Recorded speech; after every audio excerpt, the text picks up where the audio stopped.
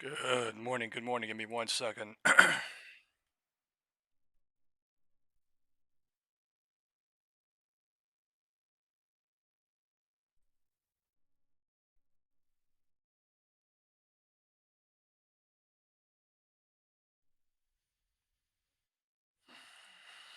We are live a little bit early today to prepare for market open on this new week. All right. Links have been sent.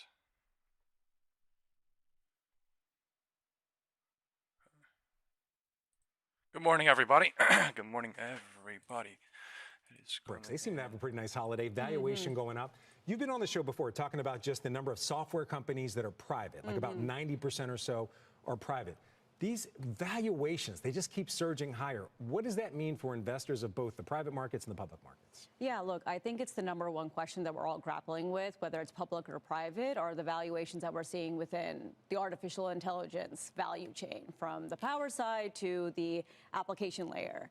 And I think the biggest thing for us when we look at valuations is whether or not they are supported by fundamentals and whether or not they're supported by earnings growth. So on the public market side, what we've actually seen is that valuations for these hyperscalers and the areas where value has really and returns have accrued over the past 3 years have actually contracted because earnings growth has more than doubled for that cohort. And when we look at the private market ecosystem, I think there's a tale of two cities going on, if I can quote, English lit from high school. And we are starting to see pockets of isolated froth in certain parts of the earlier stage in the private market. Let me ask you that. If you see isolated froth, Good morning, everyone. This is BESTSPY Live Trading. Today is December 1st, 2025. 32 times What over we're here. doing this live stream is best analyze the intraday stock market using cyclical analysis, time confirmation, fundamental analysis, and more to find the real direction, trend direction. Time is 9:25 on the board. Good morning, everybody in the WhatsApp group. Good morning, Harry. Good morning, B. Turner. Good morning, Shakima. Good morning, Kevin.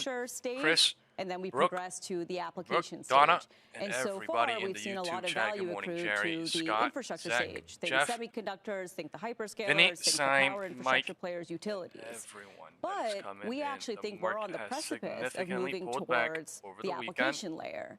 So this shift from software as a service to services as software. So we actually see meaningful opportunity within private companies. It's just that the froth that we're seeing, it just means that you need to be selective. Well, that's the same as the public all markets now. SPX That's gaps about from the public 2 days ago markets. are filling. That's okay. Well, I think that need to be selective is just indicative of where we are in the artificial intelligence life cycle right now. Speaking of where we are in the artificial intelligence life cycle, you're out with a new report Friday looking at close, the AI as trade well as the that a lot of people previous think is a all-time bubble. You high say it's not breakout going on anywhere. Now, here's one stat that I QQQ thought at was fascinating. 610 and on According to SPY your at research, the AI trade right now, or AI build out, whatever we want to talk about it, is about 1% of GDP. We always talk about it being a driver, but you say it's about 1% of GDP. If you look back at other revolutions in technology, the rails, electricity, et cetera, it was about 2 to 5% of GDP. So does that mean that there's a lot more to go when it comes to this build out?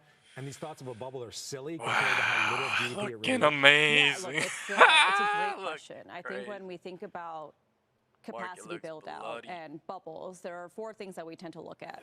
In terms of our framework to whether or not artificial intelligence is in a bubble, we look at whether or not there's excess capacity or overcapacity and overbuild, what valuations look like, and whether or not fundamentals justify that. Please consult your personal financial advisor before you make any decisions regarding your personal financial in the situation. ecosystem. And when we put those components together, we're not yet seeing signs of excess capacity being built. We're not yet seeing signs of excess valuations. They seem to be justified by the fundamentals. We're not yet seeing signs of excess leverage. But on the capacity point, I think the biggest thing that I would mention is this.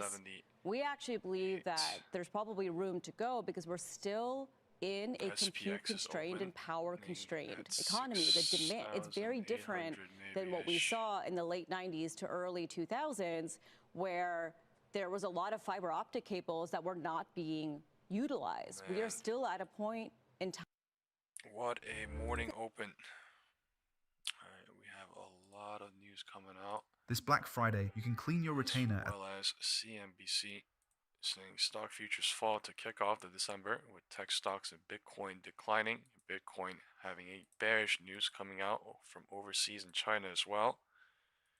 We have the White House coming live today at 1 p.m. Says he's made his choice on the next Fed chair to replace Jay Powell, but he isn't making the name public just yet. Joining us now, we have this news coming out as well. Cleveland Fed President Loretta Mester. She's also a CNBC contributor. I guess you don't. You probably don't want to tell us who you'd like, Loretta, but what type of person would you like trying bearish the next head? At market open because of IWM. IWM leading the charge. Somebody who's going to be a thoughtful leader. Opening in between three corral 1 minute gaps. The committee into thinking about the economy. This does not count as being filled what the best yet. path for policy is to achieve the SPX also has a gap. Put aside all other kind of considerations that are not part of that. Let's see how that feels. Decision making about what's the best path for policy to meet those goals. Everything else should be outside of the room. Everything should be about the best analysis, the best. I'm going to leave all 0DT puts at market open. And then making a decision and then communicating that in a clear way to the public. And I think those are the things that I would like in the next Fed chair. Come on, and certainly many people on the list that we've heard about of being under consideration have market those opening in attributes. 30 seconds. Let's like lower this. See. Loretta, we've seen Fed critics big red and candle some coming. Of the flamethrowers that follow monetary policy clamoring for reform of the Federal Reserve. Might be pushing really down of it. this But too. that's even gone a little bit mainstream. All right, let's see how market and open some does. of The the 2-hour leading MACD is candidates super bearish. have been very vocal about. And there's a gap I'm above, thinking about Kevin below. Warsh, We are and others in a technical about open. reforming the Fed. Is that? Do you agree with that? Are there things that need to be done? Have mistakes been made in terms of the way I that am fucking all out or even on his 0DT puts. 12.6K. I think to wow! Think about Oh in my terms God! Of what can we do to improve the performance of monetary 3 policy SPX making? contracts. Certainly, the 6K last to several years 12K. has been very challenging. Beautiful. So holy shit! I wouldn't criticize the Fed. Wow. QQQ opening at 613. Focusing on the goals, but there's always things that you can improve. SPX opening at 6,800. There is a 1 minute gap. A gap down here and a 1 minute gap up here. All right, we're going to see what happens here, I guess. Holy shit. Knowledge we have about supply side economics and bringing that to bear in the considerations and deliberations of the committee. So there's lots of things that I think are worth thinking about. And the case study of the high inflation, I was on the committee at the time, so I can say we made a mistake in allowing inflation to continue as long as it did above our goal. And so we should have acted 0DTs. I have two SPX puts at 2 tomorrow, but a change in policy sooner rather than later. Just like how calls rose up from basically the deaths of Tartarus, puts did the same shit. They killed it off crazy for like a week, and then I think that it's being done in good faith. I can say there are things IWM is down 1.3% right now. And I mean it to make the institution very stronger. technical open here. I think we'll see what happens with IWM. The Fed are doing it to make the institution weaker, and that's where I would take issue. Today's leader, I mean, there are some, IWM was more down than anything. I think the whole notion of SPX is opening at 6,800. Wind direction broke south on SPX. There's a divergence here. Because rates are too high, actually. All right, wind direction is south. That doesn't work necessarily to tame inflation, and is actually counterproductive to what the goal of. I guess those are the supply side issues, I think, that you just alluded to. I mean, it's fucking crazy. Oh my god. Oh my god. I don't know. They might bear trap here, but that's fucking crazy. QQQ going south. SPY.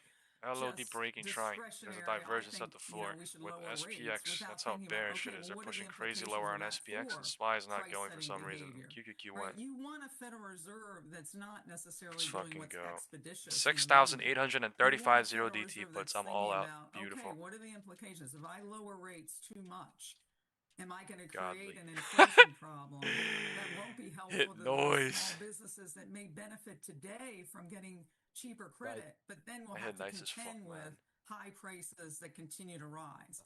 And that's the trade-off that the Fed has to be making every time it makes a decision on policy. How about a Fed chair that basically telegraphs I literally got in waking somewhere thought. here too, not even before this fucking pump up. Every I week got in we know literally exactly somewhere here, what the guys. latest Why? The 1/3, feeling is. 2/3, Instead of 3/3. there I are was some thinking that that think there's there's somewhere way up too here is a much 3/3 and they're gonna transparency, pull and up, that just pull it sets you down. up for And failure they made it look like when you try crazy to bullish predict into things market close, and they didn't are even fill the gap down unpredictable. up here.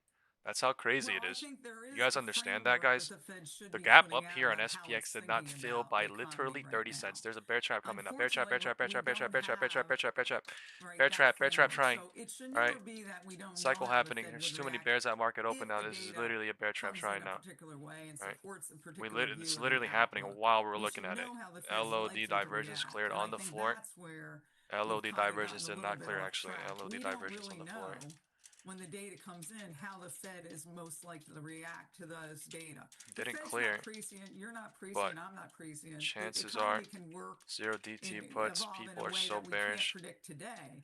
But once it They can burn. evolves, we should know That's what I'm thinking. They policy could is burn likely to bears and react to cycle a that little bit or change something in with the the outlook. divergence and And I then think test the that's LOD and where then fake we out the don't LOD have and then very go up good or something like that because I transparency don't know. about that. There's too The many Fed's bears, but right so-called now reaction function. there is a That's where I'd divergence like at the floor. more communication. They made it And look better, look at how more dude, clear they made it look communication crazy about bullish into what the Fed's 1 thinking in p.m. terms of its breaking policy. the HOD and trying to Wait, fly. you said And unlimited it for how literally much? I think that's technically a gap count, but it did not gap fill by cents. And then they basically rejected it crazy to here. And now we are opening in between 1, 2, 3, like 3 gaps. 2 gaps, there's like 4 gaps. 2 gaps up top, 2 gaps down below on SPX. QQQ is opening at the previous all-time high at 613. Right, we gotta see what happens here. 613 finding support on QQQ at market open. Let's see what happens. Time is 9:35. Wind direction is now showing north on QQQ and SPX from 9:30 to 9:35.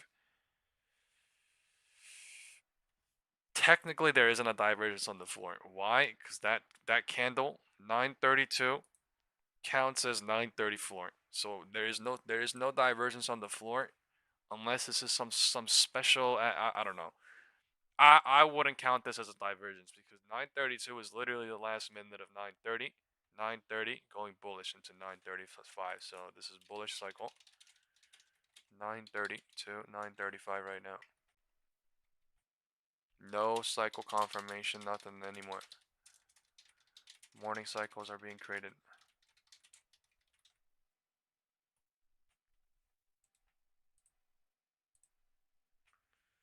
Alright, there is no divergence at the floor actually. 9:32. Bouncing to 9:36, 9:35.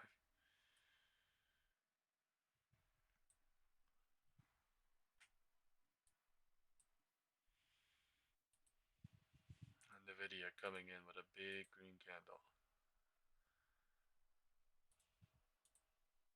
I'm so glad they stayed down here though until market open, man. I don't really give a shit. Oh, the MACD coming in bullish. They could bounce it here. I don't know. It's not MACD coming in bullish, but the bearish MACD is kind of pulling back. That's all it is.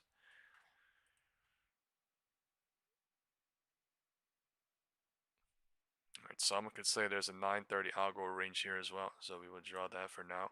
9:30 algo range. Time is 9:40 right now. Candles are still near the roof. Trying to break it out into 9:40. Wind direction is north officially. 9:30, 9:35, 9:40. Morning cycle. Bears are getting a little bit burnt. That was not a divergence. It's just floor. Let's see what happens. 9:40.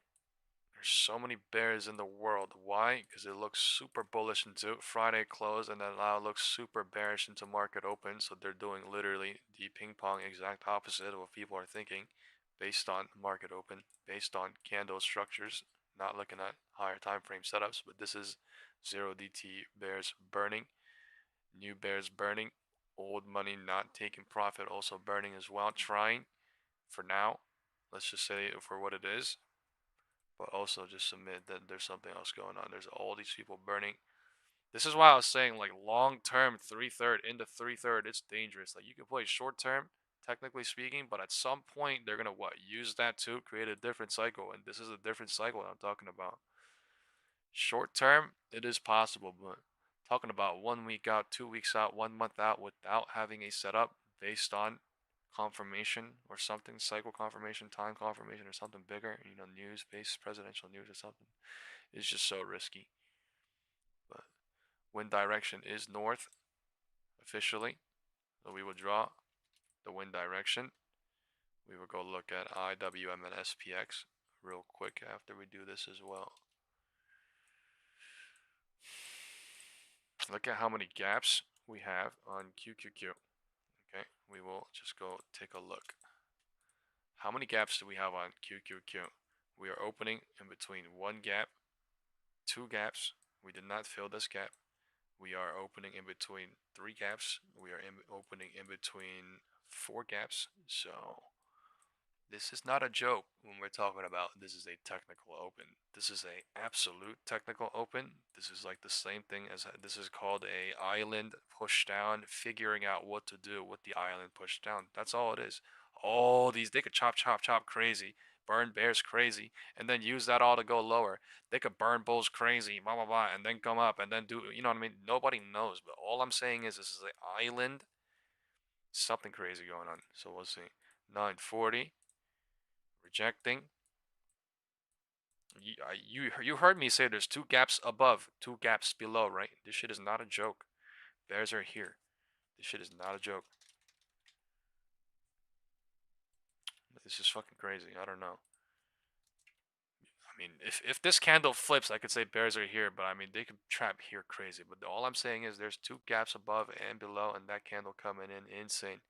And it's not even 942. This is literally 940, and they're rejecting at the first minute of 940 at 937, 938, and they're pushing low crazy to LOD, hoping, LOD testing, and then they might bear trap crazy.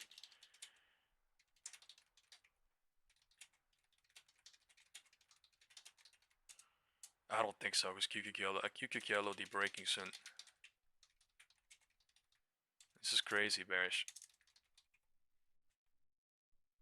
I'm still in my 1DT puts on SPX. I'm keeping them into the LOD.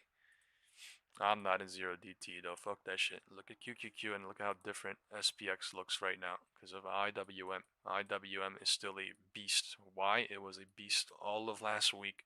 What was the first Monday live stream called? The Empire Strikes Back. IWM Strikes Back, right? This shit is not a fucking joke. Right? We have no idea if this is going to fake out and go break LOD, divergence clear. We don't know if it's going to go bear trap and go, but they're breaking the LOD right now. Wind direction is south on QQQ.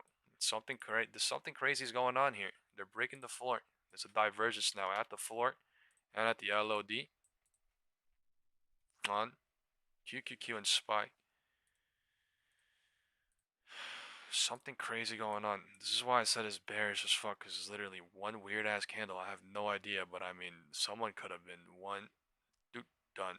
That's what smart money hedge funds are doing. Why? 1, 2, 3, third massive candle.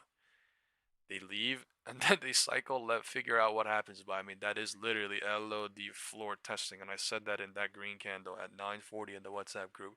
Bears are here, LOD testing, LOD hoping. Most probably, I don't even have time to type it. You know what I'm saying? I literally just fucking sent like four or five messages in sentences, and I don't even have time to type. And I literally said LOD testing, LOD hoping, QQQ, LOD breaking, crazy bearish at 940. But you know what I mean? This shit happens so fast. So by the time I say it, it's literally in that candle probably. But the WhatsApp chat, WhatsApp shit is literally live. And there's like 15, 10 people that are looking at it. You know what I mean? But they are. You have to understand, shit is literally happening live. So IWM is bouncing bullish. It is in a bullish cycle. QQQ is in a bearish cycle. SPY is in a mixed cycle, right? We're going to do the first poll of the day. What is wrong, QQQ or IWM? Or they're both wrong. Everybody vote. This is the first poll of the day. I think it's bearish right now, to be honest. But we'll see. I don't want to be biased just because on what I'm saying. I want to do a poll, right? What is fake, basically, is the question. QQQ or IWM? Everybody answer before the candles come in, please. They're going to break the LOD. Looks like on SPY and QQQ. And the LOD divergence is going to break off in the next 2 minutes.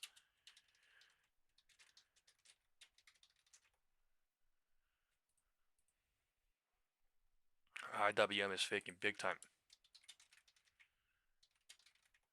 IWM is faking big time right now, I think.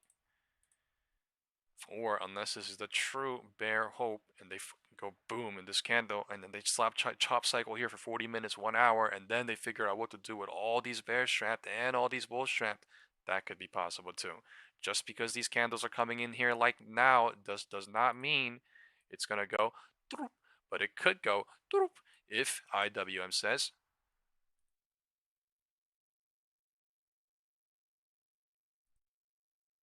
still deciding. This is not. This is literally the most absolute point almost of bear trapping and then figuring out what to do. This is not. SPX did not break the floor. SPY did not break the floor. IWM is bouncing. They're deciding what to do. Still dangerous. There's no cycle confirmation here at all. All right, IWM is faking big time. Not. All right, not. It could have in that candle, but it did not. 945 is bouncing at the floor. This is LOD testing, LOD hoping. Divergence at the floor created. Bears are trapped. Bulls are trapped. Right? Divergence is being created.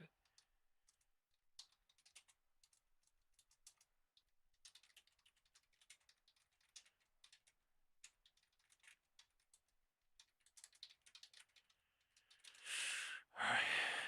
Chop or confusion cycle. We are still at the previous all-time high in QQQ. We are creating a cornucopia going wider and wider. There is 2 gaps above and 2 gaps below. This is scary. SPX says 1, 2 gaps above, 1, 2 gaps, 3 gaps below. Okay. NVIDIA is bouncing. Why? It's creating a wedge. If you look at the higher time frame, the critical level of 180 is an important level still, even though we are wedging. We're channeling downward in a downward trend line on NVIDIA.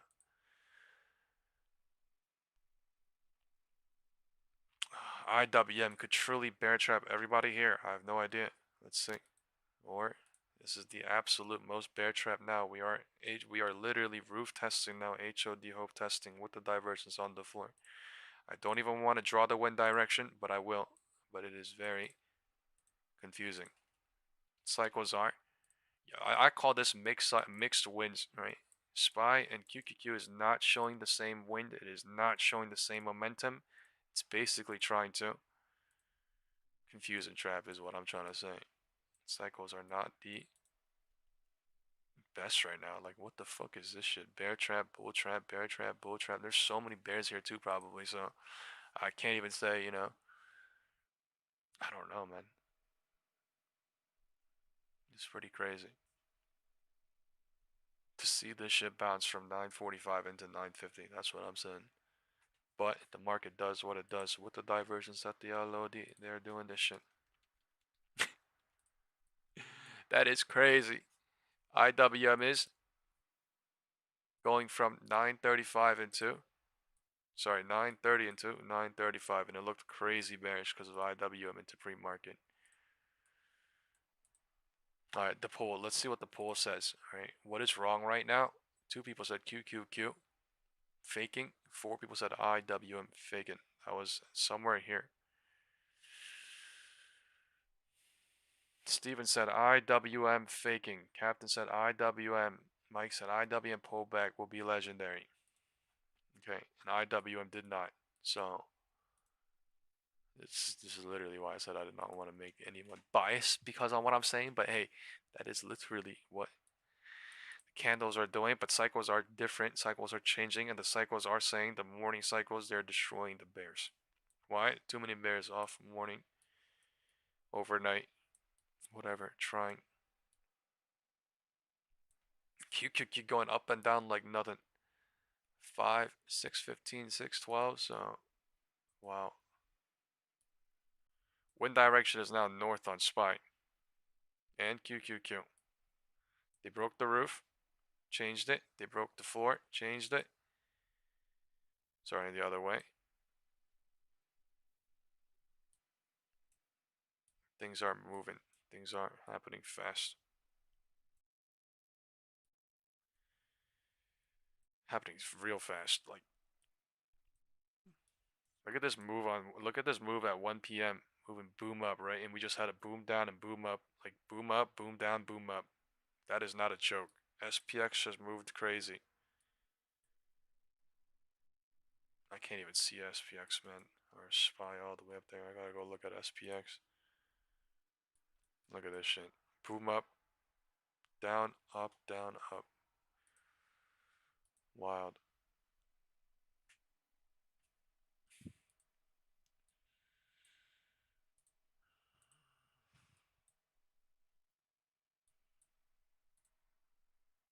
Okay, first gap is filled.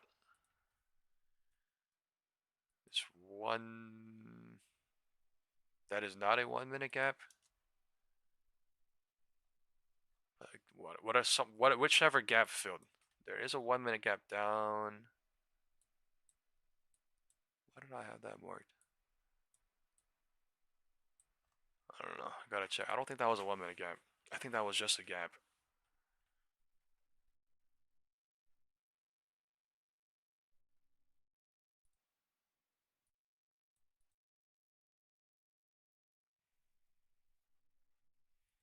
The market is real trying hard to bounce. Looking crazy volatile on QQQ. Talk about volatility this month. This year is it. Volatility king. Presidential Trump special. President Trump special. Alright, now let's draw the HOD and the LOD.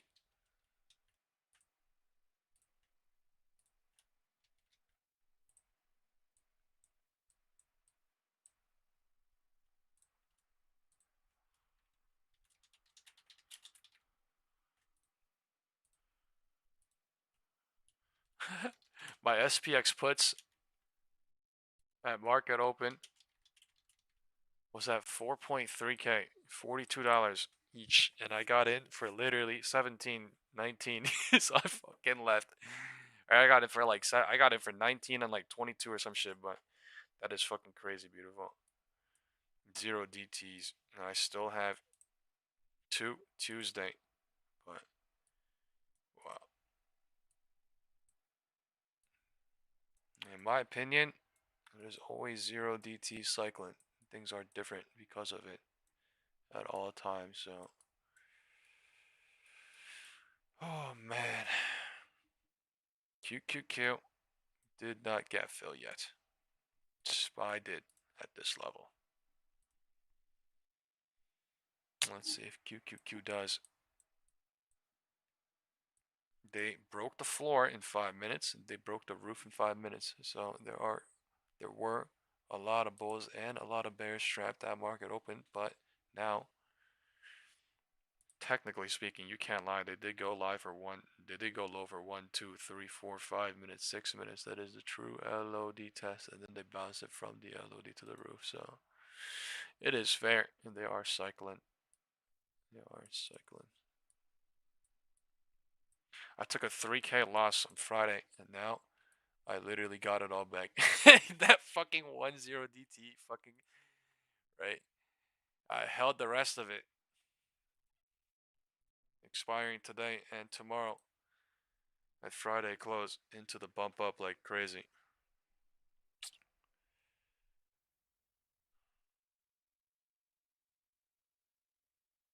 It's insane. It's insane. You know why they do it? Because it's so bullish at market close on Friday, and then people forget what happened over the weekend. They come back on Monday and they just see market open, and it's like completely didn't even happen basically. You know, just a new slate, psychologically speaking. That's why I think. We've just never seen a cycle with Opening these bell. extremes of demand. It's so perfect, bro. Like, oh my god, look. Oh my god, look at that sea of red. We've just never seen a cycle with these extremes of That is crazy. IWM 1 minute gap has filled. Okay. IWM 1 minute gap has filled. One of them. There's still. Meaningless. It's just, that's the Dutch boy.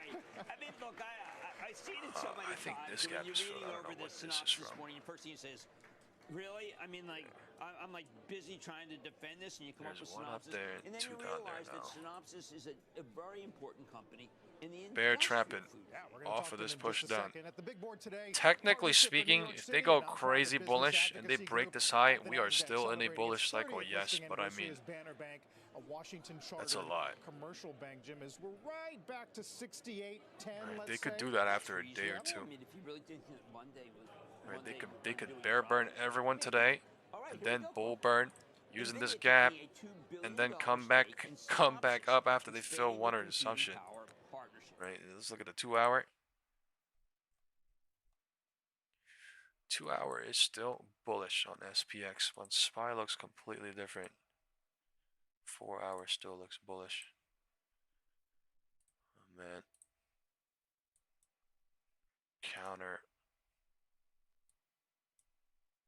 9:55. The bulls are control and link the cycle off of market open on SPY.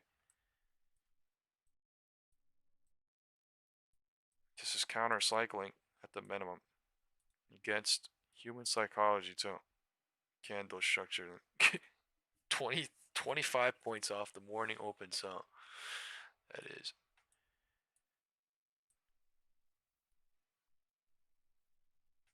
Look at the MACD volume coming in super delayed on SPY. 9:35. QQQ was super bullish from before. So QQQ was the one that was faking. Alright. That pull.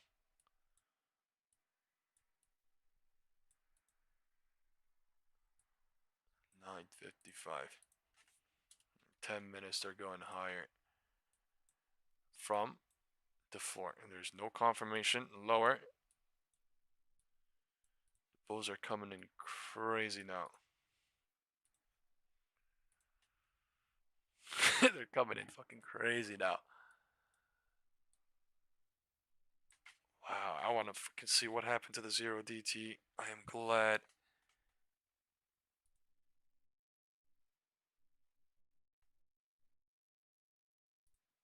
Let's see.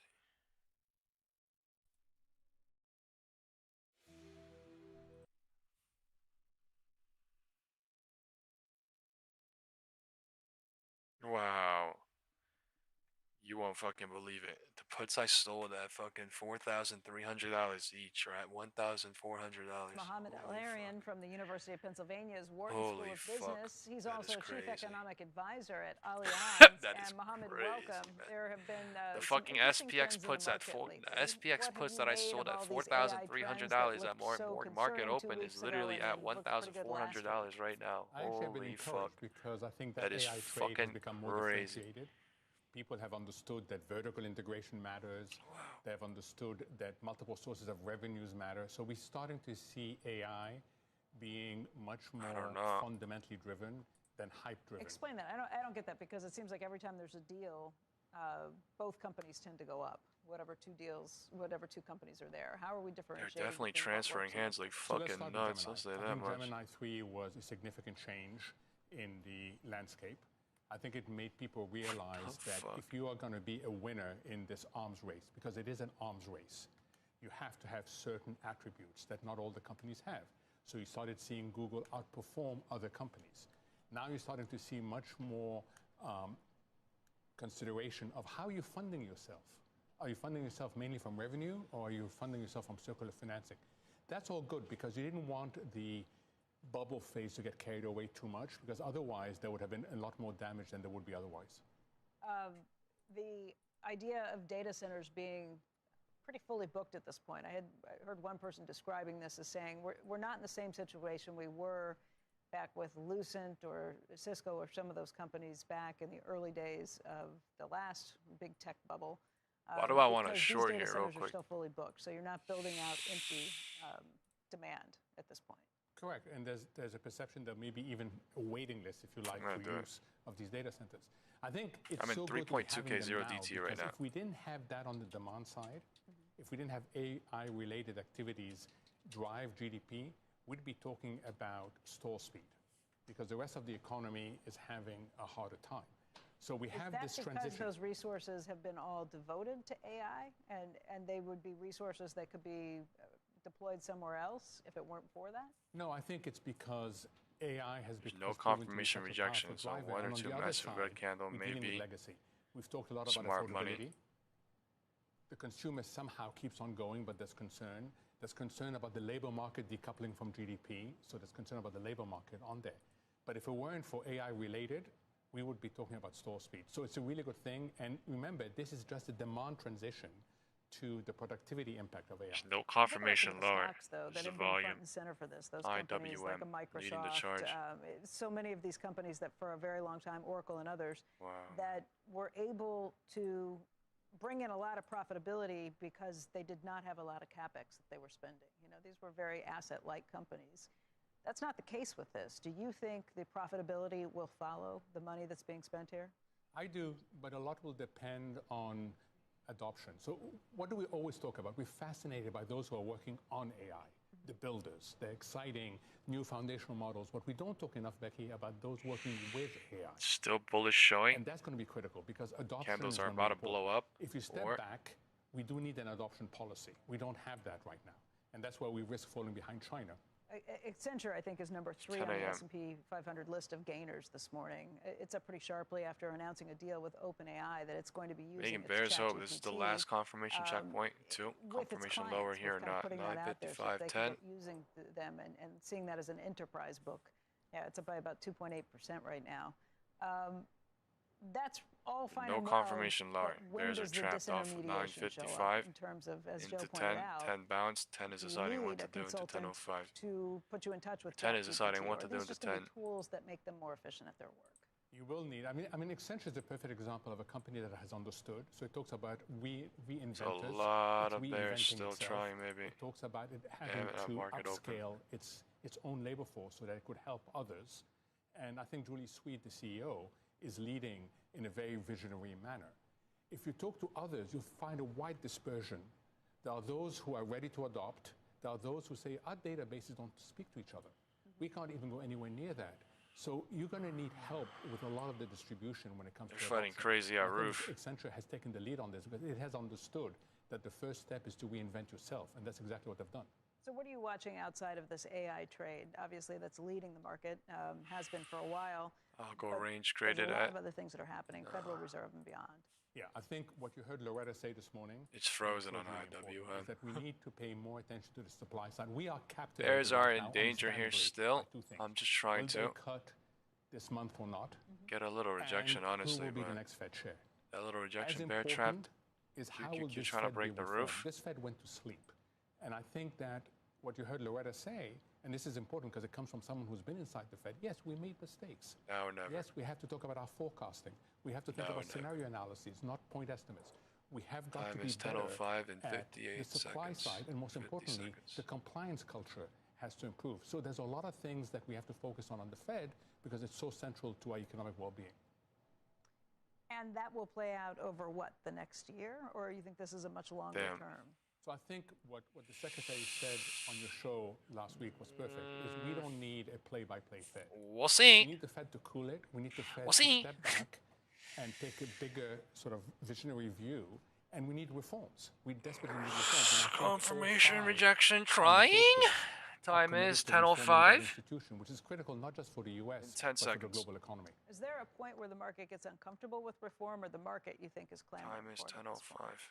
I think the market right now is focused, honestly, on will they cut in December and who is going to be the Fed chair. There will come a time when they'll go from tactical confirmation to rejection. and these things will matter. It is I'm targeting almost VWAP. absurd that in the last month, 3.6. the probability of a December cut has gone from 90% to 30%. It back up to 86 or 87. 90. Is it 90 this morning? Yeah. It's crazy. I mean, this should not Small happen. cycles the are whole point happening. Of forward guidance is predictability. Time is and 10:05. stability. So there is something wrong that has One to of be these addressed. candles, it The might rest of flip the world looks at 10:03, this and says, 10:05, wait a minute, the 10:06. Fed is at the core of the system, and there's so much volatility in what they expect they're going to do in a few weeks. What's going on here? At Janus Henderson Investors, we believe. Shit. Just need one more candle. It's all up to IWM. I'm up 300. Being greedy. Little. Scalp-a-rooney. Candle switcher-rooney.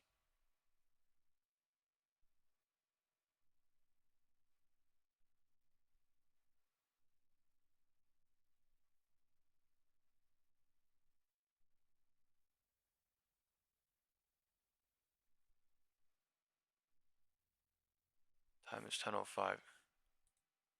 I did not leave at the candle switch, man.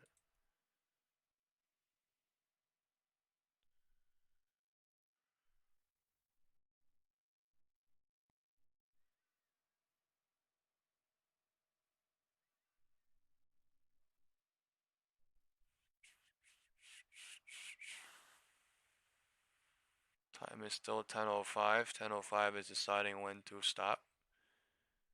QQQ did not break the low of 10. I'll go ranging at 10 a.m. on the Qs. Alright. I'm leaving right now. 3.8K. I'm out. I'm out. $600 off of 3.2. Time is 10:05.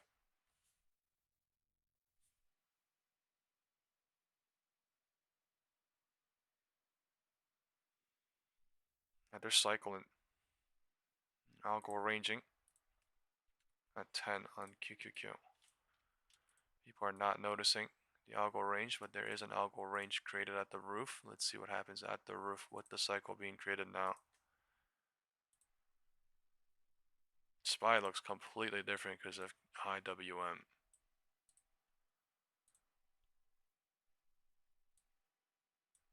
This thing could still be a bear trap, but they are pulling back to figure out what to do. That's all it is.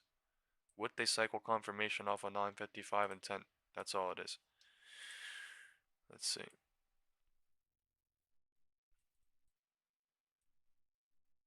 Alright, you see this algo range at 10 a.m. here, right? This is 10:05. We are still in the algo range. The bulls are still here. We are at the previous day, 9:30 open. Everything is everything is cycled and reset to decide what to do again.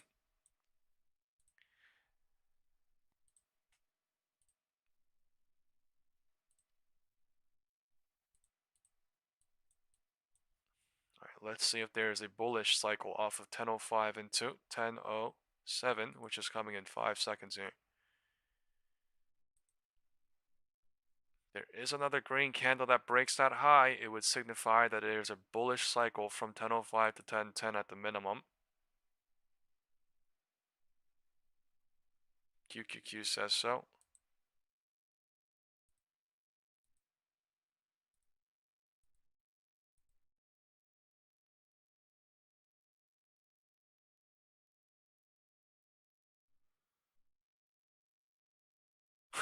Fighting for its life. That is 1010. That little tiny high is still higher.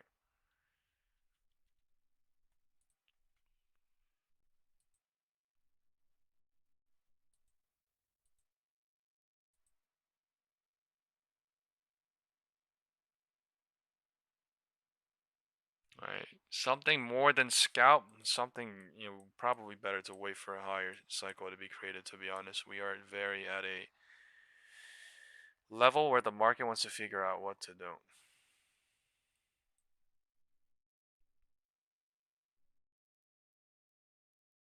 $6.80 on SPY. I thought it was going to be 613, but yeah, 680 on SPY. It is not 679. I know this number somewhere down there is something important, but yeah, every time SPY and QQQ differently lines a little bit here and there. Look at NVIDIA bouncing crazy. 180 being used crazy, right? When did I mark this? In the beginning of last week. Critical level 180, and they went below. They came back up. They lost it, and then now they're going back up to it. You can't even make this shit up, like, bro. You know what I mean? You can't even make this shit up, but you can literally deduct it before it happens. It's a probability, right? At the level they're gonna use crazy, but that is insane. Oh shit. Sorry, you guys might get some problems on my chart real quick. There you go. That is insane. I'm not gonna lie, man. Oh my god. Sorry, folks. I should fix it. It got squished. Sorry, guys. Just bear with me a sec. Thank you so much. And please also hit the like button. Thank you very much for your thumbs up, folks. All support helps. We have Jensen Huang coming out on CNBC now. We will watch Jensen Huang, our daddy of all daddies, come on CNBC. AI is going to transform every single industry. We didn't have the synopsis. I would be saying, are you worried that the spend on AI for the data center is now well exceeding the cash flows for several of the key companies for Oracle and OpenAI, and that perhaps the investment in OpenAI that you've made is a little, maybe should be a little more iffy? Are these the kinds of questions? Is the capex unsustainable for these kinds of for the hyperscalers? Are these the kinds of questions that are really just part of the horse race and not part of the fourth industrial revolution that you've taught me about? Most people only see the tip of the iceberg and they see a partial part of the picture, as you know. You know, I think what's going on at the foundation, we're going what I see is a 3/3 bear cycle trying here on SPY, not really on QQQ or chop cycle happening. On CPUs to a new way of doing computing, accelerated computing running on GPUs. That old way of doing is going to continue to exist, of course, but the world is shifting to this new way of doing computing. The cash flow of the world's hyperscalers they could push down on this 1 minute gap really and come back and fill it in 20 minutes. They could fill it now. With or without agentic AI, with or without chatbots. The world's hyperscalers would have made this platform shift anyhow, because this is a much more efficient way of doing computing. General purpose computing has really run its course. Moore's law, as you know, is slowing tremendously. IWM and so the world needs a more powerful, more capable way of doing computing going forward. And so at the foundation is that. The second thing to realize is that AI is not just chatbots. Chatbots are incredible. Chris said IWM bull trapping on the 15. But AI covers the entire world of physical AI, industrial AI, robotics, sciences, digital biology. AI is going to transform every single industry. This is the part that we've been talking about for a very long time. You and I have been talking about this literally for years. It's just less visible because consumers don't have to use engineering tools that we use from Synopsys and Cadence and others. We don't, our companies use these tools because it's mission critical to us. These industrial applications, these industrial tools where accelerated computing and AI are now in the process of revolutionizing, are foundational to our industries, It's not optional to us. It's mission critical to us. And now for the first time, we're at the tipping point of that, and we're going to revolutionize the industrial software industry with it. I think you're wonderful. Okay.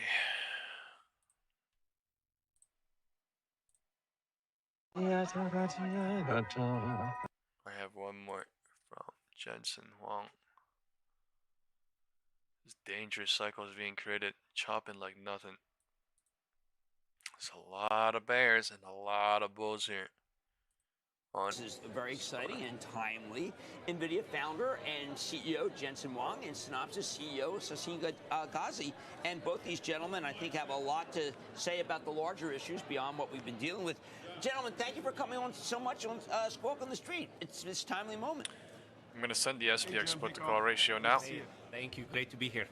All right, so, Jensen, I'm going to take it head on. The first word that I saw when I was reading the partnership was expanded. So if it's expanded, explain to me why this is a big deal. We're spending some time on for the world's investing populace. This is a huge deal. The partnership we're announcing today is about revolutionizing one of the most compute-intensive industries in the world, design and engineering. Look at QQQ breaking the HOD. Synopsys is pivoting across their company to transform their software and all the tools that the industry, the world's been using for some 35 years to be GPU accelerated on NVIDIA. They're going to pivot the company to build on top of NVIDIA CUDA. At least the market is not a directional physical AI, it is as well as omniverse, so that we could revolutionize all of these tools from EDA you guys have to SDA, look at the SPX put to call ratio right now. It's CAE absolutely computer-aided drug disgusting, discovery. This is going to expand the market of computing it is filled into to the world of design and engineering for the very first time. This partnership is going to be revolutionary for that entire industry, expanding their TAM, expanding the capabilities. You know what's really amazing, Jim? This is really the culmination of everything I showed you when you visited NVIDIA years ago. It's taken this long for us to create the software stack necessary for Synopsys and the rest of the EDA industry and SDA industry in order for them to accelerate the software that they've historically only ran on CPUs. And as a result, we're able to do simulations at a speed and scale unimaginable in the past, so that we could do basically the entire engineering work inside a computer in a digital twin before we have to build it at all. So the type of products we can invent and the quality that we could do and the speed that we could do it at is going to be extraordinary. Right, Jensen, I think that when you first introduced this to me, you explained to me over and over again, because I was so fascinated by what could happen with a chat GPT with the prompts, was, Jim, that's business to consumer, and it's really, really important. But you better start thinking enterprise. Enterprise is, you were using a number that is 10 times the size of what I was thinking about. Are you still standing by that? Absolutely. If you look at what we're doing today, algo range here, and they're going we've lower. been partnering with Synopsys for a very long time. NVIDIA was built on a foundation of design tools from Synopsys and, of course, many other companies like Cadence and Siemens and Dassault. These are very important companies that the entire engineering industry is built on top of. As a result of what we're able to do today, we're able to bring GPU-accelerated computing, NVIDIA's CUDA, into the world's industrial sector for the very first time. This is physical AI. This is AI that obeys the laws of physics, that AI that interacts with the physical world. This is extremely complex stuff. It's taken us years to be able to do this. Dangerous too. And now, if you look at the world's industrial sector, it's measured in trillions of dollars. So for both NVIDIA and Synopsys and the entire industry, this is a giant expansion of opportunity. Expansion opportunity. Yeah, I can't say it's fully bearish, never mind. Honestly, it's fucking... Because I thought this was 10-10, to be honest. I thought this was 10-10 at 10-12, but it's 10-13. So it's something different than what I was honestly thinking, but the possibilities are endless here. So I mean, it's literally just chopping. Nobody really. I mean, you must be a fucking, you gotta be Superman to look through these fucking X-ray shit. All I'm saying is they formed a gap and they're pushing lower on the gap for literally 10 minutes now. All right. They formed the gap at 10:10 and they're pushing lower into 10:20. Time is 10:20 here on IWM. They're going lower. The big players are here on IWM, but not on SPY because QQQ is literally holding the roof. Like, that is so weird.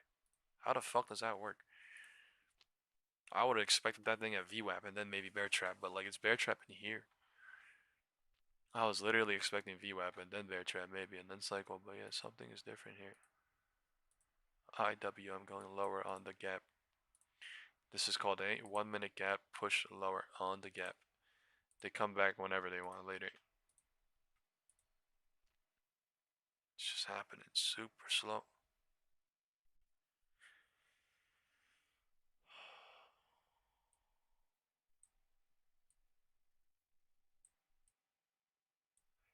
QQ.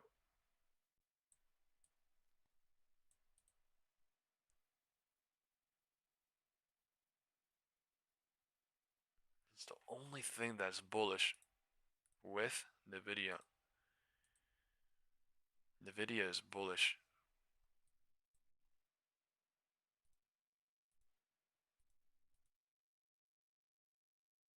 QQQ and NVIDIA is holding. The push up. SPY and IWM is trying to pull back, pull down so hard after they gap filled. It's not even like they didn't gap fill. Technically, they gap filled. Oh, there's another gap. That's not it. No. So 1 minute gap filled from somewhere 2 days ago. Now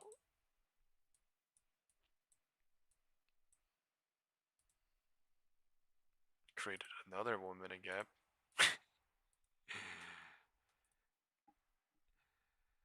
Wow. Dude, this was the perfect cycle for me though. 9:55, 10 a.m. rejection into 10:05, and then look at the fucking shit they're doing right now. From 10:05 to 10:20, 15 minutes they're going up, down, up, down, up. Ochoa says Google is fighting for its life right now. Yeah, literally on a heartbeat monitor. People, like heartbeat monitor. Every single candle getting tinier and tinier and crazier and crazier. You're dumping now a little bit to VWAP. IWM is going lower and lower. If you look at this in the 5 minute, it has been going lower and lower. MACD is pulling back to somewhere neutral. But candles are atrocious. This is atrocious. On SPX and SPY and QQQ, fucking atrocious. QQQ going higher and higher with NVIDIA. So who knows when. Now, tiny pullback on QQQ because of SPY and IWM, but it doesn't even go like. This is so wild. They're going lower on SPY because of IWM, creating a wedge on QQQ. I don't even want to say bearish anymore because it was bearish. So, time is 10:20. They're at VWAP. This is 1/3, 2/3, 3/3 cooking bear side now since 9:55 HOD. When I literally said there's a confirmation rejection happening. Now this is a 3/3. I don't play in the 3/3 that much, but if somebody was able to hold through the 1/3, 2/3, that is right Valhalla territory. That is literally goals. You know what I mean? The 3/3. They just do it so goddamn slow based on other setups, other things, as well as things people are hoping. That's why there's an algo range here at 10:10. Let's see what happens with this algo range on IWM. So it was bearish into 10:20. The true face showed itself. Let's see what happens now that time is 10:20 and that the reasonable logical destination has been reached. Let's see what happens. This is the middle, right? The midpoint of 9:30 and 9:55, midpoint of the LOD and the HOD on SPY. Let's see if they go lower here or not with this gap existing. If they are truly bearish, they go more for 5, 10, 15 minutes, 20 minutes, and then they fill later. But this is the 3/3, so what does that mean? logically speaking, reasonably speaking, someone would have to wait until 1021 LOD candle breaks in this small cycle. Not LOD, but 1021 low of 680.07. There's a divergence at the roof. IWM has a gap here still. They're doing this shit going lower. Confirmation rejected. Confirmation went higher. Now, this is what I'm saying. I literally said the market is not one directional today right now, right? It's unidirectional, deciding what cycle, what direction to do live, right? And that is exactly what it did. It's a unidirectional day, and it's still deciding what to do. Breaking the LOD, breaking the HOD, creating cycles, creating ranges for it to play it with, for it to reset 0 DT as well as other contracts with, but mostly 0 DTs with, and figuring out what to do. Market is constantly a transferring fucking machine. The thing is, no joke. Doesn't even matter if you're bull or bear. It literally just transfers from one to the other, does to there, that to there. And it's just overstayers get cooked. Overstaying greedies get cooked. You know what I'm saying? Overstaying greedy overnight, whatever it is that you want to think of. It's basically the piglets and the greedsters, right?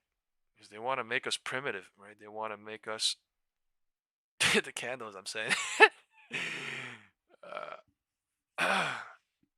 Time is 10:24. I am waiting for LOD break. I don't know when. I'm not in 0 DTEs, but I'm still in 1 DTEs. I did not leave did not leave that market open.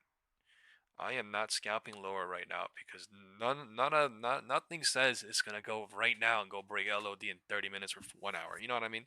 But all I'm thinking is they're gonna cycle today somehow and then go to LOD. MACD is bearish here, but there's also a divergence up there on IWM and SPX. So the thing is not even a guaranteed. It's literally risk is there. Why there's so many bears here too? And this is 330. What if they go up and stay for 20 minutes, 30? Nobody knows, right? Go break LOD, HOD, and then everybody trapped. So right, bears are here though. Bulls are trapped with the divergence at the roof. That's crazy. QQQ is not even pulling back yet. QQQ super delayed. NVIDIA helping. IWM full on bearish now. 10:25. All right, time is 10:25. You're going lower and pushing lower off the 1 minute gap for 15 minutes.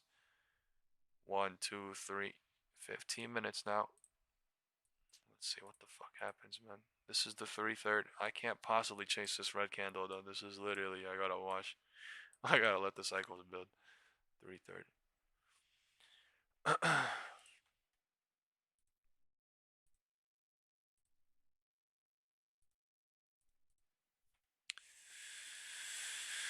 All right.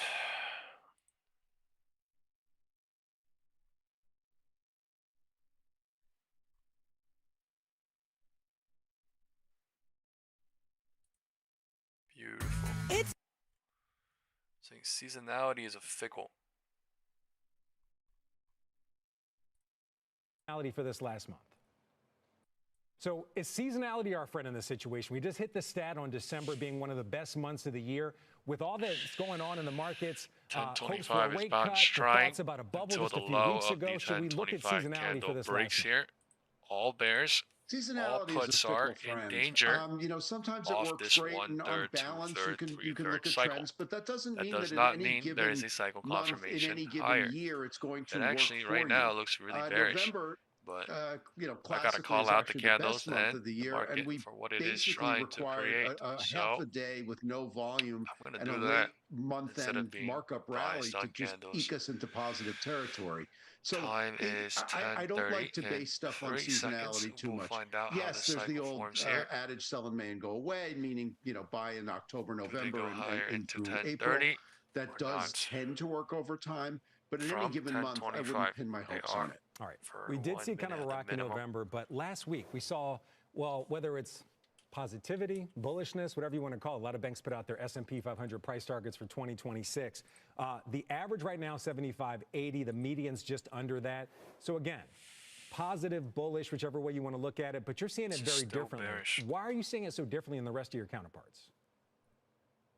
I think the difference is I just can't shake the echoes of, prior big moves where you've had this consensus that everything is going to go right technologically for the longest period of time. I'm sort of looking at this scenario further going, the we are 3/3 about extends, as positive the risk as we can gets get. And crazier. Bull markets don't die. They sort of die when everybody's too excited. And I think we're in a situation now where there's this consensus that AI is going to, bring endless profitability, which, to be fair, let me stipulate, I'm not dissing the technology at all, but I'm dissing what's going on in terms of the output. There may be a bounce to come up on the board right now and then be like, oh, we're going to gap fill and then fake out too. Or we bounce, or we go lower and then bear trap everybody being with the oversoldness and then that's gap still fill. uncertain in terms of Something how it is will going to happen translate here. into I'm bottom low-key line expecting profitability for end some users. sort of this at the minimum. And ultimately, we have to wonder, all this capital, is it being spent go up and wisely fake and in out, all the best ways on a or technology go that we fill, really don't know who's going to be the winners go and lower losers. and then go up. And so we'll I do get the sense that there's a retrenchment coming. A lot of the data center build out reminds me a bit of the bandwidth build out of the internet era. Which took some retrenchment. I don't expect necessarily a catastrophic end to it like that, but I think I just think the easy money has been made. 16.4. If the easy money's already been made, where do you see the money going to from here? We just kind of hit on the rotation. Healthcare was the best performing sector last month. Does the market broaden out from here? Or as we see the market continue to pick winners and losers in the AI space, at least near term? Because we've seen Alphabet go from a laggard now to a leader. Does that lead to just those stocks that are seen as the winners? Do they make all the gains, or does it truly broaden out for this last month of the year? The last month of the year, I do see us broadening out, and I think the fact that that we started to see investors looking beyond just the same old it's called 7 to 10 names. I said in the WhatsApp group at 10:27. Still bearish, but the risk gets crazier the further the 3/3 extends, and that's just a reality. We're knocking out little parts of the speculative areas, and I think that's okay. You mentioned, we saw Bitcoin heading lower. I have seen that as a proxy for risk on, risk off sentiment, at least on a short-term basis. I'm seeing algorithms trading off of it, believe it or not. Showing us it's gonna. And so what I want to see here is go lower. People going to where the values are. People remembering that it's not necessarily off of candles. I'm saying this shit. I don't know, man. Where is the cash flow all right, going? Bitcoin crazy bearish today. 5% down, 6% down, 7% down, 7% down. Crazy. And I've been calling out dangerousness on Bitcoin since when? Since 105,000, 106,000, 102,000, 108,000. So my mother having a great, month. My mother having a great time. I'm so happy, man. The holidays are. This fucking November, this December has been dangerous as fuck. You had a good holiday, but it's back to business right now. What do you make of this action we're seeing of the futures under pressure all morning long? Yeah, I think some of it's the Bitcoin risk back off. That's hurting a little bit on the risk assets. You got the BOJ kind of throwing out a rate cut that's peaked a little bit. Just generally feels a little risk off. I think everybody's coming back to work. It actually is. But I look at this as not necessarily where we open. It's going to be where we close. Are we going to be able to see a little intraday rally and kind of pick up on the momentum? All things considered, the last 5 trading days of November were heroic. Saved a nasty down month, saved 5% rebound basically. And so for some of this might be a breather as we take stake. Okay, where are we really? Is the Fed really going to cut? And I think that's going to be crucial. Are we going to get a cut on December 10th? Which right now markets are pricing in very highly, yes. So I see risk assets going to be able to rally out December. All right. I think that leads us to your word today. It's spirit. Are you talking about animal spirits? Or are you talking about, the ghost of Christmas past? What spirit should we be looking at right now? Because the markets have been really herky-jerky in November, but finished strong this last holiday. Done for the day. God damn. proud alumni of Texas A&M and a huge A&M football fan, and we're always known for our fighting Texas Aggies spirit, and that's what this market needs. We just got kicked in the teeth on Friday by our bitter rivals on Texas, unfortunately, but we're never down and out for the count. We're still a national championship hunt, and that's what these markets are too. They got kicked in the teeth in November. They're showing the fighting spirit here, and we really feel like just like our A&M football team can rally out, the markets can rally out the year as well, even if you have a couple bitter losses along the way. All right, so you see a rally going into the year. We were talking about this earlier, some very bullish or just positive S&P price targets for 2026, right around 7,500 for next year. Do you agree with that sentiment that we're on pace for a good year next year? Earnings estimates also 13% higher year over year. Or are you a little bit more skeptical as we go into the new year? Because not only do we have questions about the Fed, we have questions about tariffs being overturned. I mean, there are some questions out there for next year. I'm in the keep calm and rally on. I think everybody's being a little more realistic. We're talking about a 10 to 12% return on average, not this 20-25% that we've seen from some markets recently coming off the 2022 bear markets. So it's a little bit of a pullback. We do expect more volatility. Second year of a presidential cycle, it tends to be a little bit more herky-jerky. But look at the tax revenues coming down the pipeline. The one big beautiful bill, we are likely going to see massive stimulus coming back to the lower middle income, which we know we've been talking about the K-shaped recovery on the pressure on lower middle income. Reduce the volume of the user alleviating a little bit Q1, Q2 because of the tax changes and what's coming down the pipe. All right, Vicky, we only got a few seconds left. Time is 10:30. Technologies. I was looking at the chart. It's lagging the rest of the chips since the April lows. Let's hit the Why buy like that button, folks, please. It's all about AWS, Amazon, the Trainium 3 chip, and I think they're going to get this bad news out of the way. They're going to show their path forward, double-digit growth. I like it going into earnings because of its scale with the hyperscalers, and it's so crucial in data center build-out. Data center build out. Data center, data center, data center. I am in 6,835, and my puts are back at $4,000 each. LOD is breaking. Fucking crazy bearish. I'm gonna add one SPX right now. It's crazy bearish. Insane. LOD about to break right now. Alright. I added one SPX, one DT. Fucking crazy bearish. They're breaking the LOD right now. Alright, they're dumping now. Alright, this is a dump. LOD divergence clear. Alright, LOD about to break off right now. LOD divergence is gonna clear most likely in the next 2-3 minutes here. Time is 10:35. Crazy fucking bearish this is.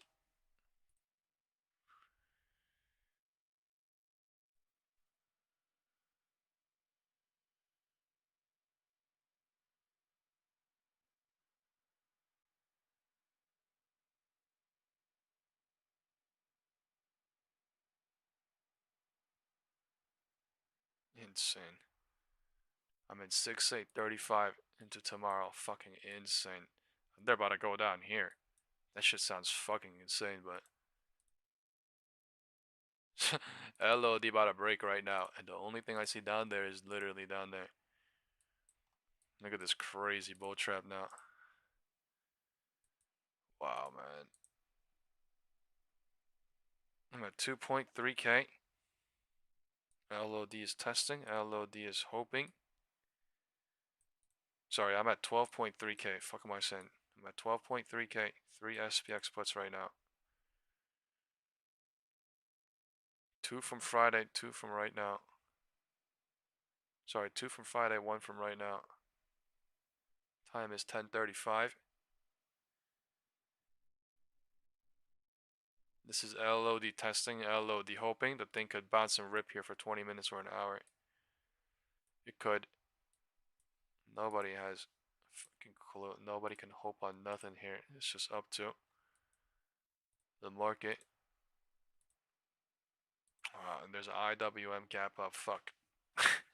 This could be the true LOD SPY. Hope testing or what? Candle coming in crazy green.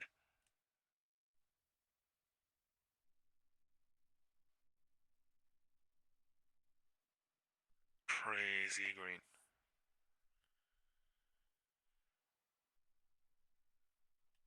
These types of candles are fucking terrifying to me, bro. Oh my god. Crazy green. What the fuck?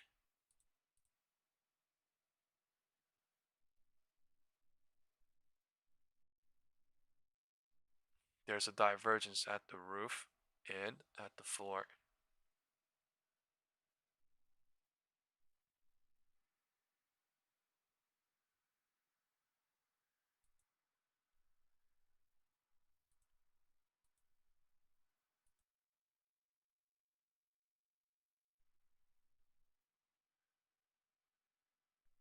Which one do you guys think is right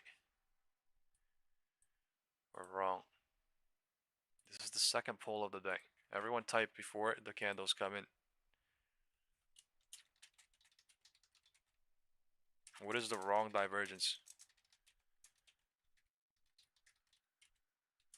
Which one will clear? Alright, HOD or LOD? Everyone vote before the candles come in.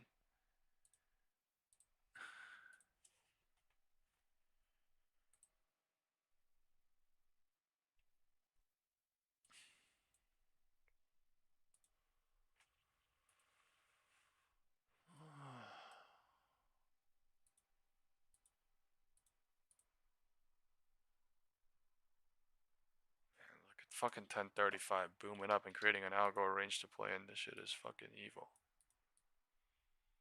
One single candle coming in crazy though.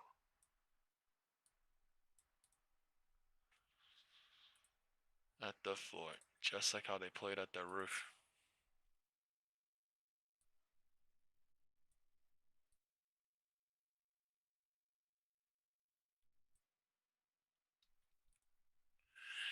I am in no zero DTs right now, but I am getting cycled on with the ones.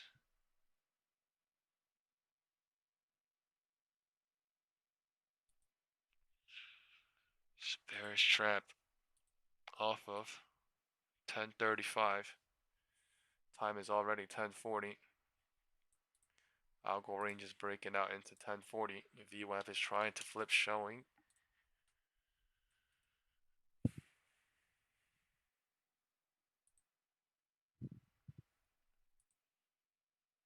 Vinny says LOD. J&J says low. Jason says HOD. Red Dawn says changing their call and puts now. Yeah. Steven says HOD. Two people says HOD. Four people says LOD. Now more people must be saying HOD. Chris says LOD. Chef says HOD. WeMap is trying to flip or what? We're about to find out here. Is algo ranging at its finest? Bears are burning right now off the floor. And true LOD floor hope test. This shit is turning into holy fuck. I'm still in, but my contract literally moving from 40 to literally 31. So these bounces and moves are fucking insane on my 1DT SPX. So hopefully this shit doesn't go. If it goes HOD, I'm getting burnt crazy, but it's literally. Look at the fucking IWM algo range being played. Nasty working. When did we draw this algo range? At 10:10. Literally 30 minutes ago. It's the fucking algo range from IWM, dude. Oh my god.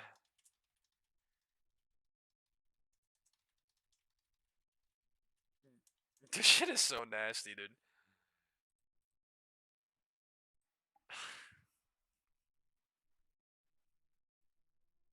Giving bulls hope back, giving bears trapped in hope too. Just perfectly cycling in the middle, getting calls and puts all pumped up and then deciding what to do. 4 people said HOD, 4 people said LOD. Mixed. Alright, I'm gonna send the SPX put to call ratio here again. Let's hit the thumbs up on the video. Thank you very much on the live stream.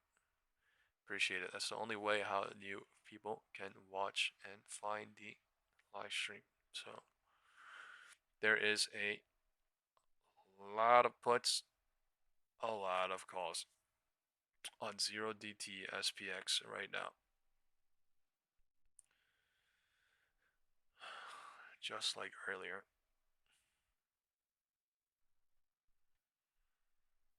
It's been sent.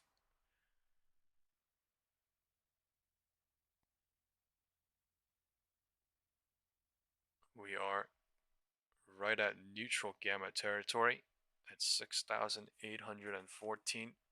6,814 is neutral territory. We are in the middle.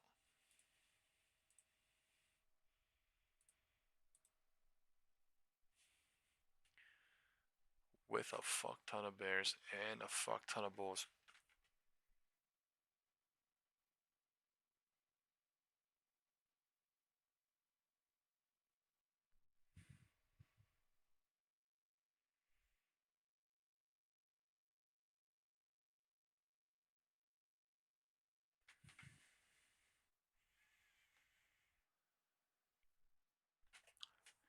They went to the midpoint of the LOD and the HOD, and then they bounced it more towards the HOD, breaking the algo range here too.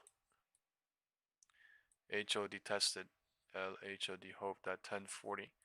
1040 is rejecting into 1045. If 1045 breaks the low of 1035, or if 1050 breaks the low of 1045 or later on, then it might signal a cycle is being created. But right now, there's not much. Maybe it rejects here with this, but there's also the divergence at the roof is also strong too. So IWM deciding what to do. IWM has the power here. NVIDIA touched 180 exactly. That shit is not a coincidence, folks. That shit is motherfucking set up.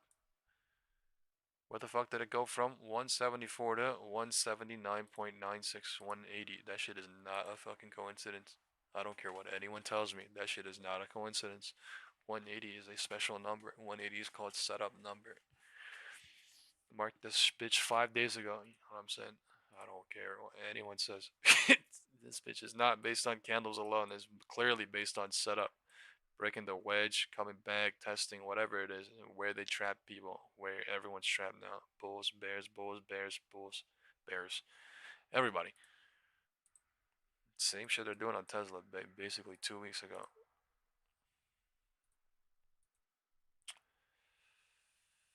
IWM has the floor. SPY.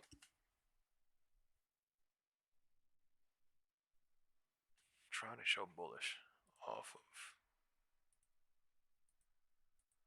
I don't know.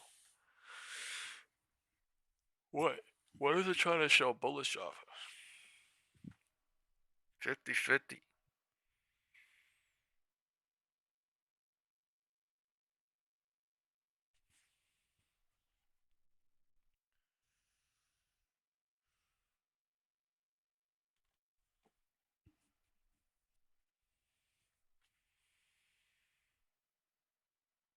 Damn, I joined at a 3/3, hoping on the LOD break, but fuck.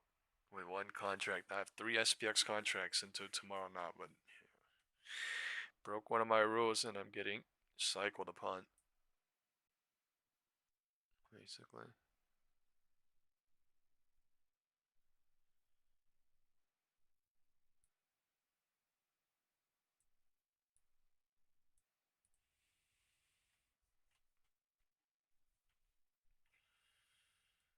Candles are coming in dirty fast.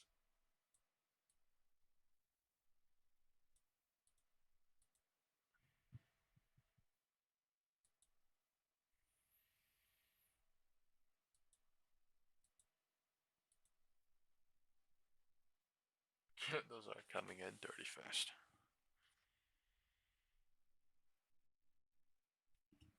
Yeah, the volume profile on TradingView is the best, guys. TradingView is literally the life. Session volume profile is all you ever need.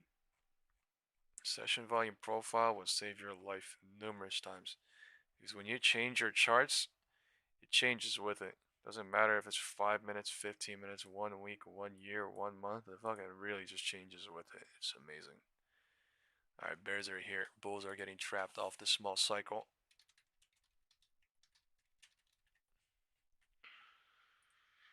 Alright. 1035 has to break though, ultimately. Until 1035 breaks, nothing happens.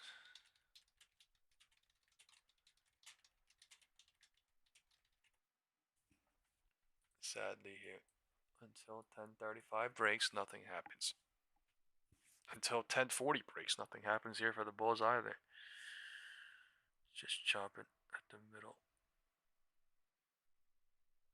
1045 rejected the 1050, and 1050 did not just go. 1050 is hovering at the top of the algo range on SPY, deciding what to do. IWM is bugging out. IWM is bugging out with another gap. Yo, literally look at, remember what I said down there? Most likely gonna bounce and then not gonna gap fill, but decide what to do with the gap. Clearly. Clearly. Something people have not seen or expected before happening.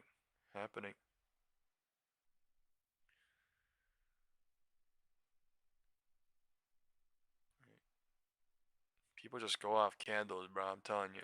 They just gotta understand and really sit there and listen, because I said this shit down here. 1027. When it looked crazy bearish. And they're doing that shit. Deciding what to do. Go gap fill or no? Make both sides hope. Floor and the gap. Making both sides hope for sure. Calls are all hoping all their shit to come back from the top. All the bears are hoping for more and more since the low of 1035. They're cycling on us in between everything. From 1035 to 1040, they pushed up for 5 minutes. Crazy push up, and then now we are inside that crazy push up. Cycle is saying we're deciding what to do in this cycle, what to do, how to create this cycle into something more.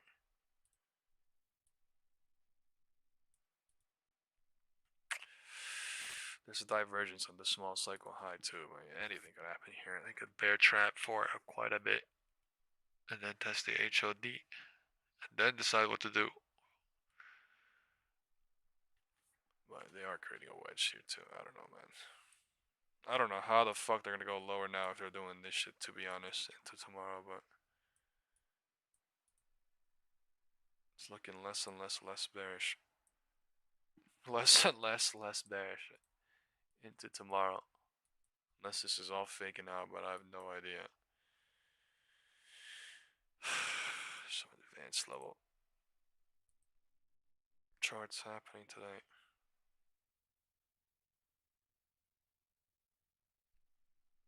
Advanced level charts happening today. Yo, what did you guys get for Black Friday? I got a AirPod Pro 3 yesterday because I was in a good mood. What did everyone get for Black Friday?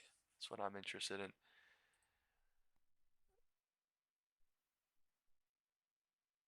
Almost got a Beat Sprout, but I returned it in 10 minutes because I realized it's old as hell.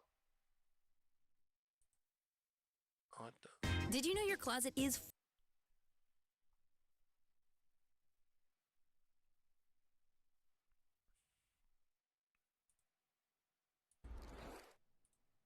you can see it's getting worse for Airbus shares. Reuters is reporting that the aerospace giant has discovered an industrial quality issue regarding dozens of A320 planes. The flaw is said to affect the aircraft's fuselage panels. Burning all these zero DTs now, the report says there are no immediate indications it has reached aircraft in service. Is that a separate issue from what we were just talking about with abrupt loss of altitude because of solar radiation? This doesn't sound like because the previous story that we told you about, they had identified it and fixed more quickly than anyone thought. Thousands of planes. So this. Well, when we talked about that, this is a new issue. And by the way, when we talked about that and being repaired, the stock was off by about 7.7%. Now you can see it's down by about 9.5% this morning too. So that is adding. This shit doesn't turn down now. I don't know, man. In the meantime, Switzerland voting overwhelmingly to reject a proposed tax on the super rich. 78% of voters said no to a measure that would have levied a 50% tax on all inheritances and gifts of more than 50 million Swiss francs. That's about $62 million. That proposal came from the youth wing of the country's left-wing Social Democrats.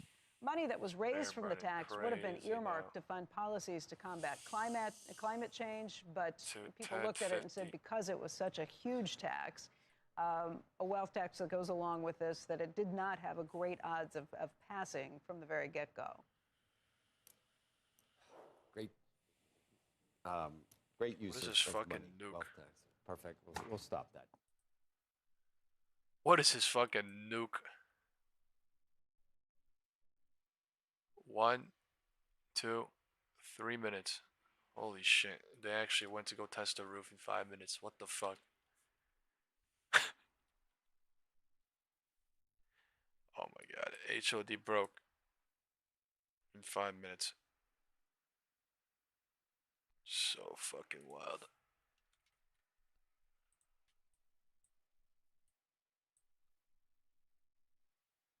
We gotta go look at QQQ on the higher time frame right now. This shit is wild. QQQ showing all day bullish now since 9:45. This is big money moving. Whatever the they want to do, wherever. Oh my lord. Gotta look at this shit.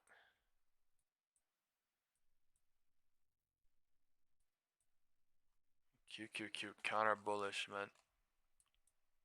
Didn't even go to 610. That's the fucking wild part. Like,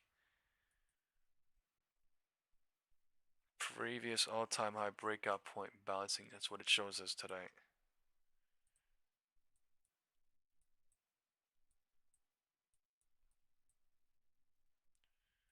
Wow. They are showing goddamn bullish like crazy now. I'm gonna go gap fill above. Wow. This is changing everything.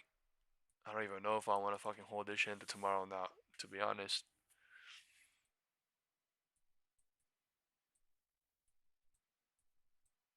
That is insane though. They did 0 DT so dirty. Man, but the risk was there. You gotta realize they gapped down, pushed down, and they created an island thinking everyone is gonna fly, it's gonna dump, and it's crazy work. 20 minutes, 10:35, LOD to the roof, so they're basically burning everybody, the majority. Burning everyone down here, burning everyone up here, burning everyone down here, and at the top now. So, using the IWM 1 minute gap. And now look, people are gonna get fucking hurt like crazy because all they care is about hope and candles. Ay, ay, ay. Shit is literally systematically set up. It's fucking insane.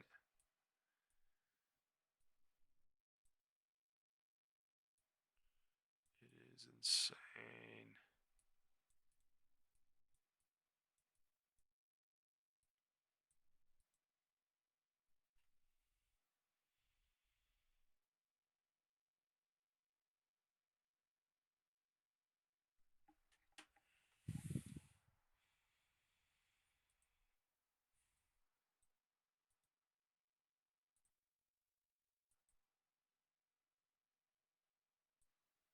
Now, what is SPX showing here?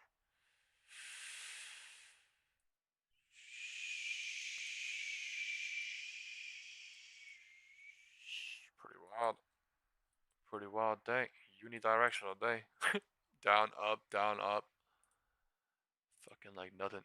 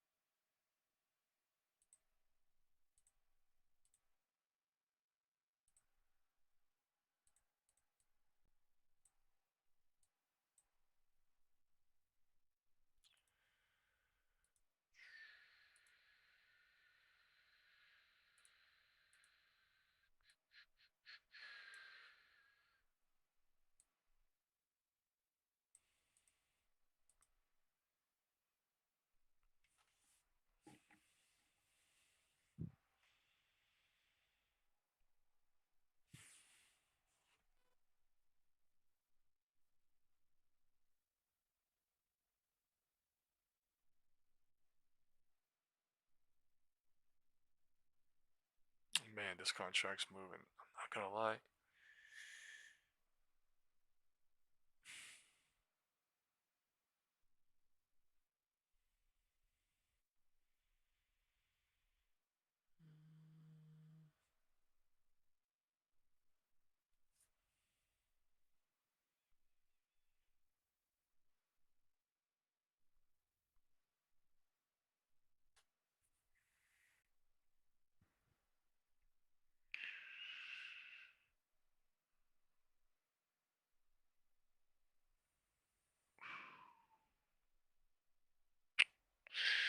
My put is literally at break-even price from yesterday, but today, that thing has went fucking up and down like nothing. 2.3K, 3K, 2.3K, 3K, like 2K, like, bro. Transferring fucking nuts.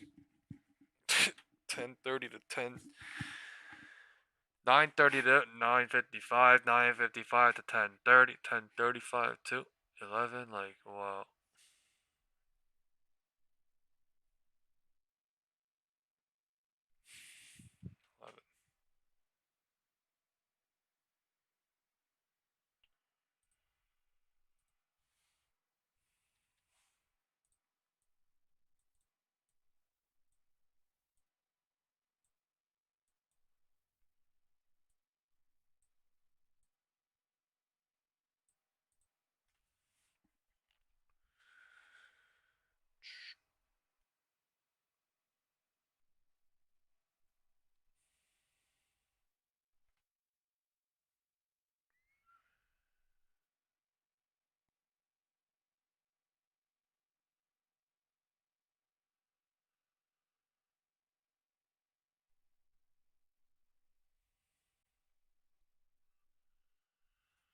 Let's see. At the roof, evaluating what to do with the bullish MACD.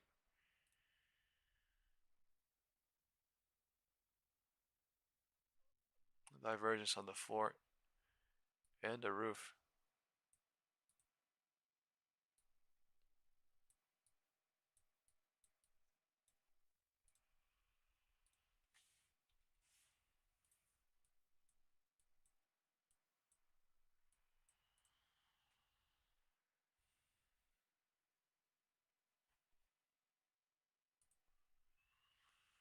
At VWAP.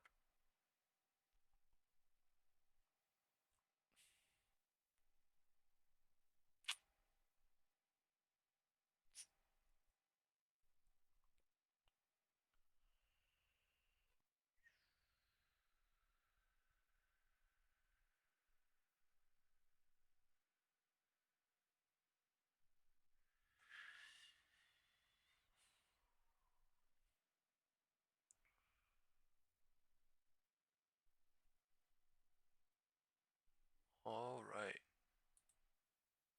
We have this video with 99,000 views, so we're gonna watch that. Strategies Michael Saylor weighs in on whether his Bitcoin 4-year cycle is dead. His outlook for Bitcoin in 2026. As we look at the week, Bitcoin and Ether are both in the green over the past 7 days. Some good news for the crypto market after a deep sell-off. If we look at how both cryptocurrencies are faring for the month of November, both are firmly in the red as AI uncertainty on Wall Street and economic uncertainty here in the U.S. hampered risk assets. All right, let's jump to my conversation with Strategies Michael Saylor at the Clear Street Disruptive Technology Conference in Palm Beach, Florida last week. I sat down with him exclusively to ask about the year ahead for Bitcoin. Now that we're approaching the end of the year, we're about to kick off 2026. At a high level, what is your outlook for Bitcoin in the new year? Bullish. I think that the exciting developments in the asset class are bank acceptance and credit development in the banking network. So we've seen about half of the large banks in the United States start to extend credit against IBIT in the past 6 months. And a number of 2 banks, hours, Whitehouse like coming Charles live. Schwab and Citi have announced they're Major going to start news custody catalysts of the Bitcoin day. and extend credit against it in the first half of 2026. So I think that the real story in 26 is banker acceptance of Bitcoin, willingness to custody it, trade it, and extend credit against it. And that should catapult the asset class to new levels. And this week, Bitwise CEO Hunter Horsley argued that the 4-year crypto cycle is over. And Fundstrat's Tom Lee made the same argument, saying that the classic 4-year Bitcoin cycle is dead. What is your reaction to that? Do you agree? Yeah, I think that the 4-year cycles are based on the Bitcoin halving, and the Bitcoin halving was really important for the first 12 years of the asset because we were cutting the amount of Bitcoin that was being cut from the supply was very material, relative to the demand. How did strategy do this But right week? now you're seeing days when Bitcoin trades $50 billion or $100 billion in a single day. The total amount of the halving and the next halving is going to be 225 Bitcoin. So 225 Bitcoin times even 100,000 a coin is it's $20 million a day is the impact of the halving. And so $20 million isn't the first order impact on a $50 billion a day liquidity. It's not even a second order impact. It's probably a third order issue. The primary drivers of Bitcoin right now are the structural developments in the market. For example, if the banks extend $50 billion worth of credit, right, that dwarfs 20 million a day in the halving. And then when the SEC loosened the restrictions on derivatives trading on IBIT, the open interest in IBIT went from 10 billion to 50 billion in a few weeks. So you're talking about tens of billions of dollars of demand for the asset based upon the embrace of the traditional finance establishment. And so the asset class is being driven by the structure of support in the banking industry and in finance, and a few regulatory changes that are actually enhancing that support for the asset. Now, I want to turn to digital asset treasury companies because many people I interview call you the OG. Back in 2020, Strategy made its first Bitcoin purchase, more than 21,000 Bitcoin for a total of about $250 million, I believe. And ever since then, the RSI candle, all fighting for its life at the roof here. Acceleration of DATs, especially this year. And so I'm wondering, do you view these digital asset companies as competition? Are you phased by this at all? Very Obviously, pushy you have right a now. massive head start. Or do you see all the copycats as a form of flattery? Yeah, well, you're right. We were the first, and then there were a handful, and then about a year ago there were 60, and then there were 120 and 180. And now there's more than 200. Generally, I'm a big proponent of any company. Just have a little 5-10 minute little pop to HOD and I dump. think that's good for the company, and that's good for Bitcoin. That's good for the crypto economy. Divergence. Our business has evolved the IW from 1 minute gap a company is filled. that simply owns Bitcoin to a company that issues digital credit against the underlying Bitcoin. So today we're the largest issuer of digital credit in the world. If thousands or tens of thousands of other companies buy Bitcoin, that will be good for Bitcoin and good for our business. 5 minute, 10 minute hold. Out of those 250 crypto asset companies or crypto treasury companies, only a couple are in the business of issuing digital credit. Examples would be Strive that issued a treasury credit instrument about a month ago, and then Metaplanet, the biggest Bitcoin holder in Japan. No cycle confirmation whatsoever, by the way. Candles are just there's three of us let's that just are in dump the off the digital HOD. credit market. There's probably 200 to 300 nasty work. Nasty fucking work. Chris says market will have a big move overnight. I think so too, man. They'll all benefit. But nasty the exciting work. thing in the market right now is digital credit. I think so too, but I think the market will have a big move today. I think people will be caught off guard today. Bitcoin into tomorrow Strategy, too. the best performing Nasty working company for some time. I think many other companies followed suit. But why do you think we're seeing so many DATs arise specifically now? look at the 2 hour on SPY. before November of Look at the last year, MACD before the volume Red RSI, Sweep, okay. there was a lot of uncertainty over the asset Look at the class. MACD And volume so RSI. I think a lot of publicly traded companies were afraid to go into space. This is not good for the longs. We have a very supportive administration. One-third, two-third bearish, and all these bulls are about to get fucked. Bitcoin as digital gold. That's my opinion. All these bulls are about to get fucked. I don't know how, but into close, that's what I think, honestly. It's fucking crazy. So we're the first year of institutional Look at that crazy ass dump. 1, 2, 3, and they're about to go dump and fucking break the LOD at some point today. I don't know when. That's just what I think. IWM left the gap here, and they what? They pushed the gap down on purpose for what? 10, 25 minutes. And I literally said here, they might push it down for 10, 25 minutes, and they did. And they gap filled, and now they're fucking what? Not breaking the HOD. It's a very big deal. There's a lot of bulls here now. I don't know. There's a possibility of a dump. That's what I'm thinking. There's a lot of fucking SPX calls here now. I'm going to send the SPX put to call ratio. Let's see. All the bears got scattered out. All the bears got burnt alive too. Crispy toast on 8 cross on 0 DT domain. The calls are the ones that were winning crazy in 211, showing crazy bullish, and now all the calls are underwater. I'm sending the SPX call rate put to call ratio right now. They're all underwater since 11, and they're fucking dumping big time. Every single call, 0 DT is fucked. And the alternative would be to hold on SPX, the HOD. Hope this bitch and dumped it too. Look at the SPX put to call ratio right now. They're gonna flip the VWAP. That's what they're about to flip the VWAP. It's fucking crazy. They're using all the calls, all the retarded call noobs, and then they're balance sheet. And I think that Bitcoin adoption is going to spread, and that will be good for Bitcoin. That will be good for those companies. I think the real story going forward is going to be digital credit. I'm telling you, based on candles, all I ask is that 25 people, 30 people that left the channel, all I ask is that they do not come back based on candles, because I'm so fucking tired of it.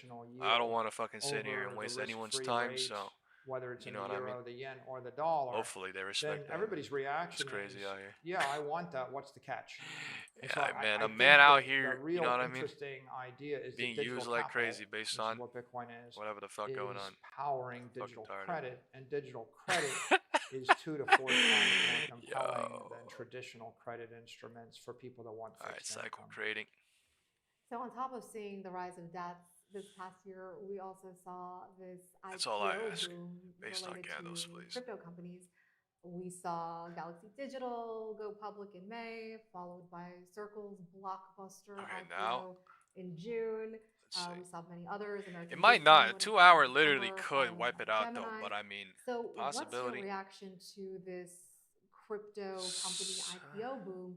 And do you see it continuing into 2026? I think this current administration has decided they want to embrace digital assets, digital finance, digital capital, digital innovation, digital intelligence. And so you have a very progressive cannot make it out here based on candles, folks. It won't change. And the combination of that progressive leadership with constructive legislation. Someone's just out here to, look for a candle direction. Someone's out here to just look for a guide 24/7. It's not really the right place, clearly. I think that not working out for those that are really regulators trying that deducting. Want to see thousands of companies launched and see hundreds of billions of trillions of dollars of value. But it fucking for sure is working for people that are. You've either got that, why the system or works. you've got a very regressive regime, that which is something I can say for sure. Wrong, and they tend guaranteed to certainty that there are people out here that are deducting with their lives, and there are people out here that are able to get the entire move up, down, using probability, using deduction, using risk analysis, and more to find the real direction, trend direction, and more. That's all it is. But now we're seeing a lot more of these investment vehicles arise. Is the market deciding what to do in this cycle? The first ever spot Litecoin ETF, spot if it dumps off and breaks LOD, it's going to create a 1/3, 2/3, 3/3 bear cycle. If we go higher and we never break the LOD here and we go gap fill, it's creating a 1/3, 2/3, 3/3 since 9:30. That's all it is. But right now, other really bearish. vehicles? What's the investment People are case not there? looking at the There are 2-hour. two People are just hemispheres going to off the of digital candles, and assets industry. things are One not looking side the of the best. assets industry is based on Bitcoin. It's At the digital HOD. capital, and the killer application is digital credit, a Candles bank account do. that pays you 10%. Sure, candles do. Okay. That's not my fault. It's Company just on strategy candles, is though. on that side of the business. It's We're on just setup. offering credit instruments. If what you want is to hold digital capital, digital gold, Setup. and you want to hold it forever, or if what you want is to invest in digital credit, and you want that kind of amplified exposure, Like, how the you would hell buy did our QQQ equity. blow up into 11 and then The SPY other didn't? half Like, of the that is digital so assets weird. economy is digital finance. And the killer application of There's just digital zero finance is DT tokenized gaming crazy. currencies Burning like bulls, burning stablecoin, bears, or tokenized burning securities, bulls, or burning tokenized bears. memes, or tokenized brands, Burning bulls, or bears, capital bulls, raising, bears. etc. And that tends to have exploded over the past 12 months. Because a very supportive crypto administration has encouraged all of those things to grow. So if what you want to do is invest in digital finance, you would have to decide which of those networks you think is going to be the winner, and you would do that's a tech investment. But if you're more of a credit investor or a capital investor, then you would want to invest in digital capital or a company like mine. Now, you mentioned stablecoins. ARK Invest's Kathy Wood recently lowered her price target for Bitcoin, saying that in part, stablecoins are to blame because they're stealing some of Bitcoin's thunder. Do you agree with that assessment? And if that is in fact the case, that stablecoins are in fact gaining market share, what's the role for Bitcoin? It's chopping crazy. I think she's alluding to her enthusiasm I don't like for this digital shit. finance. It's chopping crazy. About tokenizing currencies, but I think that they're separate opportunities. Do I like this? People that liquidity, I don't know. are excited about stable coins are focused upon payments technology. How do I move money at the speed of light, or how do I improve the Visa network or the MasterCard network or the traditional banking system using digital technology? The value proposition of Bitcoin is digital capital. It's someone that wants to store their value for the next 30 years. So if you think about it, you don't know of any billionaires that are going to sell everything they own to buy US dollars. Should we do a poll? And put it in a safe. So you don't really have currency. Are we going to go to HOD or flip VWAP? Stable coins are digital currency. It's a different industry. Bitcoin is digital capital. What is next? Bitcoin is competing with gold. It's competing with real estate. It's competing with public equity. Surely flips VWAP and goes LOD, right? Surely. Private equity. and people that have always owned those capital assets in the 20th century, and they're thinking they want to own digital capital. Stable coins, on the other hand, they're competing with traditional credit card networks, traditional banking networks, and they're offering people with digital payments technology all around the world. Ultimately, the big winner One person voted HOD. No one's voting nothing in the WhatsApp group. Because what it means is that every foreigner will be able to use dollars instead of using pesos, bolivars, rubles, CNY, euros. LOD's a crazy vote, by the way. Someone voted LOD with me. So the dollar is the winner. The U.S. is the winner.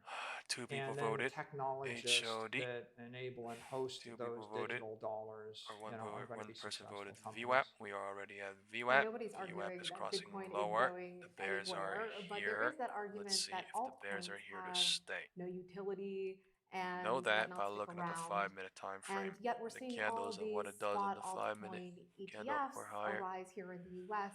So is there a risk to Wall Street if the tides turn and things change? Also because we're seeing that's associated with altcoins as well arise here in the U.S. There's thousands of ETFs and there's tens of thousands of public. Derek says flip, so VWAP, right? The distinction here Kate is says there's a LOD. digital finance Dave says economy HOD. built around proof of stake networks and LOD. all of these altcoins. It's a very competitive business, but it's very exciting. A lot of people are interested in it. It's the networks and the exchanges you'll use to tokenize currencies, to tokenize brands, to launch meme coins, to tokenize securities. That's an evolving business. It's competitive. If you're invested in it, you need to be a sophisticated tech investor to understand it. And the future of that business will be largely determined Algo range is breaking down at 10:10 or 11:10 into 11:15. Which is the next big piece of crypto legislation that we expect to come in the first half of 2026 at this point. So it's happening. It's complicated. It's complicated, guys. It's complicated. Trust, right? Just on candles is complicated, right? You gotta just believe it. But what are you hoping to see as it relates to crypto market Trust that, structure bro. on capital? Complicated. You heard it from Michael Saylor himself. It's complicated, folks. Captain Chaotic says, LOD. Wow. Okay. Got more LODs coming in.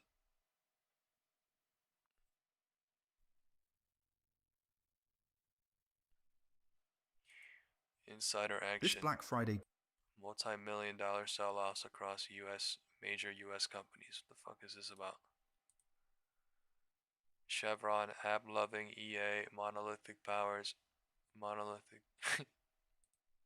Worldwide Exchange, time for this morning's Insider Action. We're tracking notable insider stock moves by company directors and executives that are outside their pre-planned stock sales. As always, the data comes from Verity Data, but is then confirmed by CNBC's data team against SEC filings. Okay, we're going to start with Chevron director John Hess selling more than 500,000 shares from a trust for nearly $83 million. He joined the board in July after Chevron bought Hess for $53 billion. AppLovin CEO selling more than 95,000 shares for just under $50 million. That stock's up more than 80% this year. Electronic Arts board member Jeff Huber selling about 96,000 shares for just about $19 million. Shares of the video game maker, they're up nearly 40% this year. And an executive VP at Monolith Power Systems selling 40,000 shares for more than $36 million. Barry notes there have been a cluster of sells at that company. 3 insiders, including the CEO, shedding more than $100 million over the last month. 100 million? Damn! Insiders, including the CEO, shedding more than $100 million over the last month. At 1,200. Oh my god. The tippity top, 1,200 monolithic powers. Oh my lord. People were saying at the tippity top of November, you're gonna go fly, fly, fly higher and higher. And what did I say? Smart money probably gonna be taking profit up here. But everyone's saying higher and higher like crazy. Man. We are. Previous day 9:30 open right now.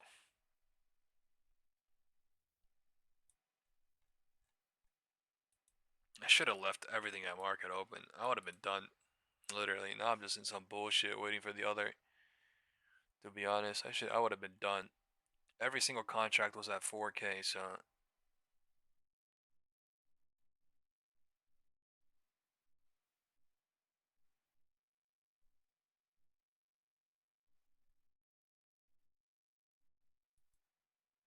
Joining us now, David Bahnsen from the Bahnsen Group and Michael Farr from Farr Miller in Washington. It's great to have both of you here. David, I'm going to start this conversation with you because we have seen dip buying. We have seen a little bit of a rebound here, particularly in some of these big tech names into month's end. You're saying don't buy the dip. Why? this was yesterday. Well, I think that the names Friday. that have dipped the most are grotesquely overvalued, and they could easily catch a bid and rally, but it's entirely speculative. When something is trading that far above a rational valuation, it becomes impossible to know if you are buying a dip or just simply buying a lower price.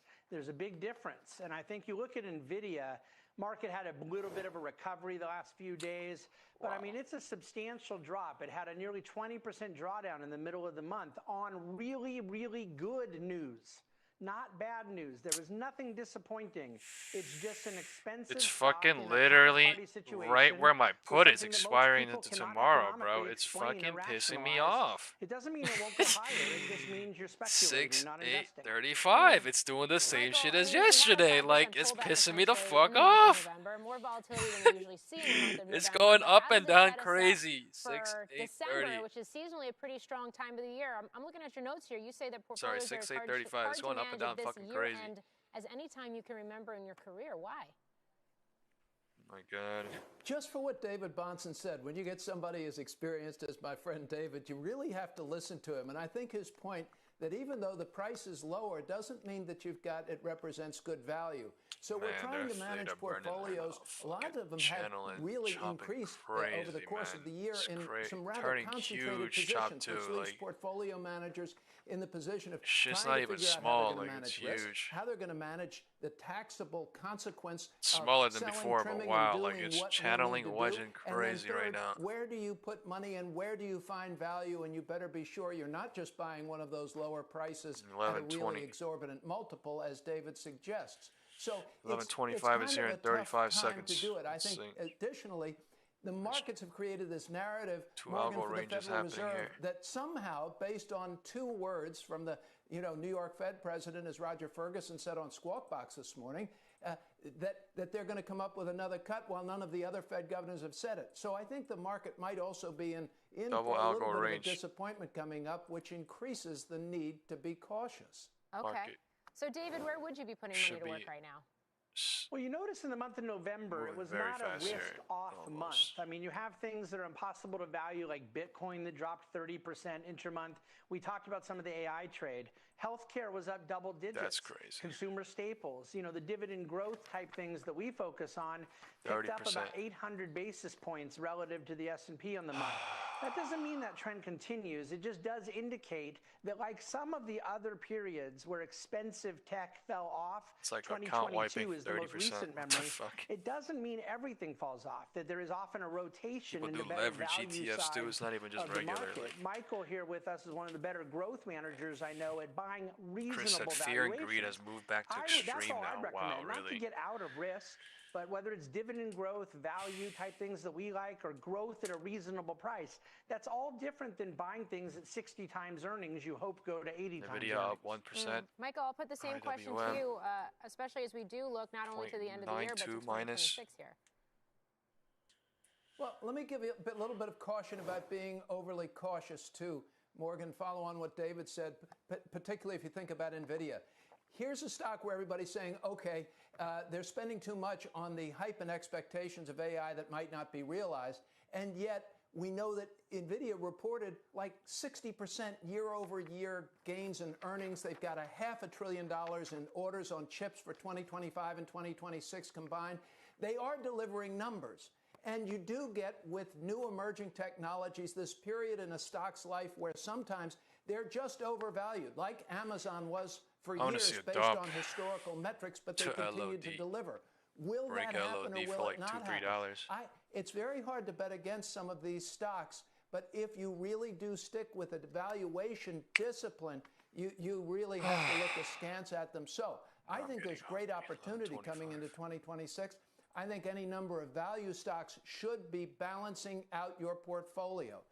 Healthcare has been doing very well, but I also think some of the energy names still have further to run based on this pullback, and I think that there are still opportunities in some of the consumer durable stocks. So they're out there, but you have to look for them and you have to work hard.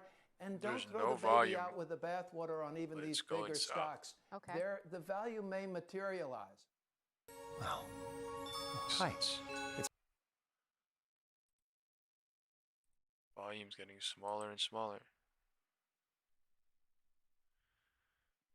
Welcome to Christmas. This is fucking December rally. Or December something.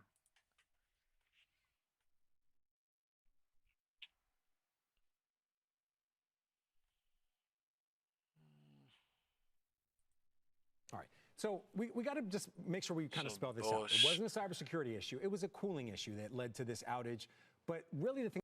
Right. So we got to just make sure we kind of spell this out. It wasn't a cybersecurity issue. It was a cooling issue that led to this outage.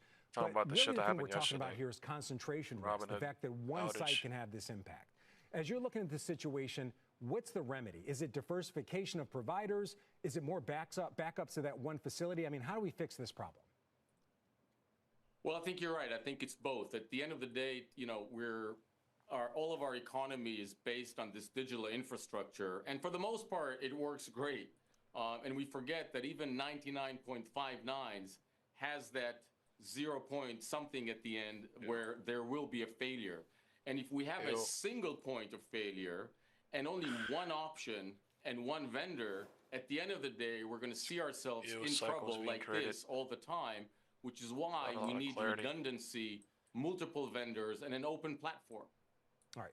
So if it's just about redundancy, why don't you think we're already seeing that? If everybody's aware that not even 99.5% is good enough, why don't you think we see more redundancy when it comes to whether it's data centers, cooling, software fixes, just things like that we've seen if you go all the way back to CrowdStrike last year as well? Right. Look, I mean, at the end of the day, these networks are very complex, and it's not easily understood where that one single point of failure will be. Hence, we need to have a hybrid environment.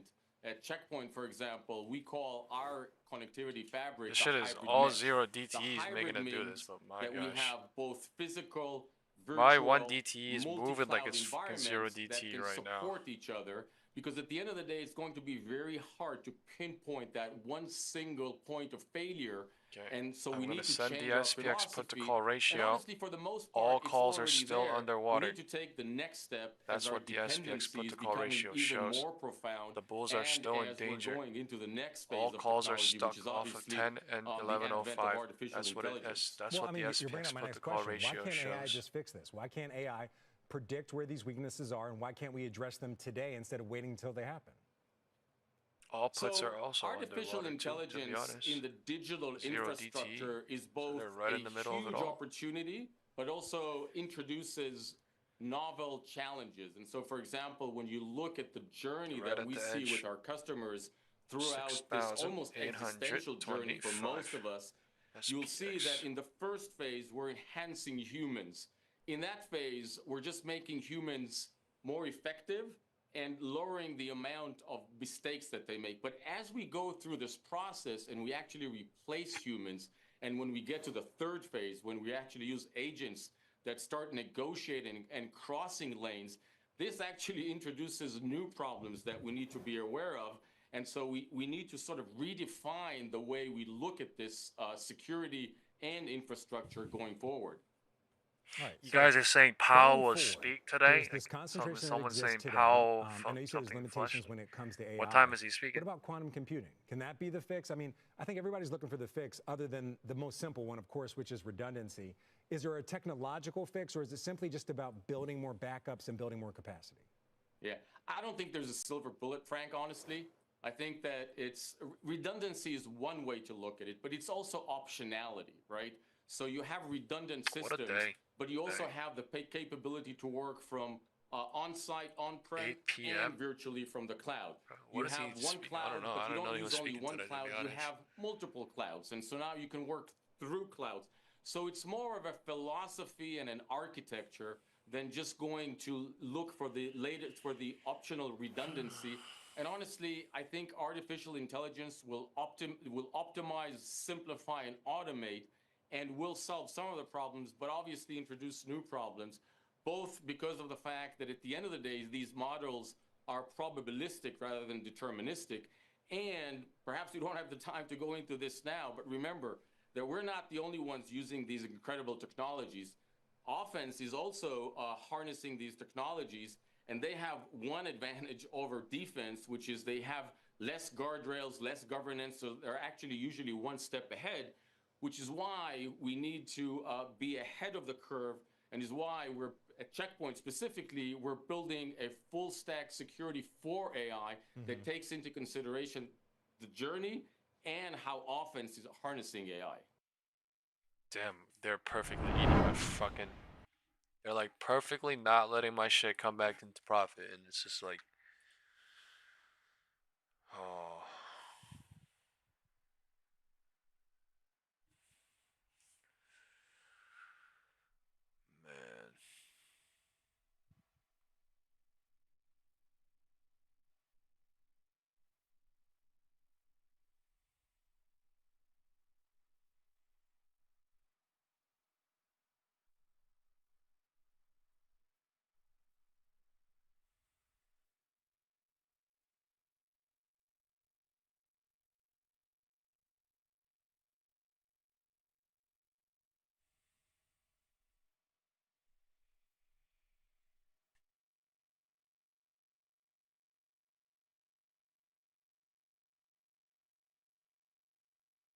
Yeah, this brainless push is not even bringing the calls back into tomorrow, but it's destroying my put.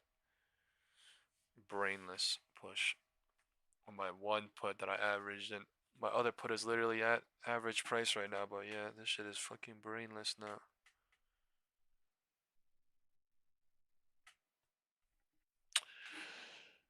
Oh well.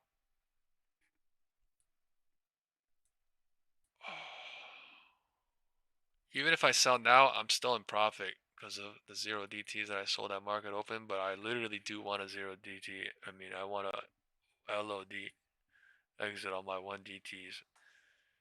I really do think it's possible after they... I don't even know, man. Time is 11:30. I mean, I think they're going to destroy the call somehow today at the end of this shit, but they are destroying the puts right now. Zero DT for sure. I literally left.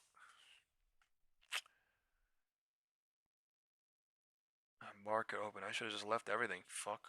Like, it never visited below 678, 79, and I really thought it was gonna go below that too.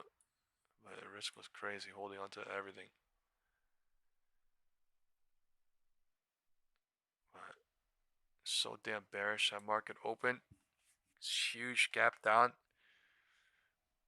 You probably should have left everything, to be honest. 11:35. That was my plan too, coming into today. Like, I barely slept. I was saying I'm most likely gonna, or I literally said I'm gonna leave everything. I'm thinking, I was thinking like that for 2 hours coming into 7:30 to 9:30. I was like, I'm gonna leave at 9:30, but I literally left like 65, 70% at 9:30, and now one DTE is playing.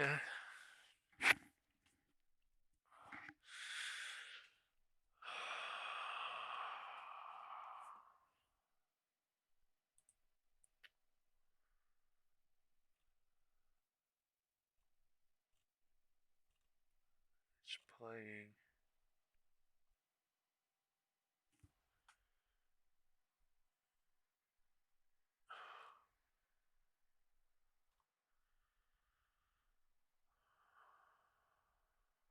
Talking about nuclear power, AI, and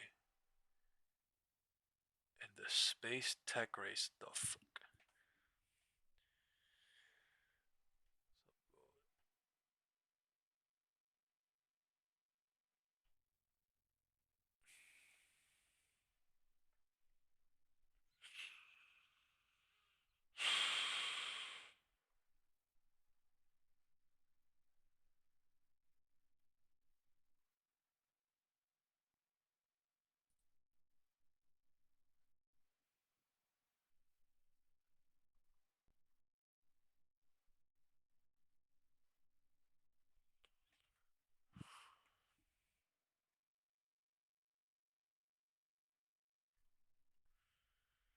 Yeah, I think holiday shoppings must be pretty bullish for it.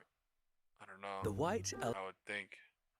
There's no earnings coming out, but man, I bought crazy for Cyber Monday or Black Friday, so I don't know. Everyone in the world must have been buying crazy for Black Friday or something. Courtney, run down a few stats. I think this is the most interesting one, at least for me. Luxury sales up 21% year over year on Black Friday. What does that say about the consumer? Because I thought people were nervous about the economy, about their jobs, and we're looking to pull back in general. I know there were some bullish estimates for the holiday season, but luxury goods, I mean, not essentials, not apparel, luxury goods. Why do you think we saw that big jump? One-third, Frank, two-third, three-third. What we've been seeing over the last couple of years is Cyber Monday, Cyber Week, really being an event not just for gifting, but buying those items that consumers have been waiting for all year. They're waiting for this week for those discounts, and so Cyber Week is a really big week for retailers to lean into items like so home goods and luxury. Wildin'. One other trend was interesting, and you point to tariffs. Sales volume down 1% year over year, but the average selling price up 7%. The cycle is so disgusting right now, I can't even draw it. I'm just going to be real here. And what does that say about what retailers are doing with their tariff strategy? Does that mean that they're absorbing a lot of the tariffs to keep prices generally low? Yeah, well, it's a little bit, there's two things going on here with selling price. One, definitely we see there could be a impact from tariffs. We also see consumers, higher income earners especially, leaning into those higher price goods. So furniture performing really, really well, luxury goods performing well too, as we just talked about. But overall, sales are still really strong. Going into the weekend and even in Black Friday, really strong growth, continued to accelerate over the weekend. And now looking forward to Cyber Monday, we're expecting record-breaking sales again. So no matter what, the US consumer is really resilient. And here at Salesforce, through our Agentforce products, we've been helping retailers lean into new technology through AI and agents to help reach their consumers in new ways this holiday season, drive loyalty, and ultimately transform the commerce experience. All right. Speaking of transformation, Kayla, according to your data, AI agents, they influenced more than $14 billion of sales globally over the holiday shopping days that we just saw, about $3 billion here in the US. Now, this is interesting. When we talk about an AI agent, are they helping consumers just find the things that they want, or are they actually leading them to things that they think that they may want? Because I think that's the most interesting part about this whole AI conversation when it comes to shopping. Is it predictive or assistive? It's a little bit of both. We're seeing retailers like Williams-Sonoma lean into technology, agentic technology, with their on their website, assisting customers not only find products, but also helping them in other aspects of their life. So their agent Olive helps consumers plan for the holidays, plan their recipes, and in addition to that, assist them when they need new products in their kitchen. So it's a little bit of exploratory, helping the consumer. And Mac and volume going bullish for no volume products, here. Assisting them in very nuanced type of questions to aid them in their discovery. Back to last week. We also see consumers using these tools to help stretch their budget. So they're searching for promo codes. They're budgeting. We're back to last week. So back up $1.60 from VWAP. Oh my gosh. That consumers have been leveraging these tools for this Cyber Week. It's pissing me the fuck off.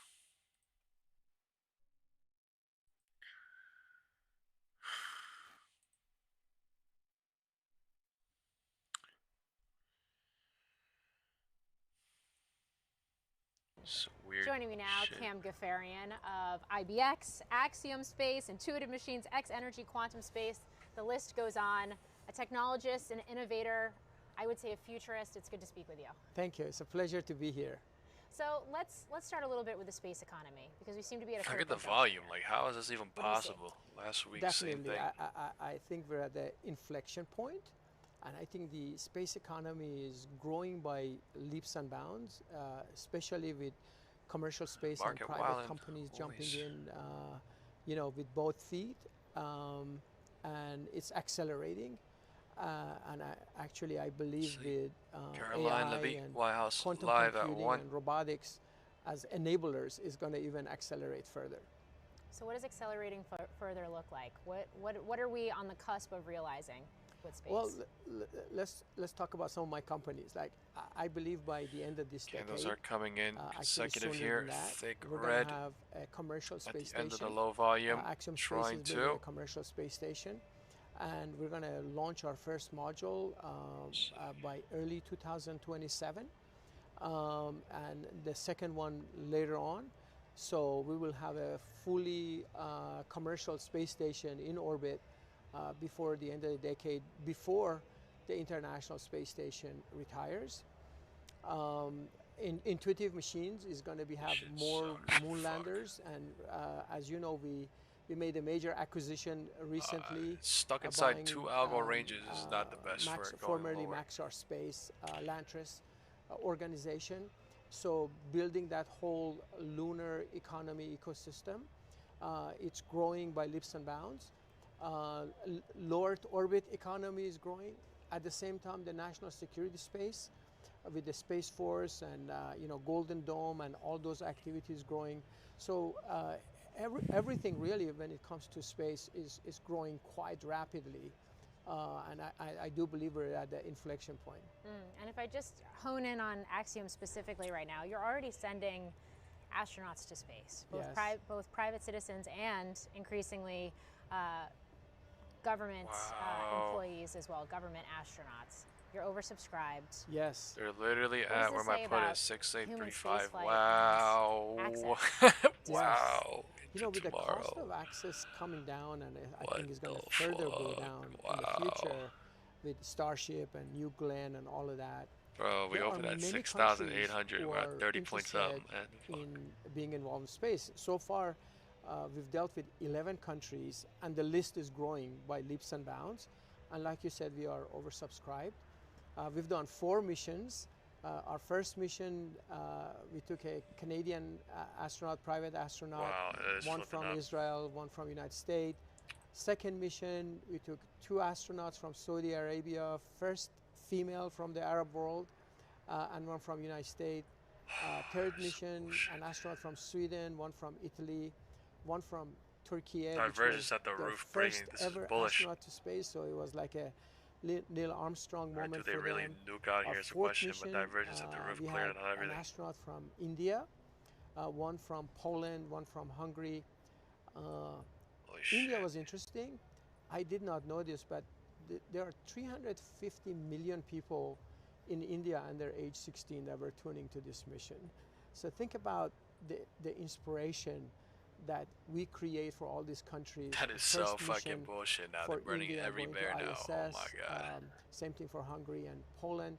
So, and then we're ready for our PAM5 and PAM6 missions, again, with more countries being involved. The fuck is this stupid ass Here's how fucking I rejection? use Asana What to track the progress fuck? toward my goals. Portfolio View gives me Stupid as shit now. Oh my god, man. What is the business case? What is the innovation case for commercial space stations? Okay, so to really look at the business case for commercial space, you got to look at the ecosystem we're creating, or new economy, that sort of like a hidden gem right now, but is growing by leaps and bounds. There are things that you can do in low Earth orbit or in space that you cannot do on Earth because of lack of gravity. So for example, you can do orbital data centers, you can do semiconductors, you can do pharmaceuticals, you can do bioprinting.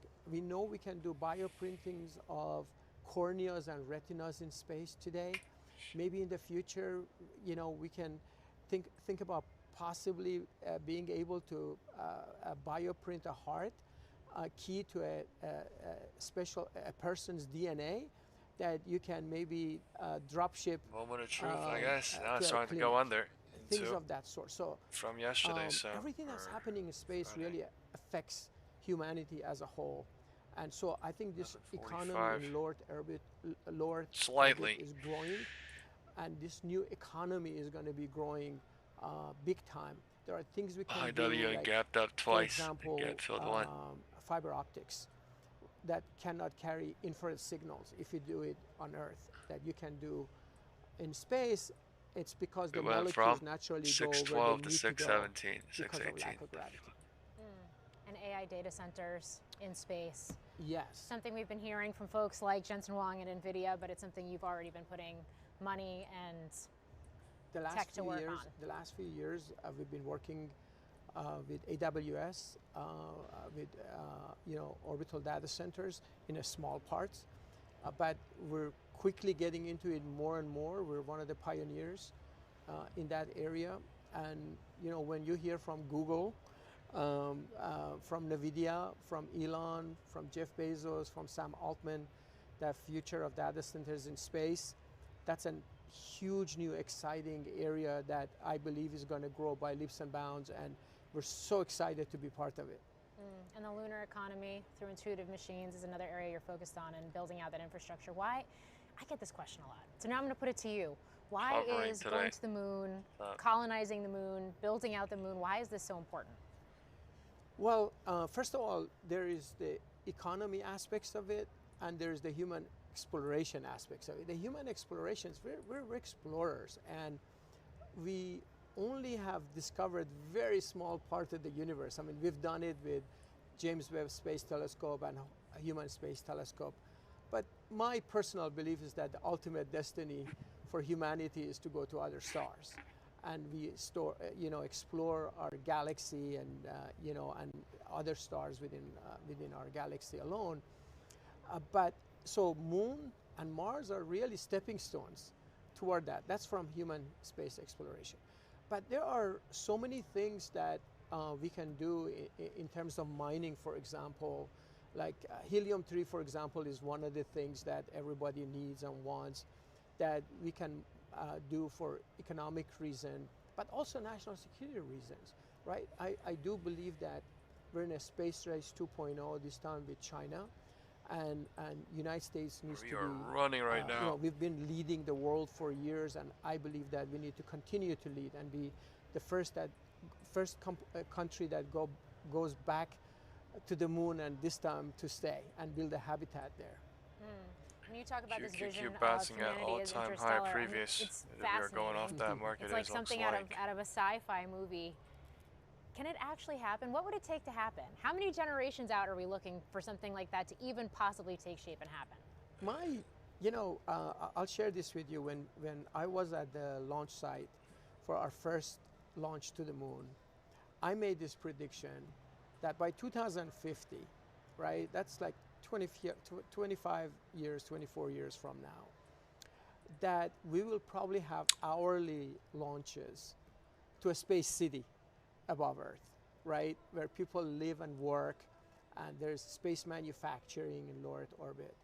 And we will have potentially a daily launches to the surface of the 180 moon. NVIDIA Again, from with people Macroeconomic. living and working in a habitat 173 there. to 180. And hopefully a weekly launches to the surface of Mars. Again, people living and working, and we become interplanetary species. That we're not only living on Earth, but we're living on other planets. Dude. I don't even And know what my he's saying. personal dream is that hopefully we'll have quarterly launches to go to our closest star, Proxima Centauri, which is 4.25 light years from Earth. Of course, we need to develop a lot more technologies to get there in terms of energy and propulsion and power and other things. And I think AI, quantum computing, robotics, all of that. You understand how fucking wild he's talking about? What?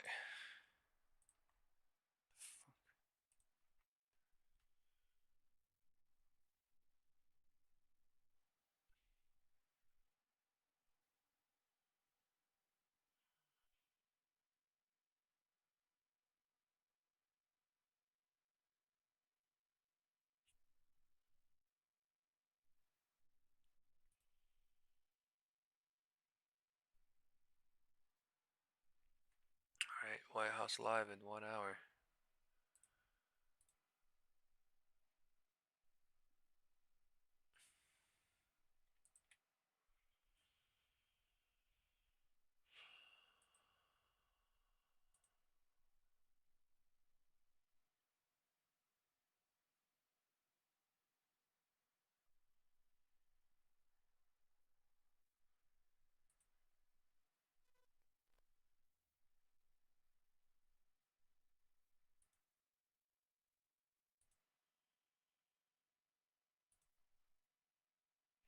Man, I really wish I left that LOD hope. Fuck. I'm just stuck.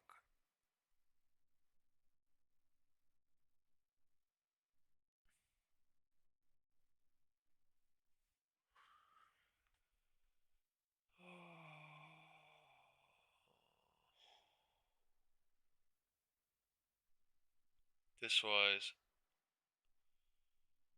on Sunday. This Black Friday, This is the reason why our poll was. What? What was the poll? Dead cat bounce or bounce? You can answer the question of what you want for the holidays. I mean, the kids had some pretty good answers. You want a Santa Claus rally? A Santa Claus rally would be good, and I think it looks, Scott, like we're potentially going to get it. We've reversed a lot of the negative momentum that greeted us in the month of November. I don't know if you feel the same, but I think a lot of the lifting and the return of animal spirits has to do with pricing in the fact that you probably will get that December rate cut. There was some skepticism surrounding that, so I don't know if we have the ability to show it, but if you could show a year-to-date as I'm speaking, S&P equal weight chart, it's been the S&P Equal Weight, it's been the Russell that's been kind of carrying the market over the last 5 days, while NVIDIA is actually struggling somewhat. Thankfully, we have Alphabet to kind of offset that. But that broadening out narrative is back in play, and I think it's attributable to the potential for a December rate cut. Yeah, I mean, rates started moving a little bit lower, and that really ignited the Russell over the last few trading days before the Thanksgiving holiday. Malcolm, so we're putting together a good week. We've had a nice bounce back after that really, pretty significant bout of volatility that we had, and we may just eke out a gain for the month, which a week ago might have seemed unthinkable. Yeah, and I think Joe is making an important point that the equal weight is what's actually been performing well this month. It's surprising to me. You've heard me make the case. As said, holding puts right now and hoping that the market pulls back is not technically sound. True, we're holding calls at the top of the 3/3 and hoping it continuously runs isn't technically sound either. So really depends on who you ask and how you ask and what you ask on. There's higher setups, than just candles and small setups. Yeah, Bryn, what about you? How does this next month and the last one of this year shape up, do you think? Well, I mean, we've owned the equal weight for a year and a half, and we're still waiting for it to catch up to the S&P. So I'm a little market bit moves too fast, though. When they go up or down, they will trap all this or they will trap all this and do something. It's still been a lagger. I'm still up somewhere here. The market go up. I'm at 6835 right now, so into tomorrow. Not today. Today would have been crushed. I literally left all my 0DT puts expiring today. 6835 that I got Friday at market open for 12.5K. And I got it for 6K. So, you know what I mean? I'm still in my Monday puts for 6835. We are in a 1/3, 2/3, 3/3 cycle trying to create with all this 3/3 bullishness. Market deciding whether to go higher and fill the gap or not. With the J. Powell event, 6852 gap is not filled above. There's still a gap above, so we could go higher tomorrow and gap fill true, but there is many gaps. One gap above now, two gaps below. IWM, daddy of all gaps, 4 p.m. gap above from Friday at 2:48, 1 minute gap at 2:42, 2:42.27 from 2 days ago, 1, 2, so. Look, the market Tell you right now, worries about IWM, something. we're gonna wake up tomorrow. I actually worry when I don't worry, because that means that we're daddy complacent. of all daddies. But I think the setup like, into what the just end happened? of the year Oh, is what very happened? Oh, positive. news. Oh, what happened? Oh, is it Seasonally, news? on Oh, average, it's December really is up not. about 1.5%. It's just everything's on That's setup. one thing. The second thing It is the just economy completely continues looks like to news, and it surprise looks to the completely upside.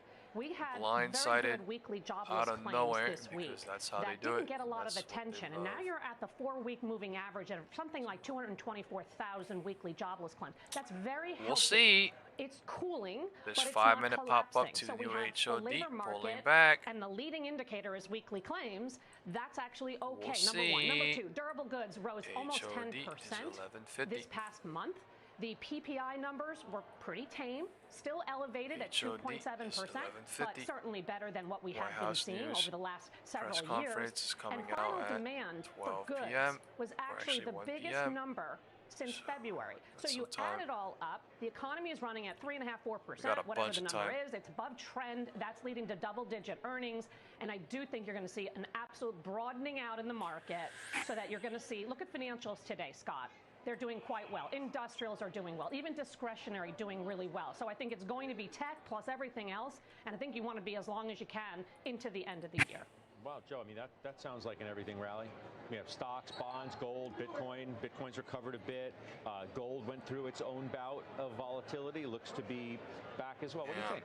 I think, look, the Federal Reserve is going to be in a blackout period ahead of the meeting. Bold-ass so statement. unless there's something that kind of After takes 1 week away the probability after 1 week, right, guys? After 1 week of IWM rallying 7.48%, right, in 4 days, in 6 days, you're talking about long into the end of the year. Just realize that.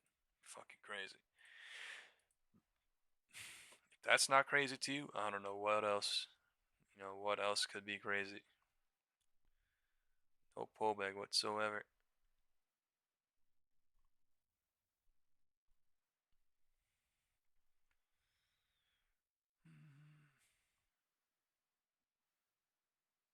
I just hate that they say this shit at the tippity tippity top, but they say this shit at the tippity tippity bottom. It's literally the exact opposite of risk analysis. Means it's literally the fucking exact opposite of risk analysis. You know what I mean? It's like trying to get the most tippity tippity exact, like whatever side is being bumped up like to the extreme max. Starbucks Workers Union expanding its strike today. Extreme it max. began back on the company's Red Cup Day on November 13. Kate Rogers has been watching it. Has the latest. Hey, Kate. Yeah. Good morning, Carl. The strike will be heading into its third week, and it is the longest one that Starbucks Workers United has held since it began organizing in 2021. Now, the union says more than 120 stores in over 85 cities are now participating, with more than 2,500 baristas engaged. In a statement, Workers United said, "We need real solutions that address our basic demands and the hundreds of labor law violations that remain outstanding. The ball is in their court." The union represents 11,000 workers at 550 stores, and it's threatened to make Starbucks this the barista largest said and no longest more. strike in its history. It's seeking new proposals that address its top issues to finalize a contract. Those include improved hours, higher wages, and the resolution of hundreds of unfair labor practice charges that have been levied against Starbucks. The strikes so far, though, have not changed the fact that the two parties have not been in active negotiations to reach a contract after talks between them fell apart late last year. Starbucks has maintained it will be ready to serve customers across its stores this holiday season, recently telling CNBC 99% of our 17,000 U.S. locations remain open and welcoming customers, including many the union publicly stated would strike but never closed or have since reopened. Regardless of the union's plans, we do not anticipate any meaningful disruption. When the union is ready to return to the bargaining table, we are ready to talk. So obviously a lot of finger pointing back and forth between the two groups. So this is now the third escalation we've seen in the strike, and potentially more to come, guys. Back over to you. Is it having any impact on the business? Okay. So not so far, Sarah. It's a great question. Basically, Starbucks has said, listen, this is less than 1% of our total store count. Holiday sales IWM is like the biggest week rally in like for the company when it launched 5 its years, holiday man. menu, It's like for literally example, the they biggest had their week best rally in sales like day 8 ever, years. Yeah, according to a memo that CEO Brian Nichols sent out to staff. Also, Red Cup Day was the strongest that they've had in store history, they've said. So far, not really moving the needle on sales. But again, 550 stores, the potential for the number of stores joining this strike could escalate, given there are 550 unionized stores across the country. But then, once again, a very small percentage of Starbucks' overall store count and a small percentage of its workforce, but meaningful, right? This has been ongoing for 4 years now. They've been seeking and fighting for this contract. So it remains to be seen how this will all shake out, guys. Well, and also with some of I don't the even want to, politicians dude. What getting the involved, fuck? like Mayor-elect Mamdani, for instance, telling you to boycott. No wonder why we're chopping going up. Exactly. That's another thing that we will be watching. Oh my God, because that's the most I nastiest reported chart ever. I don't even several want to weeks look at ago that shit. more than What the 100 fuck? lawmakers, including Senator Bernie Sanders, did push Starbucks to respond Got to so the many strike, bears and to bulls some of hoping the like workers' crazy on demands Google here, right now. and to Like, get back probably. to the bargaining table to negotiate. Let's not forget, too, it's that not even previous loading anymore. CEOs, including, previous CEO Howard Schultz did wind up going to Capitol Hill to testify over some of the accusations that have been levied against the company over 6:10 the tomorrow. unionization push. So that is another area to definitely watch. What politicians get involved, Fuck, what we're they at say, and if 682, that never part mind. of the story escalates at all. It has not so far, outside of this letter we reported on a few weeks ago, guys. Got it. The holiday season means a house full of people all up in your internet. But with 100% fiber optic internet from Verizon Fios, they won't slow you down no matter what you're doing. Like working for the man. What's the latest Lower from the the workshop? days. Hanging with the besties. And the worsties. Having some me time. Occupied. Or freezing. I don't know what's gonna happen to me.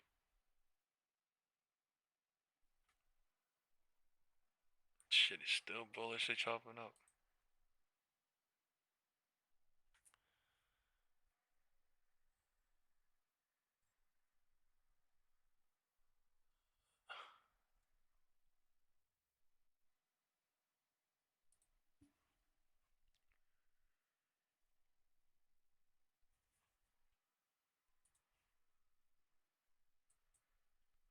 Market actually pumping now almost. Fuck.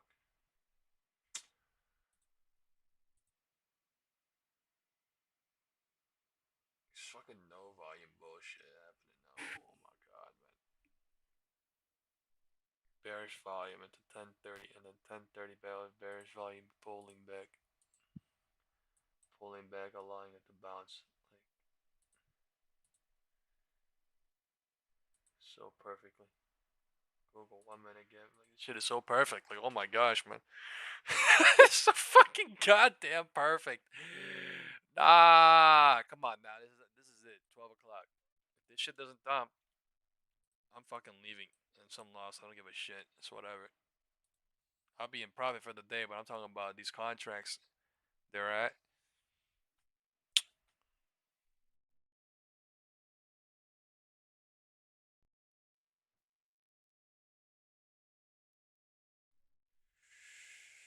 Fuck, they're at $20 each.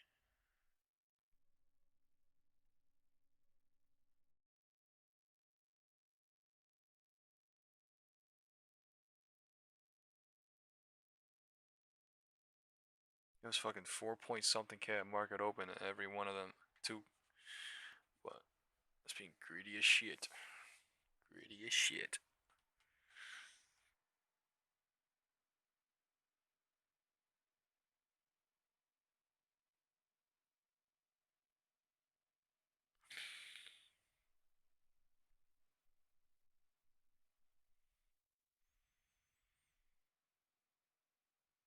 This is literally why I made the rule to myself though. I leave 90-95% and then I see what the fuck happens, but that 5%, 10% sometimes gets me trapped too, because it gets me thinking, but it's usually just the best too.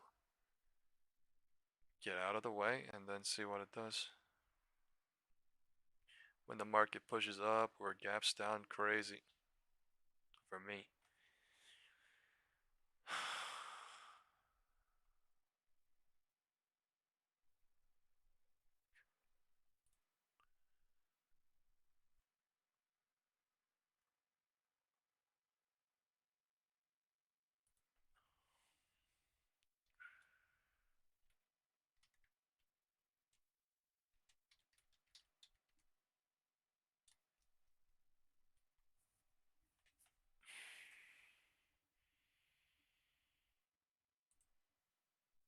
I'm Nicole. Literally be here till the end of the day.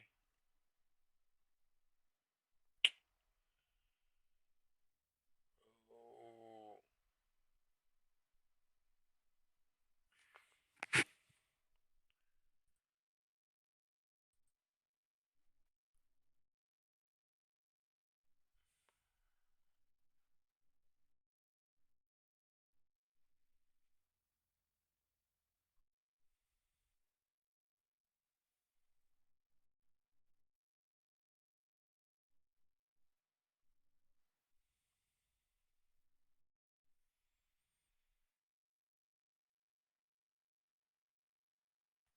It's kind of insane how fucking crazy they made it bullish look on Friday. So the majority goes long, minority goes short, and then they open down, and the majority goes short, and the minority leaves, and the minority goes long, and then they bump up. Like it's literally fucking just cap after like catch after catch after catch, one after another. God.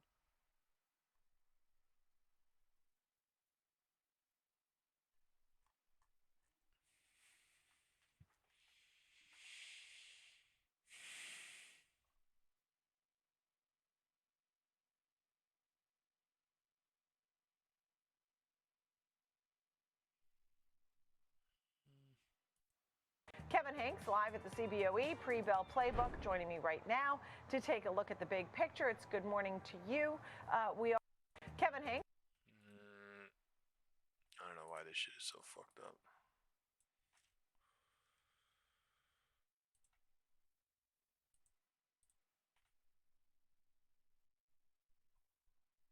Yeah, we're not gonna watch this. I'm Nicole Pedaliti.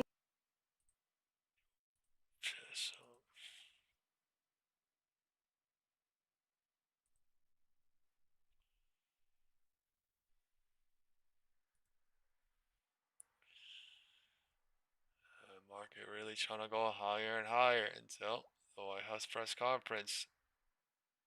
I'm not gonna lie. It's kind of getting sick.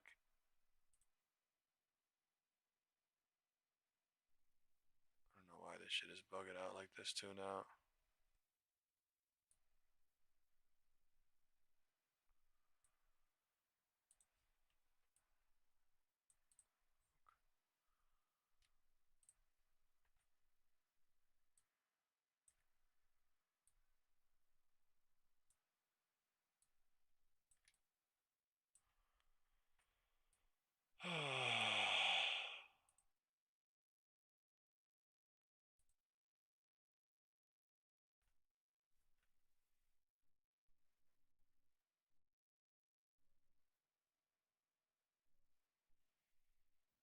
Market grinding higher on the back of something. Maybe Google, maybe NVIDIA, maybe IWM, who knows, maybe everything. Oh, on the fucking backs.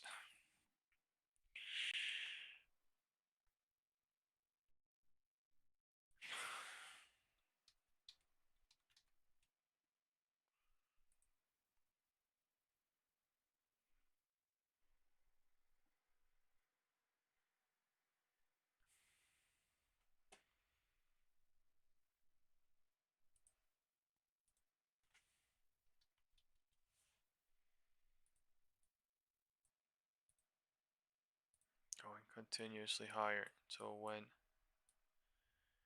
it is going higher though, 1210 is the new HOD on QQQ and SPY.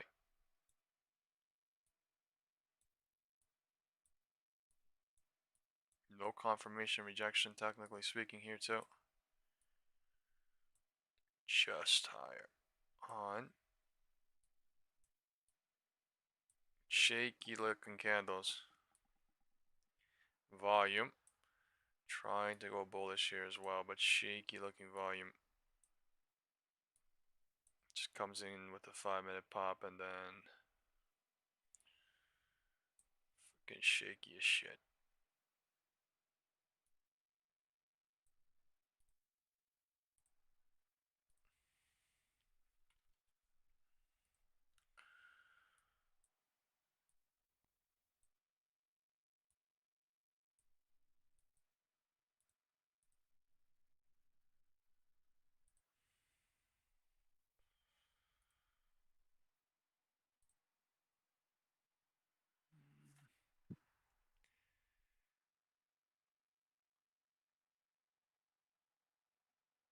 I'll hit the bathroom, Kevin Hanks live at the CBOE pre-bell playbook, joining me right now to take a look at the big picture. It's good morning to you. We are starting lower here this morning. We had a lot of action and rally mode that we saw in the last week or so. Now what? Good morning, Nicole. You know, I think it's an interesting start to the trading week for these reasons. People waking up this morning saying, why are the U.S. markets lower to start the week? Well, part of it is foreign markets were down overnight. Right now, the DAX is down over 1%. The Nikkei closed down 1.89%. Why? Well, some hawkish comments from the Bank of Japan. They may need to raise rates in Japan. They're hinting to another rate hike in Japan. That's got the Nikkei under pressure. Then DAX, if you look at the news on Airbus down 6% pre-market is affecting the DAX, down 1%. The DAX was down 1.5%. Now it's down about 1.1%. So those foreign markets being lower are affecting our futures. Now, the interesting thing is, once our trading day starts, obviously the U.S. takes over the world economy, and we'll see if markets stay down. You mentioned that Bitcoin is lower to start the day, but there's news, right, from the Bank of Japan, from Airbus, affecting the foreign markets. That's affecting our markets pre-market, but that doesn't mean that our stocks will be lower throughout the day. So it's an interesting way to start the day, the relationship between the foreign markets and the U.S. when we know that the U.S. is the clear driver. So it's going to be interesting to watch how this plays out over the trading day, Nicole. Oh, without a doubt. I mean, also, I think there was a lot of leveraging that was going on, and people were sort of jumping out of Bitcoin in particular, right? They had margins. Margin debt was higher. So we did see some action happening last week. Bitcoin, for example, as I mentioned, crypto sort of came out of favor, but there's still some big fans like Tom Lee today who's saying, right now I'm not even thinking about LOD, guys. If they go lower, I think about VWAP. I'm not even thinking about LOD. Yeah, I think Tom Lee made some comments earlier this morning that were very interesting. Listen, people that are involved in cryptocurrencies in general and Bitcoin should brace for some volatility. Right now, and nothing it's really being says volatile more despite visually. U.S. stocks were pretty resilient. Now, another thing that he mentioned this morning that I think is very important for stocks going forward. They made a December 1st marks the end of quantitative tightening. I'm just saying, there's someone asked in the WhatsApp that means group. That up until now, they're looking at the one-day chart. I know anything can happen, but does it look like it will create a new LOD before assets at the Fed were maturing, they were just letting them run off. Tomorrow. I now thought you were saying they're today reinvesting in treasuries. They're holding the size of the Fed balance sheet now steady at this level. So the fact that they're taking the proceeds from maturing assets and rebuying treasuries and notes it's something to watch for overall rates and stocks correlated to those rates. So that's something to watch too. Quantitative tightening that's been going on for quite a while ends on December 1st. So we'll watch how that plays out. You were saying but yes, if you're trading cryptocurrencies, you should be comfortable or at least understand the volatile nature of this asset. So yeah, it's something certainly to watch. I thought you were saying from right here into 9:30 into tomorrow. You know what I mean? From right here into 4 p.m. I mean, or something. He was noting that the last time quantitative tightening ended and it essentially becomes quantitative easing, that then after that, the 3 weeks following, there was a 17% gain. I think he was going back to 2022. So I thought that was very interesting. Let's talk about Trump's new Fed chair Let's see what happens. I mean, he says he already picked it. We said we were getting it by Christmas, we heard. What do you think? I missed some of your question, but I think you're talking about the Fed chair. President Trump and says, President Trump announced that he's got a name picked out for who's going to be the Fed chair going forward. And I think it's this. I think clearly Kevin Hassett is the front runner, right? We see him a lot. He's very out there in the media and very intelligent, very good the way he proposes. But Kevin Warsh is also a great choice, and he would mean a much different, more evolved Federal Reserve. So I think personally, from my perspective, Kevin Hassett seems like the front runner, but by the end of the year, shit wasn't a joke. Any of the Kevins would be a great choice for the Fed chair, Nicole. All right, and quick on the Black Friday spend. Prediction markets. Yeah, today's Cyber Monday. So we'll watch those sales go throughout the day. But Black Monday, just over $11 billion in sales. That's really strong for the U.S. consumer. Should follow through today to Cyber Monday. So far, the Christmas shopping season, very strong U.S. consumer. So that's really good news for all the retailers going forward. We'll get a bunch of their earnings this week, Nicole. Yep, without a doubt. Great to see you, Kevin Hanks. Appreciate it. Why? Look at the 2-hour MACD. The gap above the gap above still exists. All right, Whitehouse coming live in 45. BJ's. Costco's and BJ's. Look at that fucking dump. Huge red candle. That's a fucking dump. Right? All bulls are crushed now. All bulls are in danger here. We want to welcome in our next guest. That is Ali Moghrabi, Senior Paul's just got Equity Analyst flush at on that one Western Capital candle. Management. Ali, you can tell him coming Why off am I of a saying this shit? I can prove it to you right now. Here. I'll send you the SPX Mixing up to the call members ratio of the right now, bro. No cap. All right, let's talk about Alphabet Google. It is at the top of the leaderboard for the Mag 7 this year. Wash out. Given its performance earlier this year, does this surprise you at all or no? Actually, Diane, I got to tell you, it doesn't surprise me. You know, we were pretty bullish on this name. They have the entire, in our view, just, you know, from a high level standpoint, they have that entire ecosystem. So, you know, they start out, let's just say, with the clouds and what they reported last quarter. All the You've calls had, at 6.8, 40, 6.8, year-over-year 35, growth, 6.8, 30, growth just ate it. acceleration on the cloud side. Their backlog actually went up, I think, around 80% year over year, and big time 46% or so sequentially. So they're doing very well, and obviously the margin expansion on that front too. So they're doing very well on the cloud side.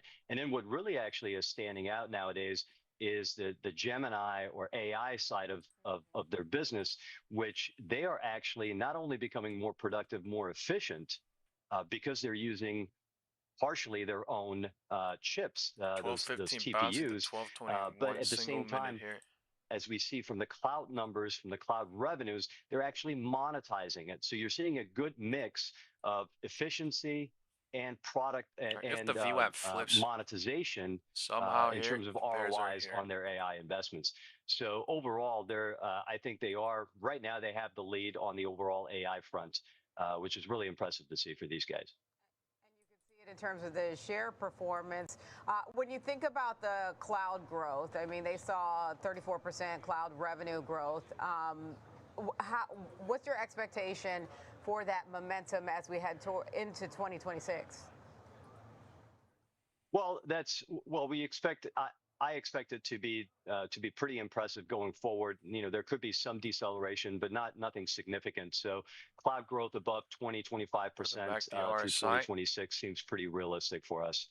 And at the same time, margin expansion again, if you include that lower cost chips utilization or TPUs that these guys have. Not going much is what I'm trying to say. Okay, let's talk about Gemini. There's been a lot of talk, obviously, about the growth of Gemini. They've got 650 million users. They're narrowing that gap with OpenAI. How important do you think that user base is in terms of monetizing AI across This guy said, not surprising, Google rally. What did Google do all day? It's pretty important. The question remains whether they're going to, that monetization is actually going to include advertising in Gemini specifically. However, the capability of Gemini coming up with very useful responses, whether it's search or whether it's basic questions, is actually going to help these guys increase that user base.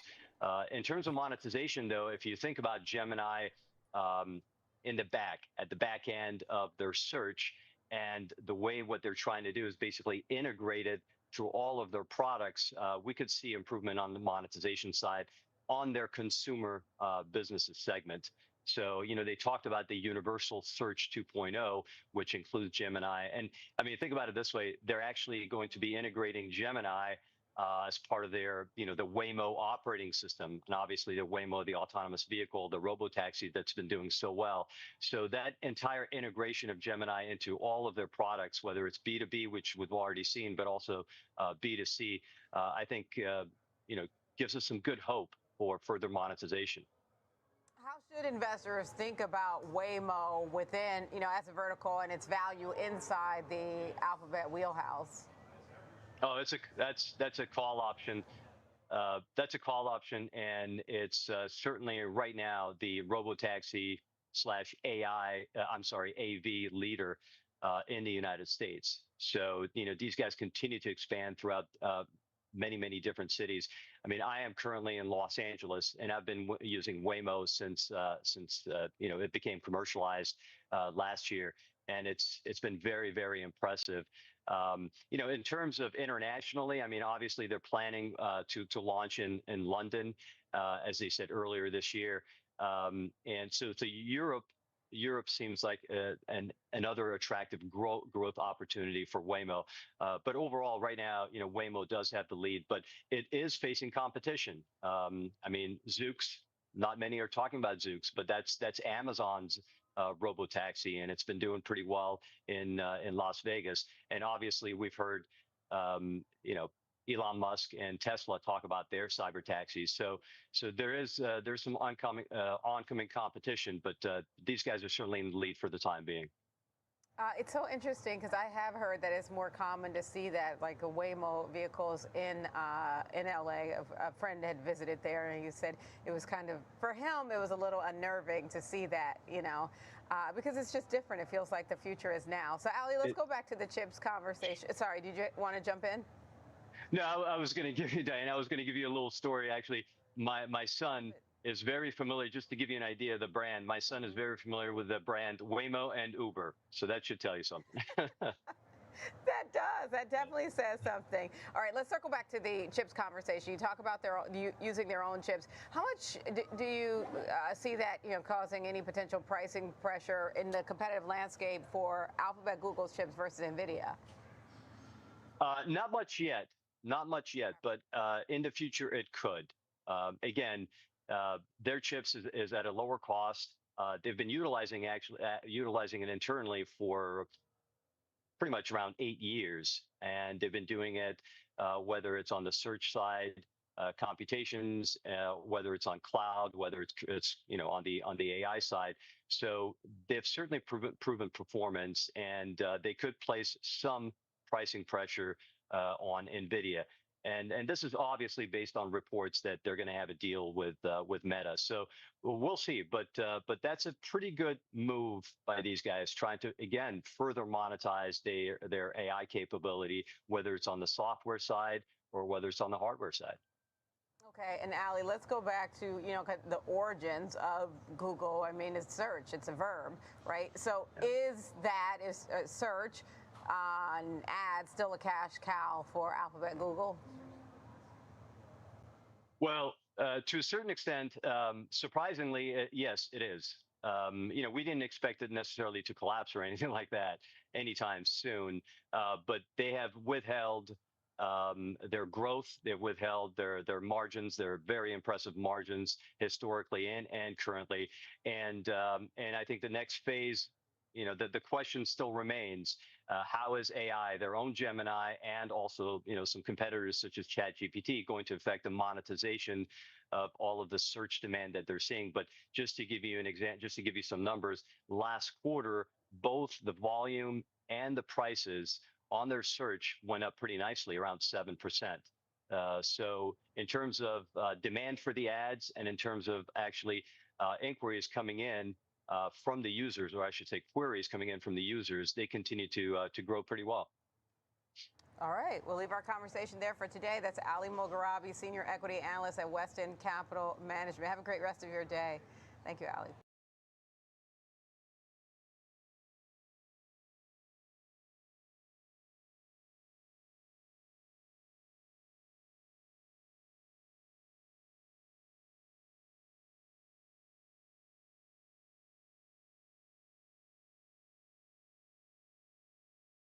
What if I told you everything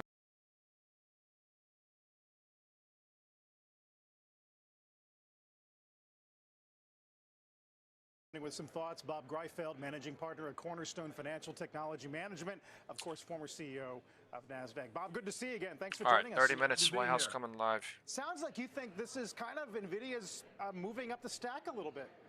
Exactly. When you think about him talking about CPUs versus GPUs, we understand that CPUs were commoditized. So basically, I would state that over time, hardware consistently has been commoditized. So I think this is a smart move by Jensen to try to move up the stack a little bit, right? And you can go down the stack to the foundries, you can go up the stack all the way to the end users, but you can't get caught kind of in the middle. And I think this is probably a first step of many.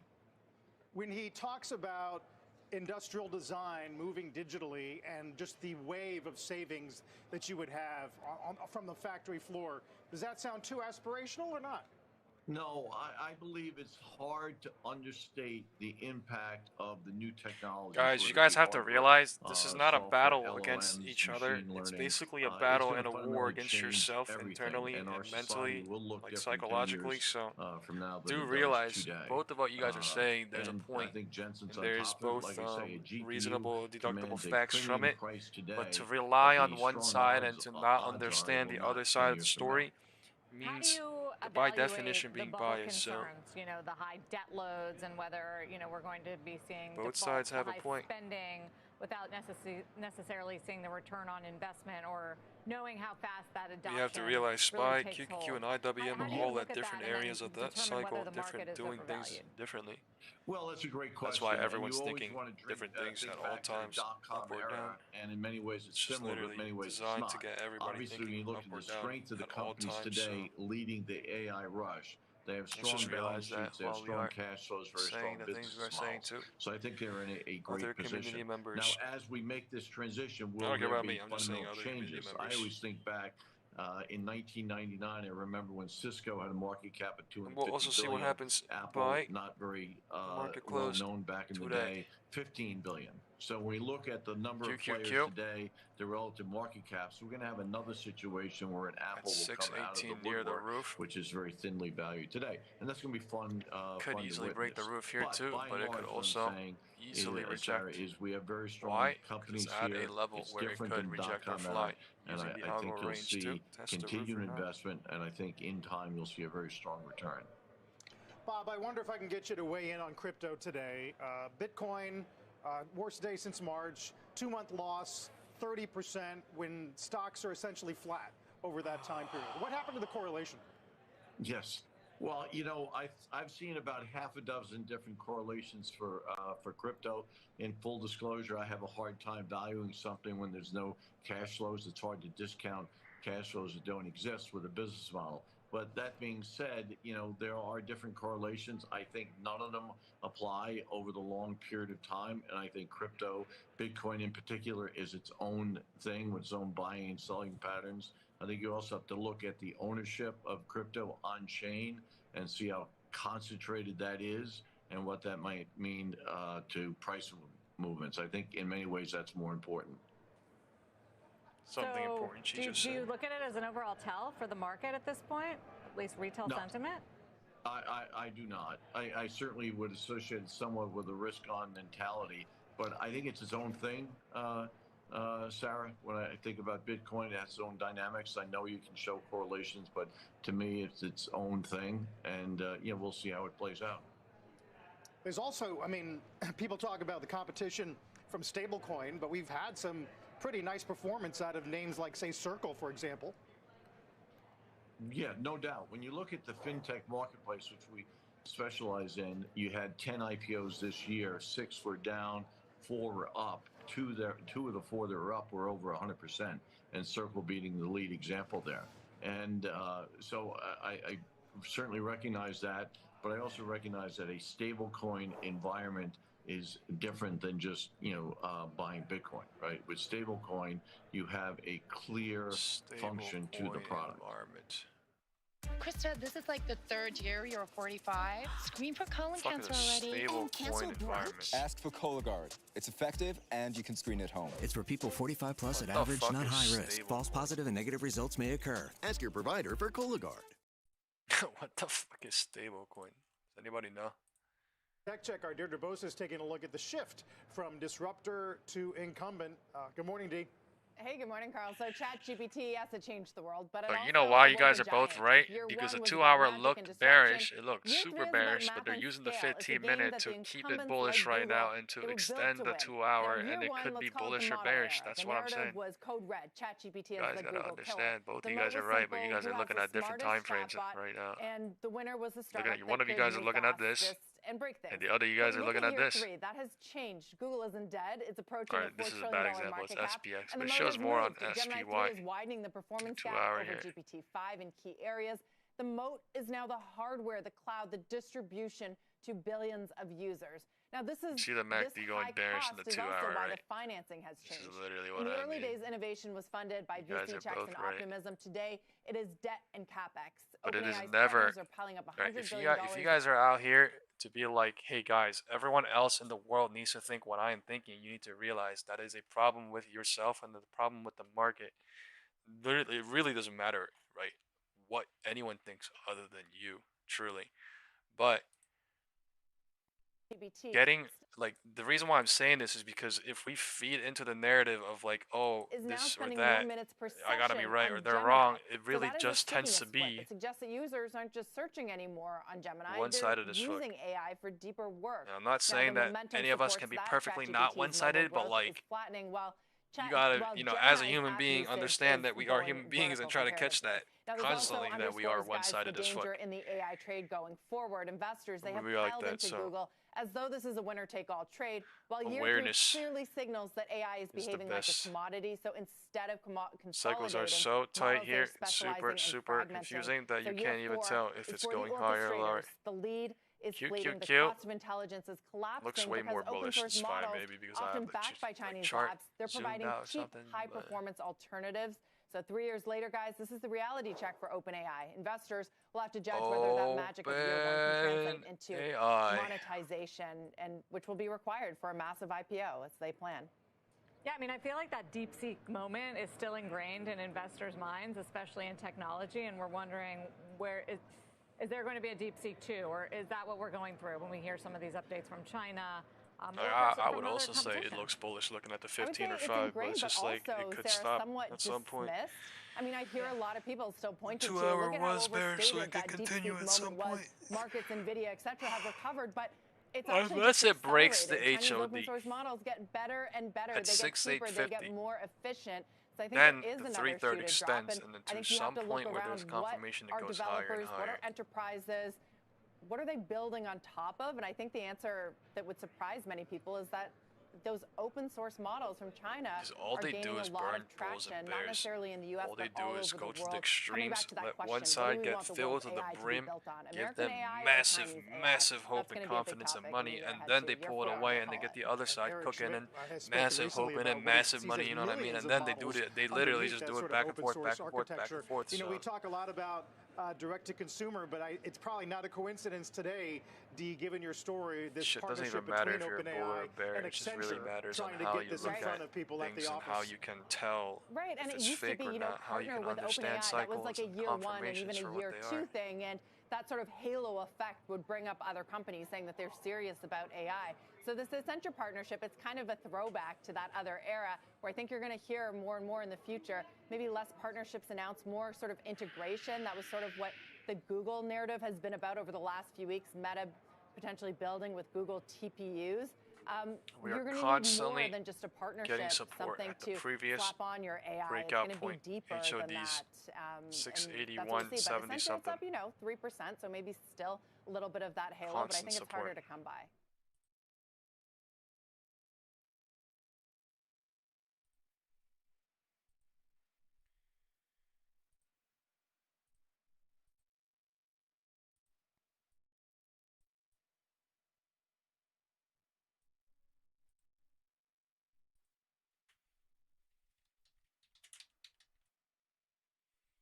All right, resistance and or support.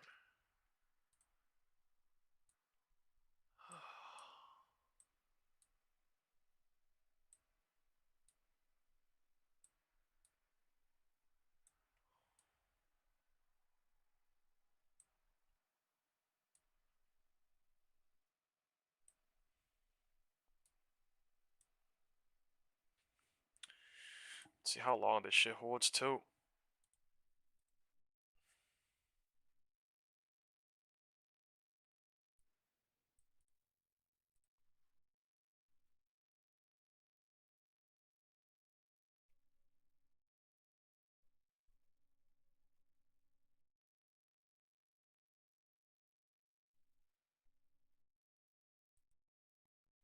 Still low as fuck. Actually, there's a lot of volume today. Just went super bearish off of market, pre-market into market open, and then pull back, and then going bullish, and then deciding what to do at the tippy top on the 15 minute, trying to go bullish, but is neutral. So deciding at the tippity top what to do. Tippity top.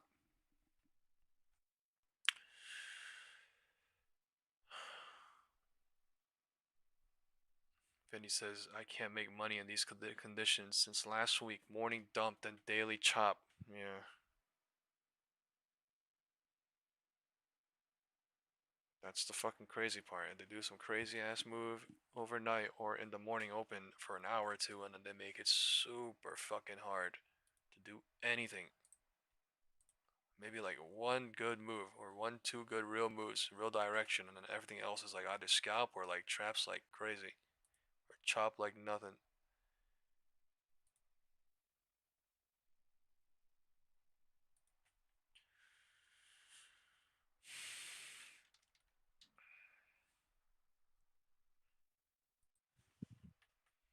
QQQ at HOD. QQQ at HOD. I'm Nicole Pedalides at the New York. This is fucking annoying.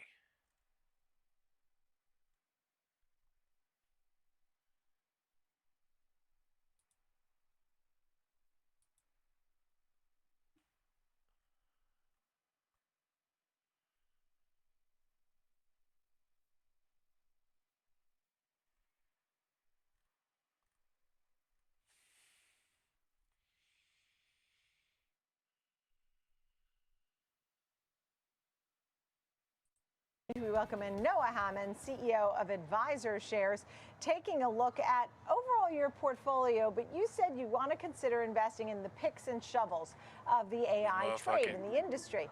How do you feel about the market at this moment? Are you feeling positive? I am feeling positive. I think there's a few headwinds ahead of us.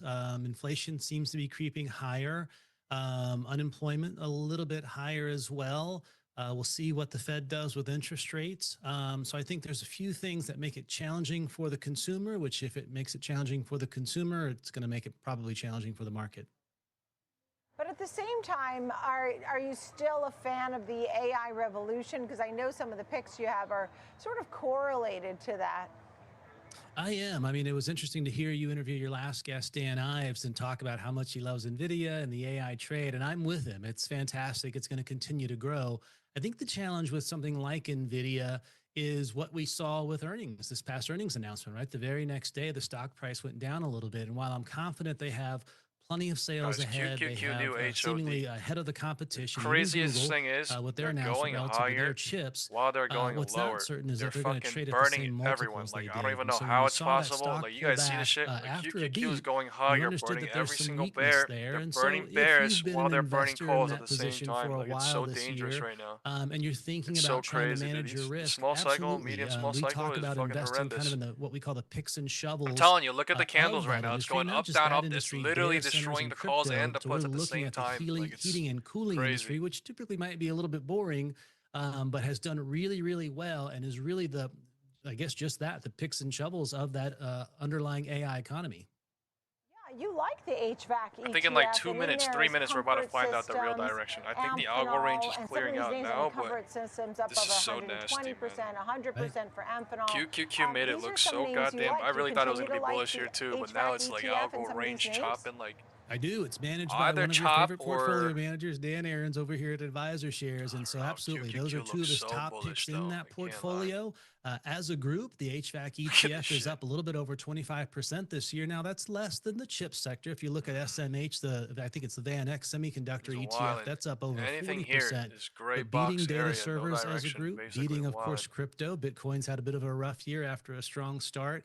So to get 26%, especially relative to the market, this is probably one of those areas where it feels a little value, a little old school blue chip. These are tried and true industries that are really driving the growth of what we're seeing with companies like NVIDIA. So that's how we talk to advisors about it, is if you're getting nervous, if your clients are getting nervous a little bit about that, nothing wrong with taking some of those gains off the table this year and maybe looking at HVAC or the picks and shovels of that industry. And then we turn to crypto. I mean, Bitcoin itself has been down about 20% this month. It's trying to claw back a bit now. I saw it at 90,000. You watch the IBIT ETF really closely. Tell me, is there opportunity there? Do you think the sell-off is an opportunity? I do.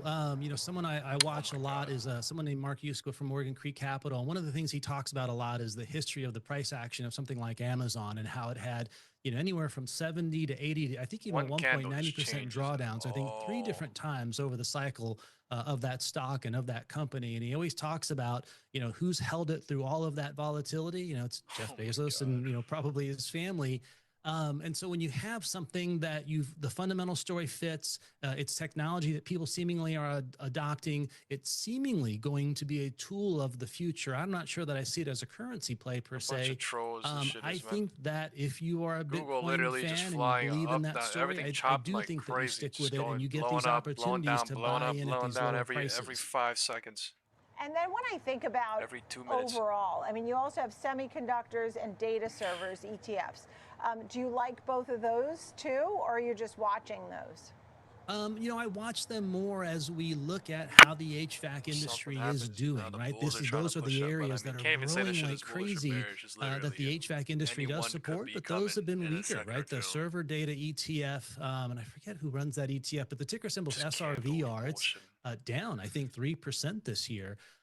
So it's really been AI that's driving the returns. HVAC has been nice. And then you look at the commodities, because it's interesting, something like gas, which it matters to people, especially if you're driving to see your family this weekend for Thanksgiving, is down. But conversely, electricity's up, I think, almost a little over 4% this year. So, you know, people are paying more for that. And that, I think, is, again, one of those things that are driving the HVAC industry. And I would point out a company that you just mentioned that is one of our top holdings, like Amphenol, and the ticker there is APH. They are the technology that connects those things, the hardware and the sensors to allow you to run those things more efficiently. So when you are seeing energy prices or electricity in particular going higher, that's where that company has really benefited by finding efficiencies really more at an industrial level, more than you might see in your home. And that's what really has driven strong returns for that company, which is up almost 100% this year as well. The RSI is literally almost. You said you want to keep everybody's investments hot, even when, you know, people are worried about the cold weather and all that. Do you see new highs? I mean, overall, do you see S&P 7,000? If so, when would that be? I do, and I would be far pressed to give you a specific guess around that. But, you know, hearing what you interviewed with Dan Ives and him talking about, you know, at some point interest rates will probably lower if it's not December with a new Fed chair going into next year. You've got an administration that is very focused. Their scoreboard, I believe, is in part the stock market. And so many people's investments, whether it's they're investing for their own in the market or it's their 401ks, are driven by it.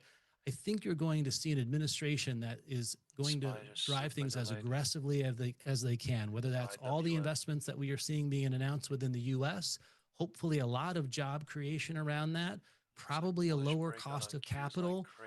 It'll be a bumpy ride, but I would say that we are probably going to continue to head that direction.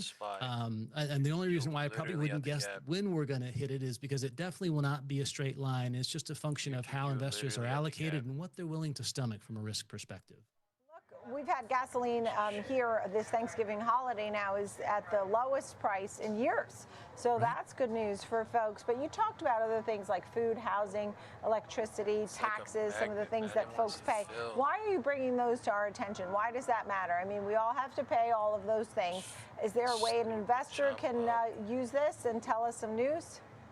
Yeah, I mean, I focus on those data points just because I believe there is a bit of an undercurrent in the economy, just for whatever average, you know, U.S. households, that food prices do matter, right? When you look at the overall inflation number, it's come down with this new administration and doesn't feel that bad. But when you look at specifically where higher rates of inflation are, education is higher, housing is higher, food is higher. And so those are the things that hit everyday Americans. So, you know, maybe with a lower cost of capital, maybe hopefully with lower interest rates on their home debt and home mortgages and on their credit cards, those things can help. But also a strong economy, if this administration can deliver on that, I think it creates, you know, more opportunity in the marketplace, even though consumers still seemingly have a lot of pricing challenge and a lot of affordability challenge ahead.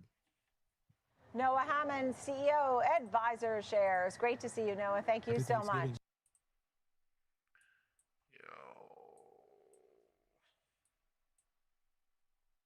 The entire day.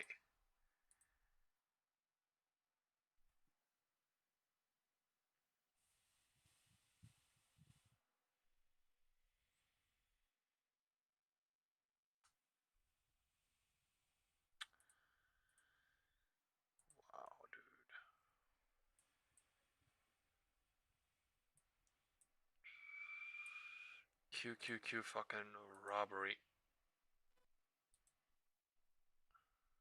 not break the roof yet on SPY. Why? IWM.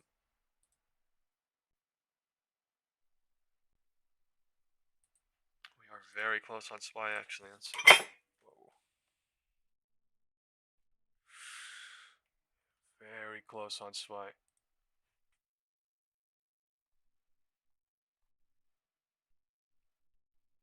It's fucking crazy.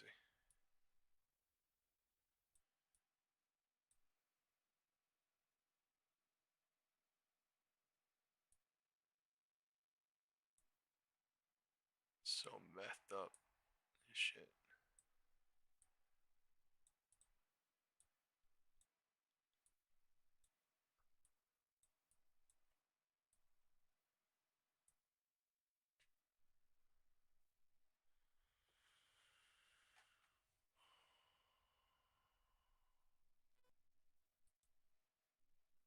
$6,840.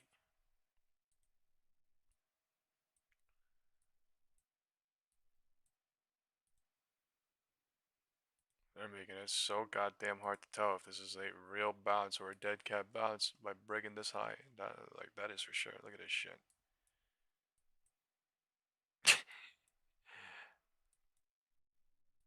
New HOD on this cycle on QQQ.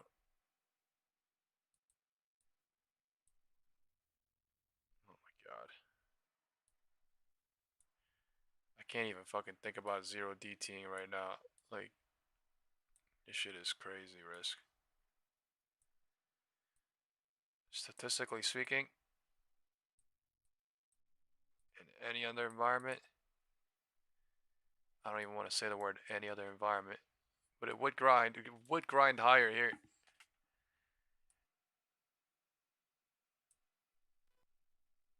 I am not shorting zero DT into this shit though, fuck that. HOD.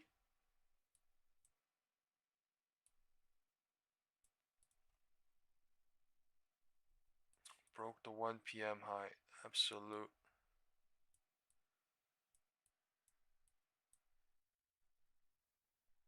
Absolute degen control now.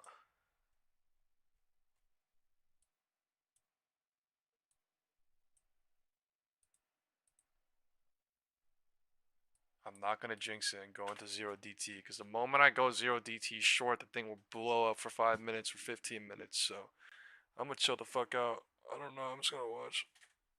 I need my shit down.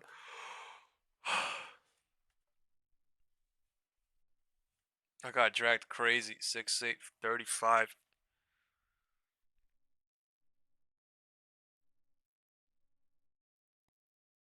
$2 down during Whitehouse press conference.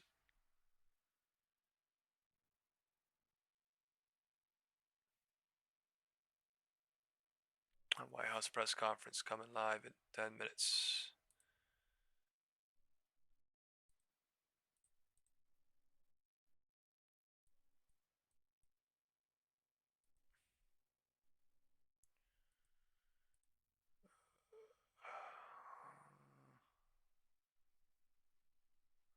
Everybody say good afternoon or good evening when she comes on, okay? I don't like I hate when QQQ and SPY makes a divergence and the roof difference. Like it's crazy, bro. I've gotten burned crazy on that shit. I've gotten burned crazy on shorting things like this. I've made crazy on shorting things like this. I made crazy on longing or shorting, whatever the fuck it is. I just don't do it anymore because it's so crazy. So why? Because it's the end of the 3/3. They're going higher and higher. Nobody knows when it's gonna go high, when it's gonna go not higher. But you know what I mean? It's literally going higher and higher and higher and higher every single day, showing people bullish and bullish and bullish and bullish every single day. Nobody knows when it's gonna not go not higher. So that's the reason why I don't play here. But I'll watch. Time is 12:45. Candles coming in dumb red at the tippity top after QQQ. Gap filled. Okay. So gap filled and the market deciding what to do. Time is 12:50. So that's a 12:45 rejection into 12:50. 12:50 is deciding whether to continue the rejection. 12:45 started. or whether to bounce at 1250 into 1255 and then decide what to do. Time is 1250 right now. In my mental mind, I want it to go lower. Yes, in my mental mind, I'm thinking it's going to go lower right now, but I'm not going in on purpose because I don't fucking want to get fucked more. I'm good where I'm at now. I'm like good fucked. I'm like greenly fucked, so I call it a proper fuck. Right? I'm okay. I don't want to get myself non-logically, irrationally fucked.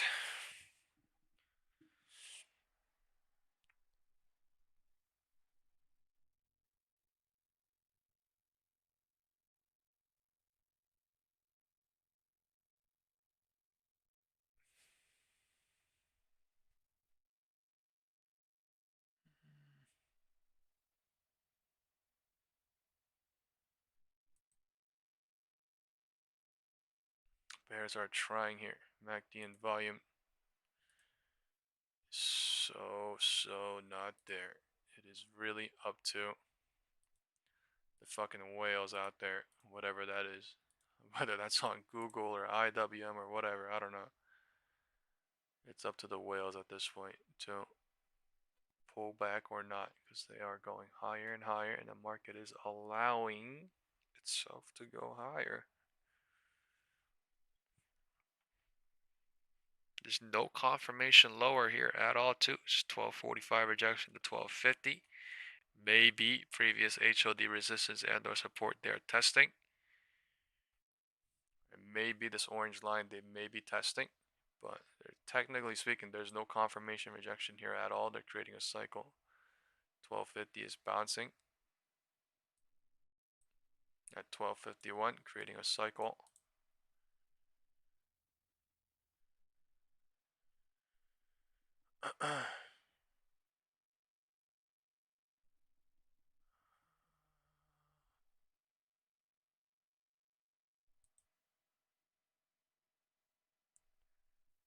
Proper.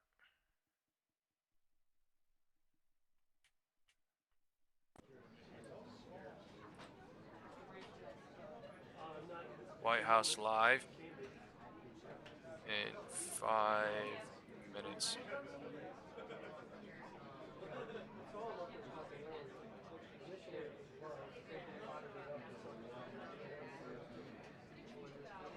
They're going lower.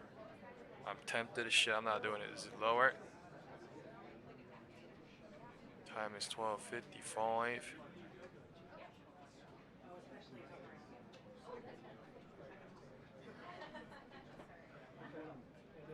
I'll wait for Caroline. But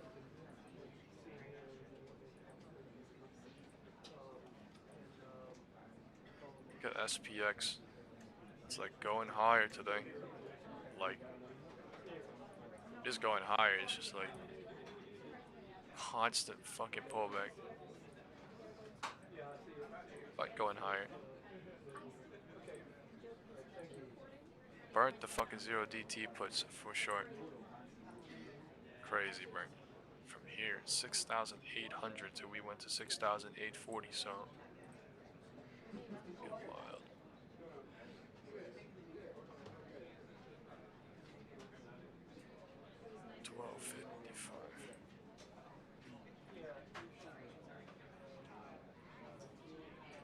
Looks like an algo range is being created at 1250, and they're deciding with this tiny ass cycle confirmation what to do.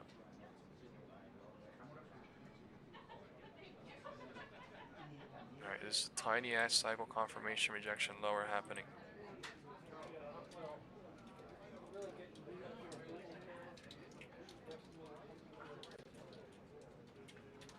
Off the 1250 algo range right now into 1255.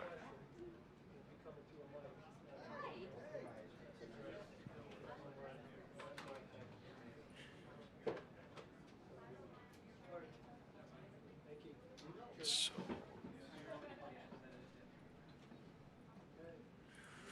good afternoon. Good afternoon, everyone. Good afternoon.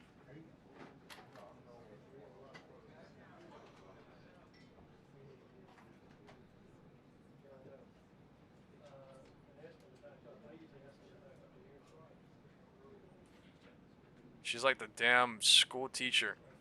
All these children at school.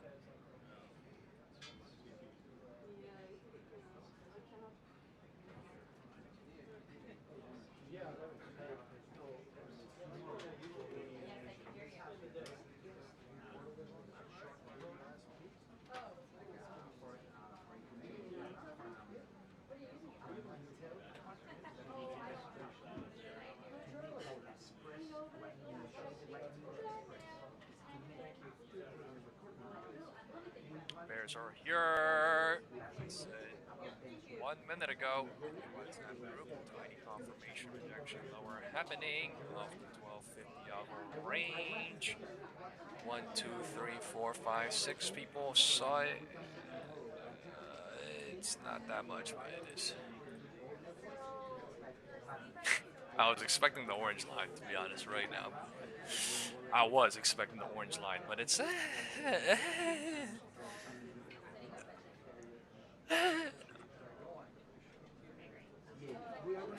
Google Wallet, IWM bugging, SPX slow, waiting. With a bearish cycle trying off of 1245 into 1. Time is 1. Major news catalyst of the day.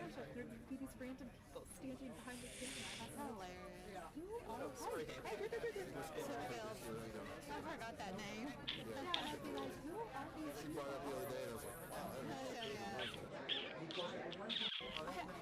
I love it. Like on my fun stories, someone knows Brian knows everyone involved. I'm from Ohio. Okay. Illinois.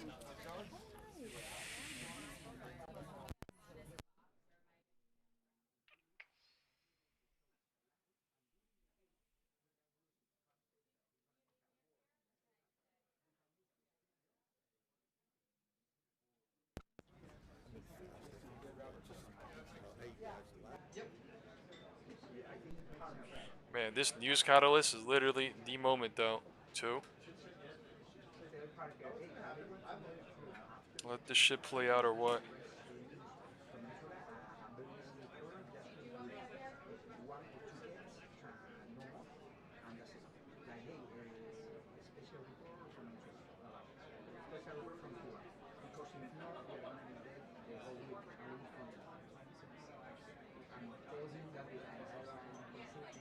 You know what's the craziest shit ever?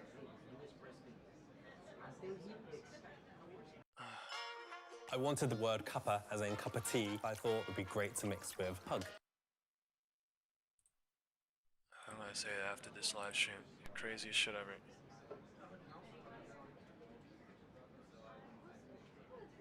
Yesterday, during the market crash, right, people went into calls at literally $100.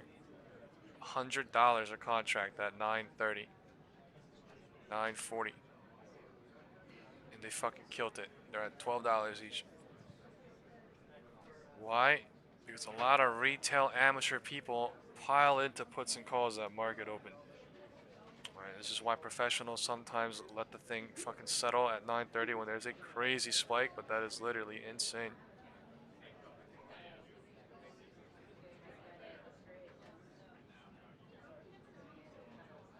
A 5-minute push-up, 1,000%. What the fuck?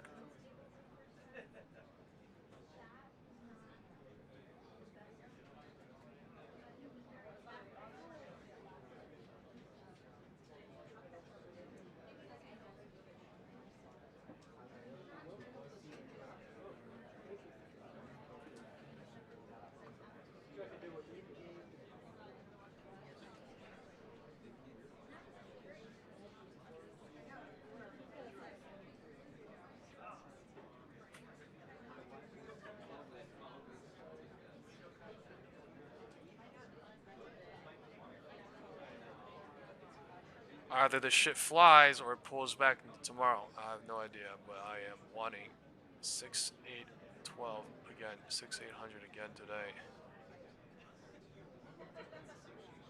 It's probably not gonna come today, but honestly, if it doesn't come today,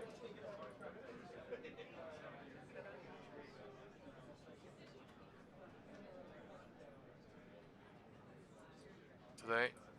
Still a nasty day. Why? We are in a island. Push down. We could fill this tomorrow. We could not fill this tomorrow. We could fill this and then come back. If we do go lower, though, I would say this is going to fill because the market usually tends not to do 1, 2, 3, 4 gaps and then something like that. So either the one up there or the bottom is going to fill into tomorrow, which is which one?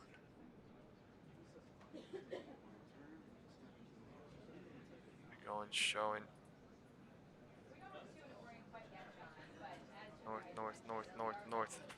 They are, but I don't like that.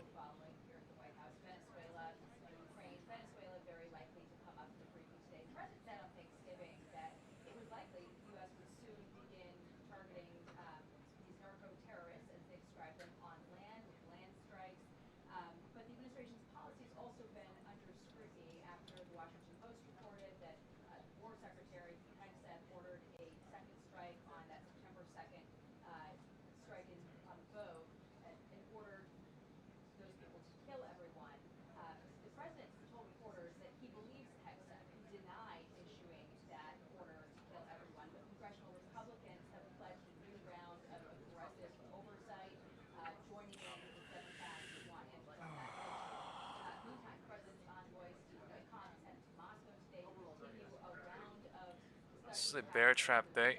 Not a lot of bulls trapped with this cycle, so behind the curtains, that's up to market the trap or not.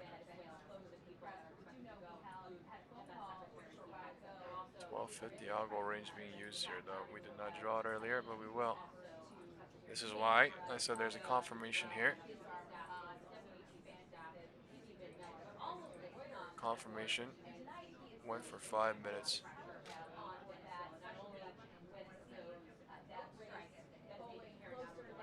Time is 1:05.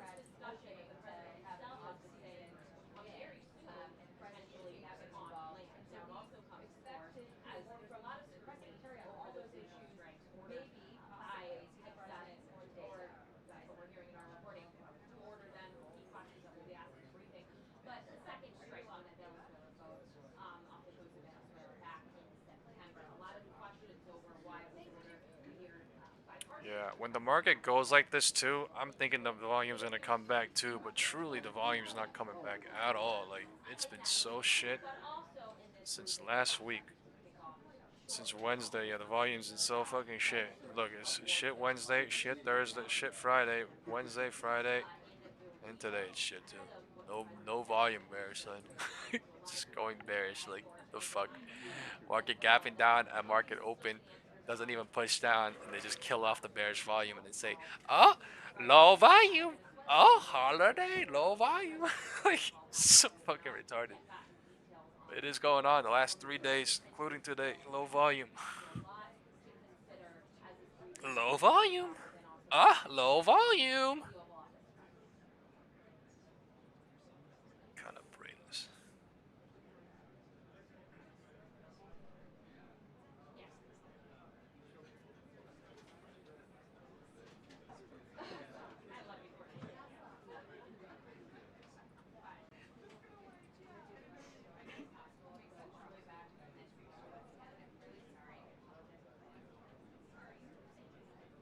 IWM's like bullishly chopping, hovering, like holding some weird shit too.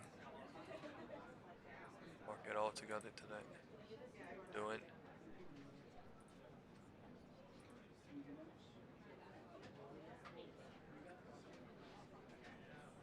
I mean, that was an epic bear trap doing this shit, but like, this is now hovering. It's hovering up here to tempt people to get in for something. I don't know why. Oh my.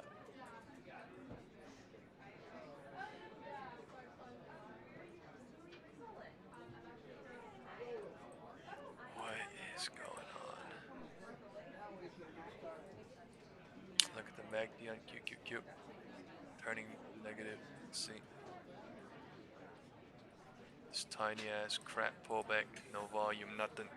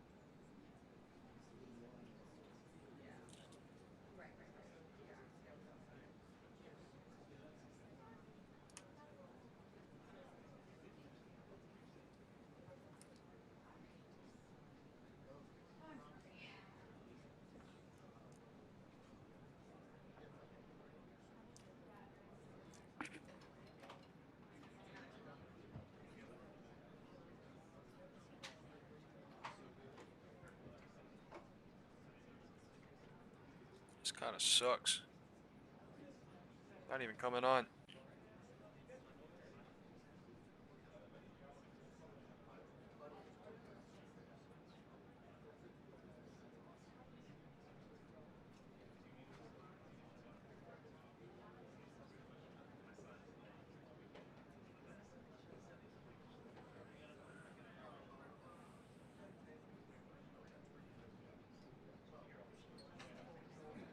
Market's being so patient.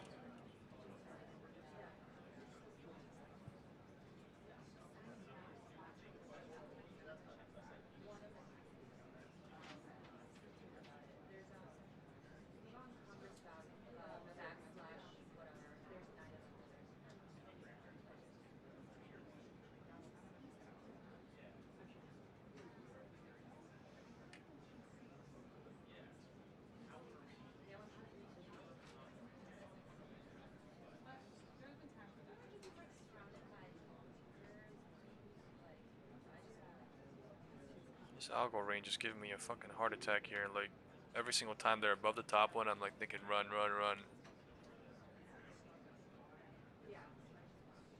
Bearish MACD pulling back on the Qs right here too.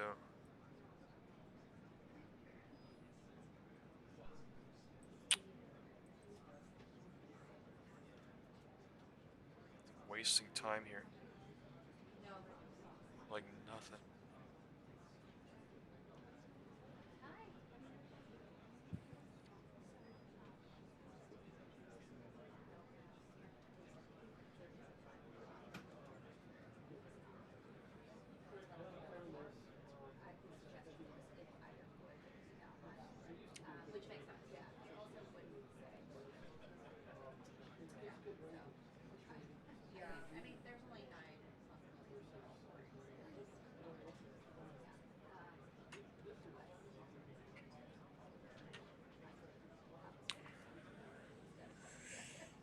Oh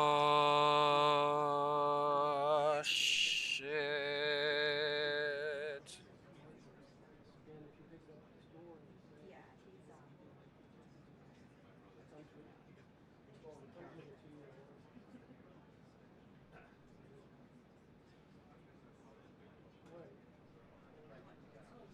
If I leave now, I'd take like a 1.8K loss on all this shit, but I'm really not trying to. I was in really good profit, so I'm really not fucking trying to. 3 SPX puts expiring tomorrow.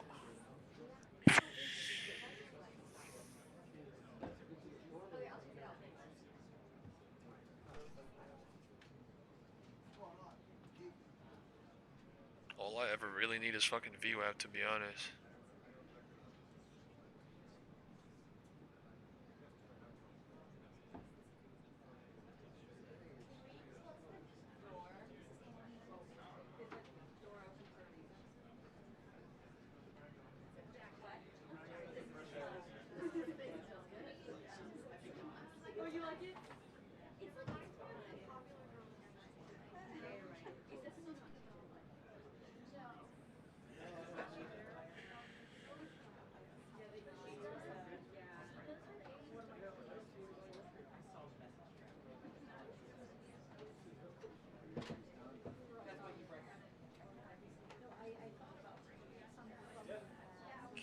Cute.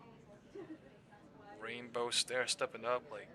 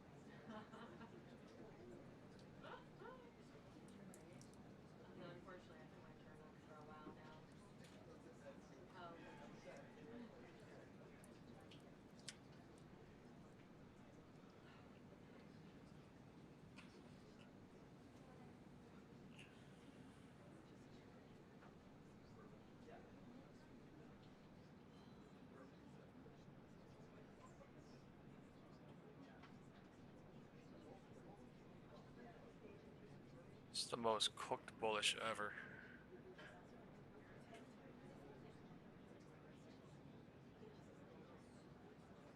The 1 minute mag dealing. Fucking bullish.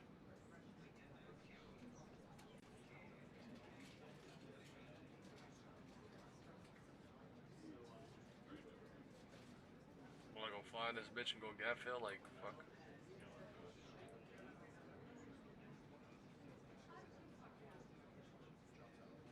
We're up 40 points today. A whole ass fucking market rip off down. As if nothing happened.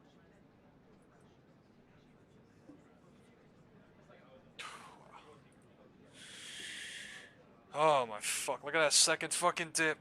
You fucking die, like, oh my fuck. This fucking week, man. Actually. Like, no fucking volume coming in. It's actually crazy. It's like we don't exist. Like, what the fuck is this shit? It's crazy. Alright, I'm gonna put on a hoodie, it's cold.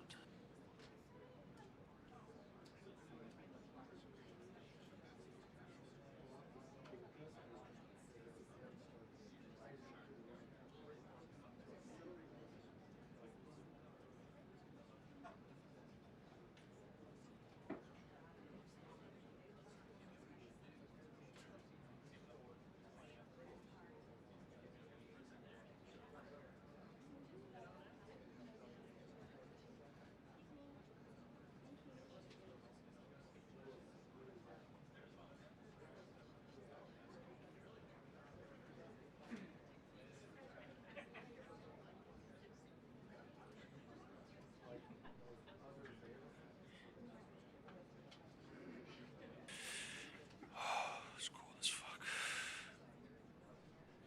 Dude, if I sold these bitches at market open, it would have been 9.5k at the minimum, and now it's at 5. I really don't want to fucking...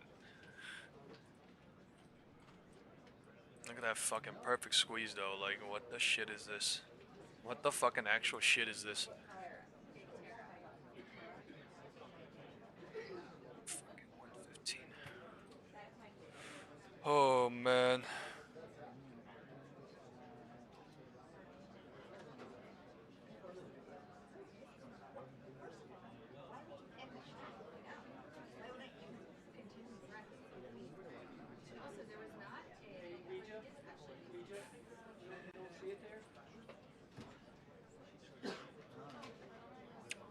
Actually touched this time. Unreal. 180 on NVIDIA. Yeah, where the hell is Caroline?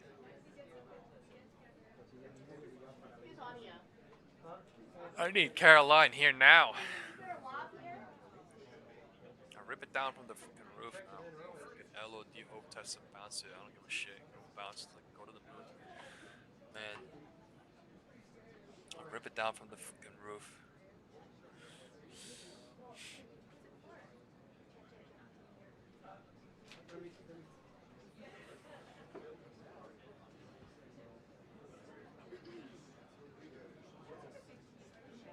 I'm going with the 0 DT SPX puts right here. 6840. I'm in for 2.7k.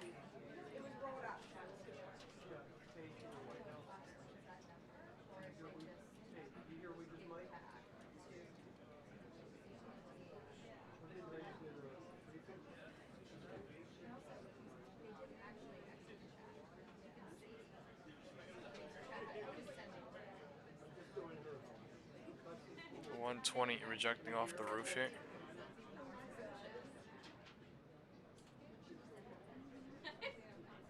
HOD testing, HOD hoping.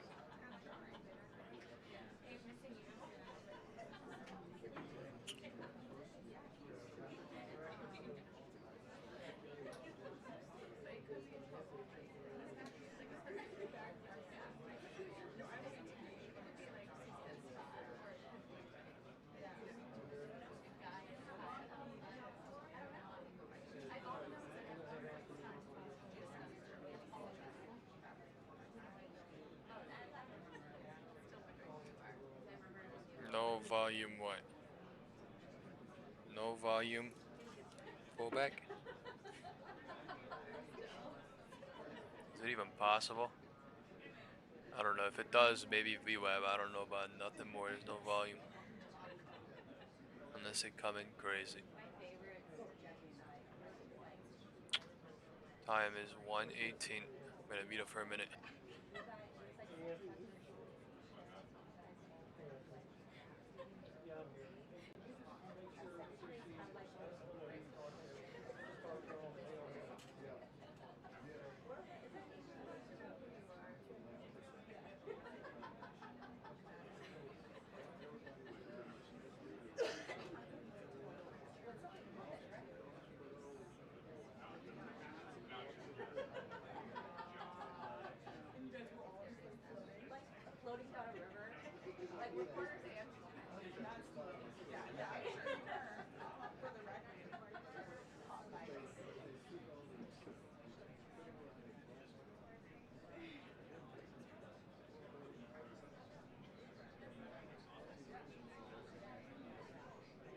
Come on, let's get a news dump.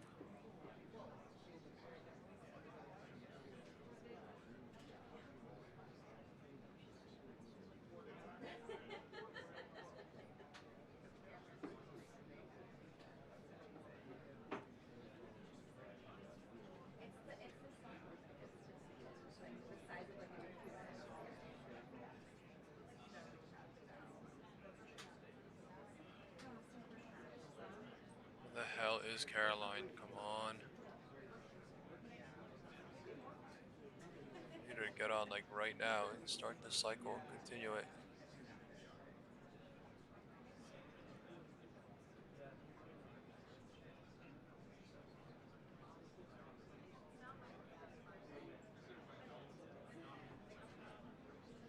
This may be a major cycle confirmation here if QQQ goes lower off of 1245 and 120 off the new roof.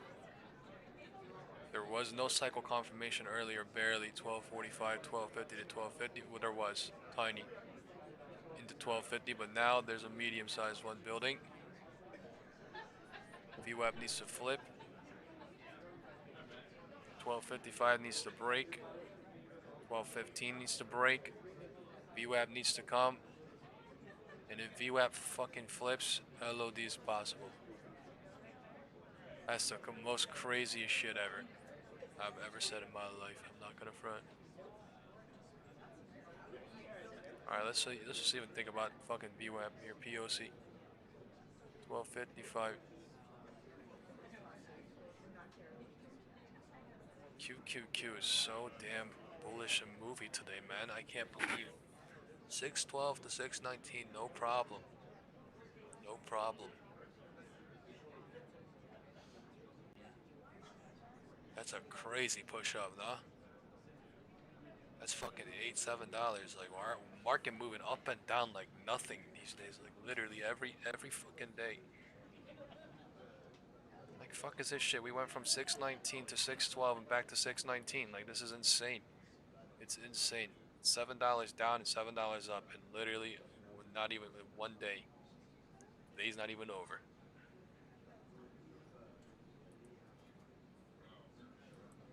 Nasty.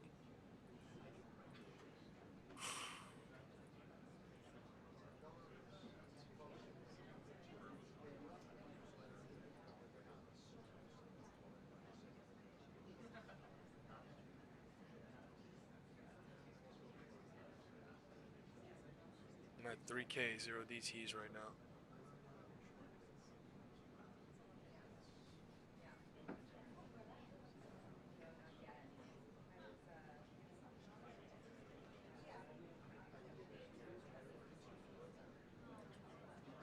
Damn, someone said I'm in Palantir. Okay, what's going on with Palantir?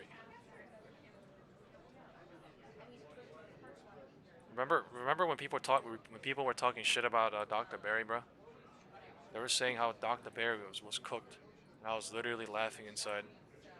I was like, how are they about to say this shit about Dr. Barry? Like, Dr. Barry is no fucking player. He's a monster. Like, look at the fucking volume on this shit. Crazy. Volume crazy on Palantir. Look at this shit.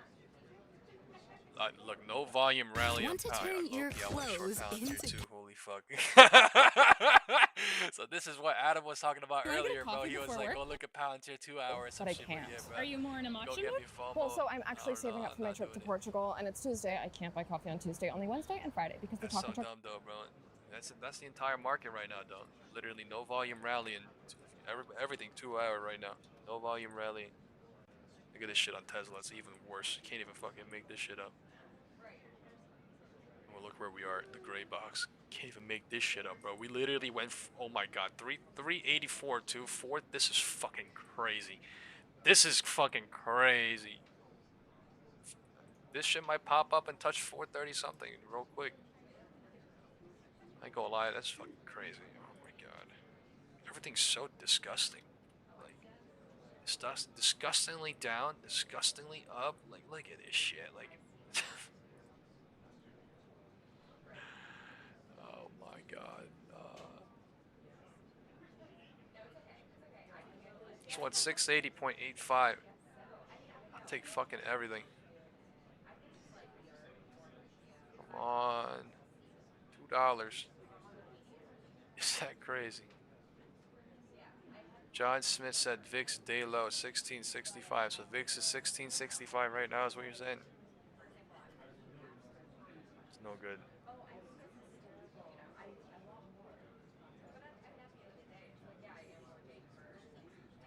SPY bullish channel trying to respect here.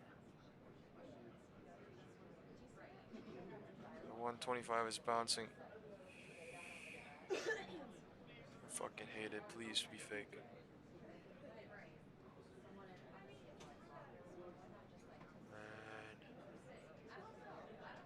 If this shit holds, it might be bad. This bullish channel. If it holds, what if it holds until 2? Oh, Whitehouse live is here.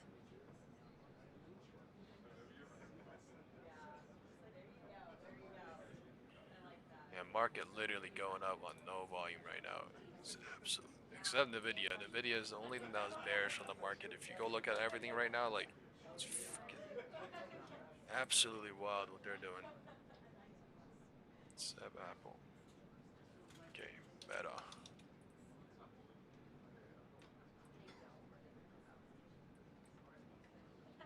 Volume into Tuesday, and then no volume Wednesday, Friday, Monday, hovering.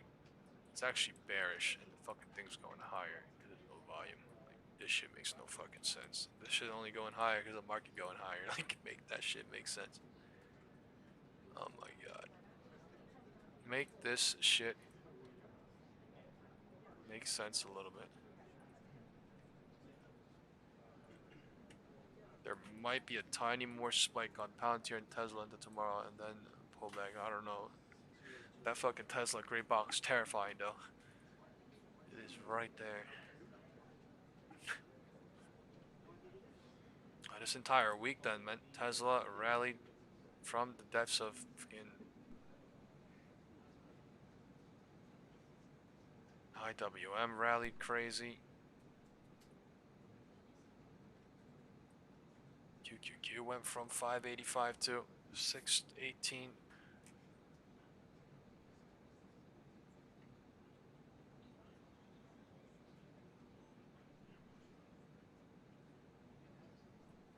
This is America, its finest. America at its finest hour.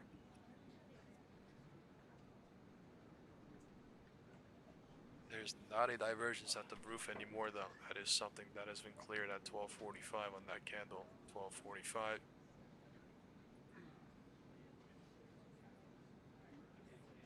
Bears are burning still. This is something. 1030. Not breaking LOD and then bouncing, gap filling, and then staying up all day, every day. That is some fucking crazy setup if I've ever seen it. This shit right here. That's why as they were going lower, I was like, yo, most probable they're gonna come back and fill it, but like, what the shit? What the actual shit? Holding. All right, Caroline coming out. Everyone say, good afternoon. Good evening when she comes on, please. Thank you very much, folks. And please hit the thumbs up on the video. And if you are a new watcher, hit the subscribe button.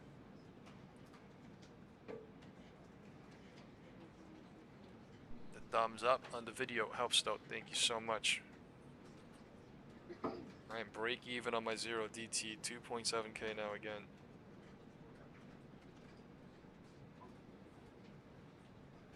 My 1 DT kind of cooked unless I go into VWAP, then I'm back on everything. I'm out. But it's fucking there, but also not, because the market is showing bullish right now. NVIDIA is up 1.41%, it says. This one's not square.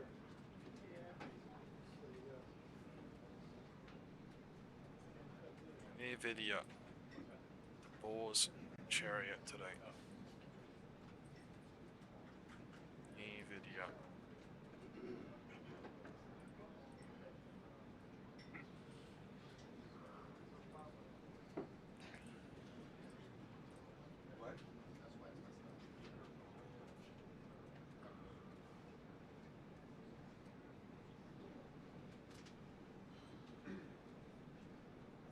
Here they go. Whitehouse is live.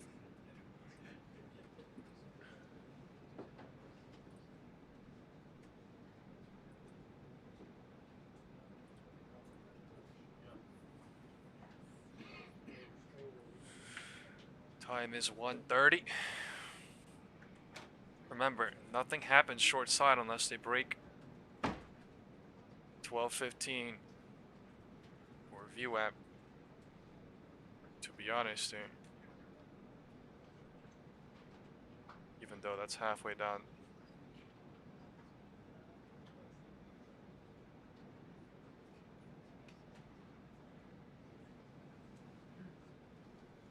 Bottom of the bullish channel at 12.25 respected. So now we're deciding whether to respect it again at 12:30 here. 1:30 I mean.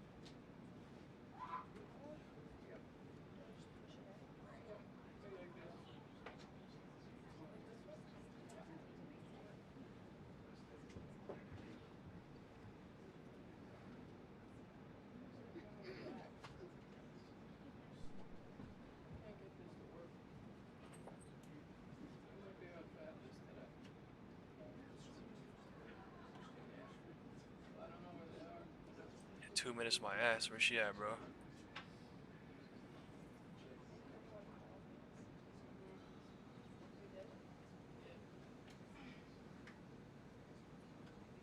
Whole market waiting for this right now.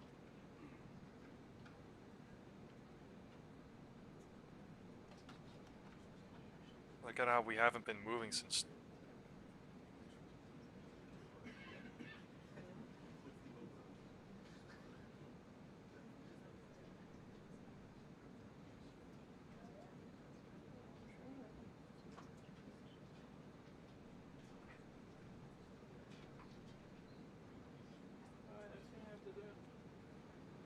Okay, technically we have been moving, but the cycles are so tiny.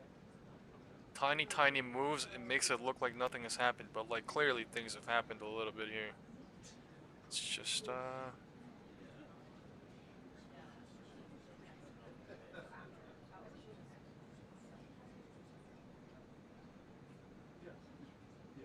I'm in 6840 right now, 0 DT. They are right. I mean, it's so fucking close to gap above. Only thing that would push this lower or pull back is to maybe pull back to blow it up really, or to pull back to unnaturally pull back with a divergence at the roof here. Not the roof, divergence at the roof with a gap up there. cents away. 10 cents away. On SPX it was on Friday. Today it is 10 points away. And they did not gap fill by 10 cents on Friday. Why? I have no idea. I thought they filled the gap at 1 p.m. but I went to go look and they did not by 13 cents on SPX. They're very technical with this bitch. The gap did not fill technically up there. That means this. I'm talking about this gap. Good afternoon, everybody. There's another gap here. There's two I gaps. apologize basically. for my tardiness. We had some technical difficulties, as you could see, but I think we are ready to rock. So let's get to it. I'll begin this week with some scheduling announcements for President Trump's very busy week ahead. Tomorrow, President Trump will host his 9th cabinet meeting of the year alongside his incredible cabinet, who continue to deliver for the American people at a record pace. Later in the afternoon tomorrow, the president will make an announcement in the Oval Office on his initiative to create Trump accounts to give the next generation of Americans a jump start on savings. It will be a very exciting announcement indeed, especially for all of the parents across the country with young children and babies. On Thursday, President Trump will host the presidents of the Republic of Rwanda and the Democratic Republic of Congo to sign the historic peace and economic agreement that he brokered. On Thursday night, the President and the First Lady will celebrate one of America's greatest traditions, the lighting of the national Christmas tree on the Ellipse. And on Friday, President Trump will attend the FIFA World Cup final draw at the Kennedy Center. You all will be seeing and hearing from the President every day this week, so you have me today, and then he will take on the rest of the week himself. Next, I would like to address the horrific tragedy that took place in our nation's capital last week. A foreign terrorist that the Biden administration failed to properly vet ambushed 2 members of the West Virginia National Guard who were honorably serving here to keep the residents and visitors of Washington, D.C. safe. U.S. Air Force Staff Sergeant Andrew Wolf was severely wounded in the attack and remains hospitalized while he continues to fight for his life. Tragically, U.S. Army Specialist Sarah Beckstrom died of her wounds. She was just 20 years old. President Trump and the entire White House are praying for Andrew's full recovery at the request of his parents and their personal phone call with the president over the weekend. And we are keeping Sarah's family and friends in our prayers during this unimaginably difficult time. Sarah and Andrew represent the very best of America, 2 young patriots who were willing to put on the uniform and risk their lives in defense of their fellow Americans. Both of them truly embody the profound words spoken by Jesus Christ in the gospel. Greater love has no one than this, to lay down one's life for one's friends. Sarah and Andrew are heroes, and we will never forget their sacrifice. That means ensuring the monster responsible for this atrocity is prosecuted to the fullest extent of the law and faces the most severe punishment possible. It also means reckoning with why this atrocity was allowed to happen in the first place, so that it may never occur again. Let's go. Here are the facts. The terrorist who gunned down American soldiers blocks away from the White House and in ambush was an Afghan national who was flown into our country by Joe Biden's administration in September 2021 in the chaotic wake of their botched withdrawal from Afghanistan. One of the most embarrassing moments in the history of our great country. Joe Biden's historic failure in Afghanistan continues to haunt this country and our men and women in uniform.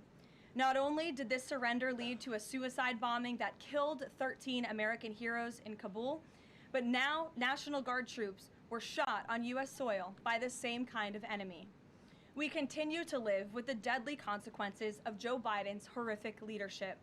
Nearly 100,000 Afghans were recklessly released into the United States with little to no vetting. There was no regard for the disorder and violence that this would unleash on American communities and American culture. Reportedly, thousands of these strangers and unknown individuals were flagged to the Biden administration for national security, public safety, and fraud concerns. But the terrifying truth is that the Afghanistan debacle is just a small part of Democrats' complete and total betrayal of the American people during the Biden years. The tragedy that we just witnessed the day before Thanksgiving is a reminder that untold thousands of terrorists, gang members, and criminals were invited into our country and remain here to this very day. The border is now secure, thanks to President Trump, but the threat in our interior remains real and urgent. These public safety threats are already inside our land, and President Trump was elected on a promise to find and remove them, and he has already taken significant steps and made significant progress towards fulfilling this promise. But there is more work to be done because President Trump believes that he has a sacred obligation to reverse the calamity of mass, unchecked migration into our country. As a result, the Trump administration is now actively re-examining all of the Afghans imported into the country by Joe Biden. Fucking bullshit again. Who threatens our national security or our citizenry will be subject to removal. President Trump has already permanently paused migration of foreign nationals from third world countries that pose a very high risk to the United States. For too long, past American presidents supported self-destructive immigration policies that allowed foreigners who outright hate our country and have no interest in assimilating into our culture. They've allowed these individuals to flood peaceful American communities. This disastrous approach has drained our welfare program, driven up the cost of housing, suppressed wages, and jeopardized the safety of law-abiding American citizens. In fact, according to a new bombshell report from the New York Times, Somalian migrants in Minnesota have defrauded nearly $1 billion in taxpayer-funded benefits under Democrat Governor Walz's leadership. President Trump is putting an end to this dangerous America Last approach. His position is rooted in common sense. In the wake of last week's atrocity, it is more important than ever to finish carrying out the president's mass deportation operation. America cannot allow millions upon millions of unvetted illegal aliens to be rewarded with amnesty after they broke our nation's laws to come here. They must go back to their home countries.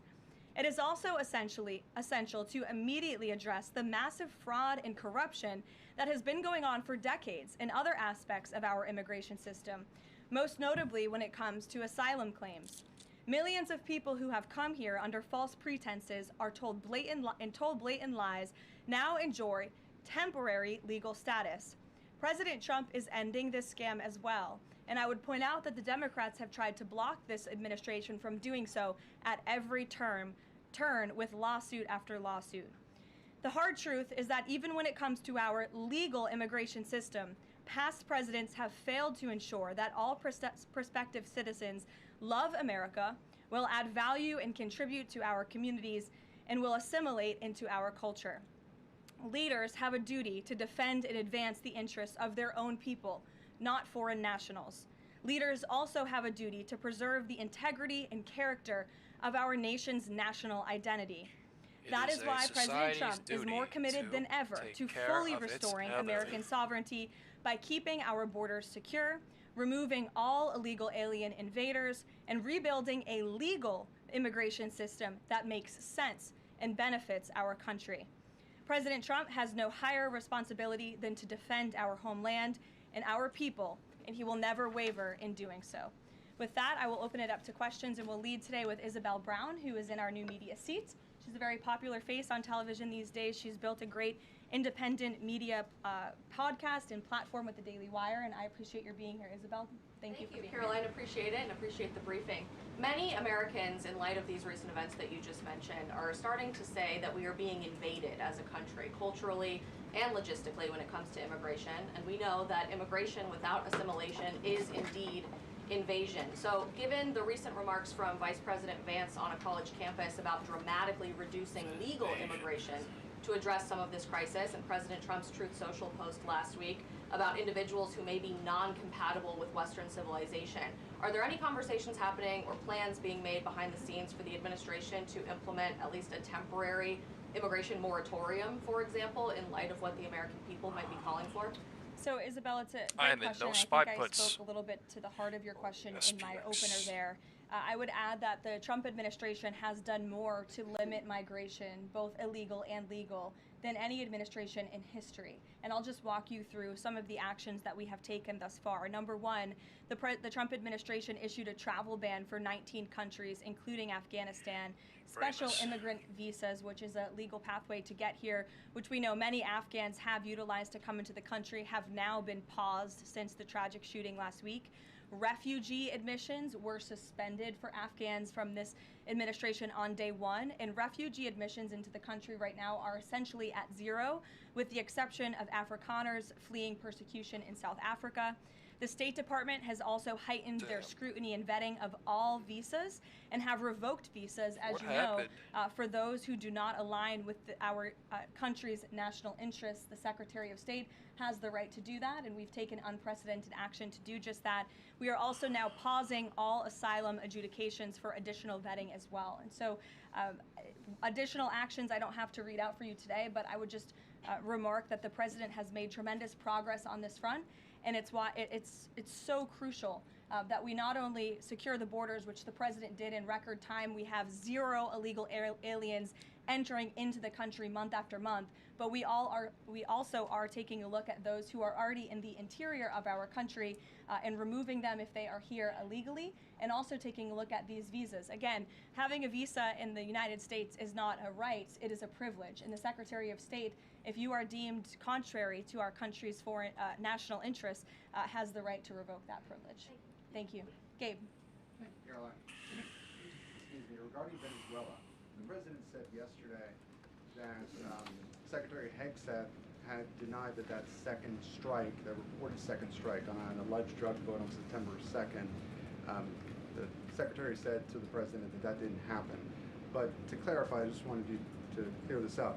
In his social media post, Secretary Hegseth didn't go into details about that strike. He just said U.S. operations in the area were lawful, and he said that the story and media reports were fabricated. So to be clear, does the administration deny that second strike happened, or did it happen and the administration denies that Secretary Hegseth gave the order? The latter is true, Gabe, and I have a statement to read for you here. President Trump and Secretary Hegseth have made it if clear this shit ends that flat, I'm gonna be presidentially fucking designated throwing up. narco-terrorist groups are subject to lethal targeting in accordance with the laws of war. With respect to the strikes in question on September 2nd, Secretary Hegseth authorized Admiral Bradley to conduct these kinetic strikes.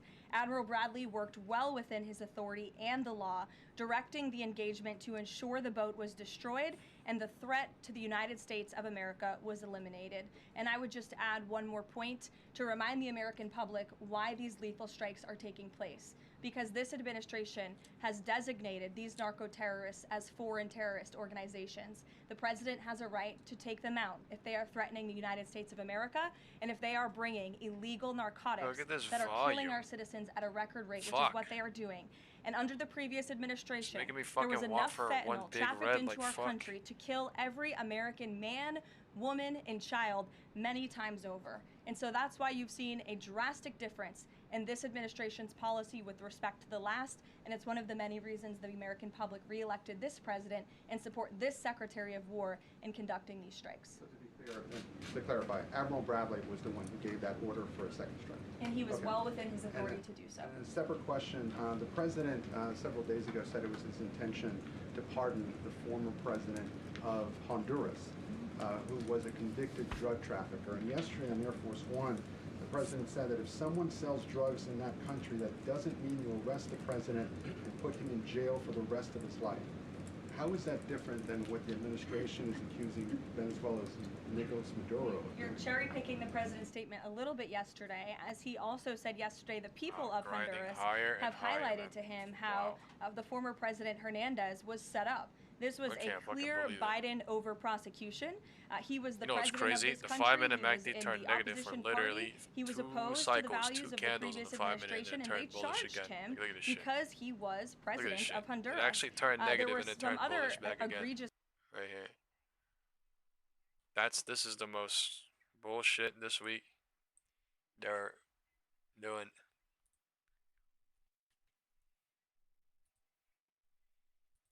It's the most bullshit they're doing this week. on testimony from many admitted criminals who hoped that cooperating would reduce their own penalties. So the president heard the concerns from many people, as he does, and he's, of course, within his constitutional authority to sign clemency for whomever he deems worthy of that. Jackie. Caroline. If I leave my 0 DTs right now, it's an $800 loss, but like, man, what the fuck? Lawful. What law is it that allows no survivors? Sorry, 1K loss, $900 The strike loss. conducted on Man, what the September fuck? 2nd was conducted in self-defense to protect Americans in vital United States interests. The strike was conducted in international waters and in Can't even accordance get with the underneath law BOC. of armed conflict. All I need is fucking VWAP and I'd be up like a couple of thousand literally on my 1 DT, but this shit is some bullshit now. Undercut the This shit is some actually bullshit now. I would literally be up by 2K at POC, but like the market is literally squeezing me for my shit right at my level. It's actually crazy. Make it more difficult Look at this fucking for your thing. members to defend your administration. Look at this. I don't think so, Jackie. I think that President Trump has been Motherfucking quite Santa clear, Claus. In his defense of the United States homeland. Santa to Claus stop is here. these Ho, illegal ho, ho. narcotics Christmas from coming time. to our borders, whether that's Christmas by is land here. or by Ho, sea. ho, ho. And Everybody he's say also ho, made it ho, quite ho clear in that he chat. wants Everybody to in ho, correct the ho, ho in wrongs chat. of Christmas the is here. weaponized Justice Department under Christmas the is previous here early. administration. And Ouija, I'll call on you because I think we're wearing matching blazers today. I was going to Great minds. yours. Thank you, Caroline. So just to be clear, Getting to hoed, hoed, clarify hoed. on Jackie and Gabe, did Admiral Bradley order that second strike because there were Getting still hoed, hoed, survivors hoed. after the initial strike? Again, as I read Fuck for you, at 2K. Admiral Like, Bradley what the worked fuck? well within his 2.2, authority come to on! directly Ah! to ensure the These boat candles was are fucking destroyed atrocious. and I the know. threat of narco-terrorists to the United States was completely eliminated. Look at cute, cute, cute, too. Look Order at this candle. from Secretary Hegseth, everyone be killed, and did that come from President Trump? I saw that quoted Look at the in a volume Washington on Post story. QQQ I right would now, reject too. that, No the volume. Secretary Low of volume War ever grinding said lower. that. Candle However, hovering. the president has made it quite clear that if narco-terrorists, Something again, are is trafficking literally illegal drugs tricking big towards time. the United States, I he don't has know the if it's the authority to kill bulls them, tricking and the that's what bears this still. I administration don't is know doing. if it's the bears Daniel, tricking on the bulls. MRI, But because wow. President Trump yesterday said that he would release the results of his MRI. It's still Is that happening. right It's now? not even like It it's is over. happening It's right still now. happening. As part of, and this is a summary from the president's physician, and we will release it right now. I think my team has it teed up for all of you. I'll read it for you, and then you'll get it physically as well. As part of President Trump's 150. comprehensive executive physical, advanced imaging was performed because men in his age group benefit from a thorough evaluation of cardiovascular and abdominal health. The purpose of this imaging is preventative, to identify any issues early, confirm please overall don't. health, and ensure the president maintains long-term vitality and function. President Trump's cardiovascular imaging was perfectly normal. No evidence of arterial narrowing impairing This blood is flow worse or than fucking abnormalities in Wednesday the or heart Friday. major vessels. The heart chambers way it's are normal grinding in up, size, no the volume. vessel walls appear smooth Slightly and bullish. healthy, and there are no signs of inflammation or clotting. Overall, his cardiovascular system shows excellent health. His abdominal imaging is The also volume is, like, perfectly normal. small, All major grinding, organs but appear it's very also healthy bullish, and so it's, well like, helping to perfused. go higher. Everything evaluated is functioning within normal limits with no acute or chronic concerns. In summary, this level of detailed assessment is standard for an executive physical at President Trump's age and confirms that he remains in excellent overall health. Again, we will provide that to you. I think that's quite a bit of detail, and in the effort of transparency, the president promised it last night, and we have delivered today. So there you go. Danny. Thanks, Caroline. Just going back to Venezuela, can you confirm that President Trump is going to be hosting a meeting of his national security team in the Oval Office today on Venezuela? And what are they going to discuss? Are they hoping to reach a kind of final decision on that? Out of the effort of transparency, I will confirm that the president will be meeting with his national security team on this subject and on many matters. He meets with his national security team quite often. He's the Who commander thinks in chief. It's 620 part of his QQQ is coming responsibility, tomorrow? to ensure that peace is ongoing throughout the world. Word. I'm Dot definitely not going $1 to detail away. the specifics of a meeting between the president and his national security team that's taking place in the Oval Office, but I'm happy to confirm I that feel like meeting is taking place. 90% of the people saying Tell us, 620 is there coming still- tomorrow now. What's the Oh my position God. on whether US troops on the ground is a possibility there? Is that, I know you've answered that before, but what's the current operative In status? Venezuela? I think my previous answer stands. There's many options at the president's disposal that are on the table, and I'll let him speak on those. Ed. The U.S. announced a trade framework deal with the United Kingdom on pharmaceuticals, where they will pay 25% more, and the savings theoretically will go back to American consumers. What guarantees are in that savings will in fact go back to the American consumer and not be sucked up by the company? I'm going to be honest with you, Ed. I'll get you the answer to that question after the briefing. So the American Rescue Plan, Sure. funded a number of universal income. Kush will get you that answer, right, Kush? My trade guy over here. The American Rescue Plan funded a number of universal basic income programs. Now Cook County, Illinois is extending that program into 2026 with $7.5 million of taxpayer money. What does the White House think about that? I'll also get you an answer on that after the briefing. Ed. 2 for 2. Let's do a poll. Go to Who thinks website you 620 QQQ is coming tomorrow? Everybody vote yes or no. Create. Releasing the Department of Defense's video of those September 2nd. Everyone vote right now. Right, don't ignore me. Presidential pardon power. Why did the president commute the sentence of David Gentile recently? He was a private equity executive. He served 12 days out of a 7-year sentence. Prosecutors said he defrauded $1.6 billion with thousands of victims, including veterans, farmers, teachers. Why was he pardoned? To your first question, that's definitely not a decision for me to make. I would defer you to the Department of War. It's also probably a decision for the president himself to make.